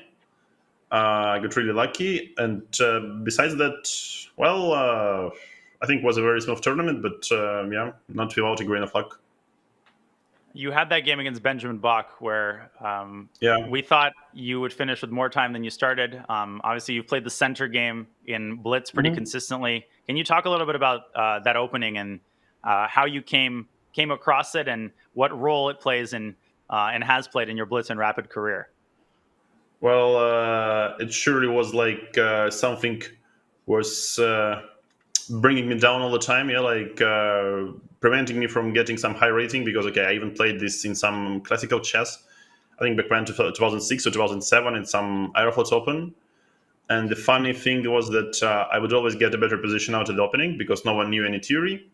I think I played against Sargsyan, I played against Vallejo, for example, and I lost both games, but both times I was sort of doing quite decently out of the opening.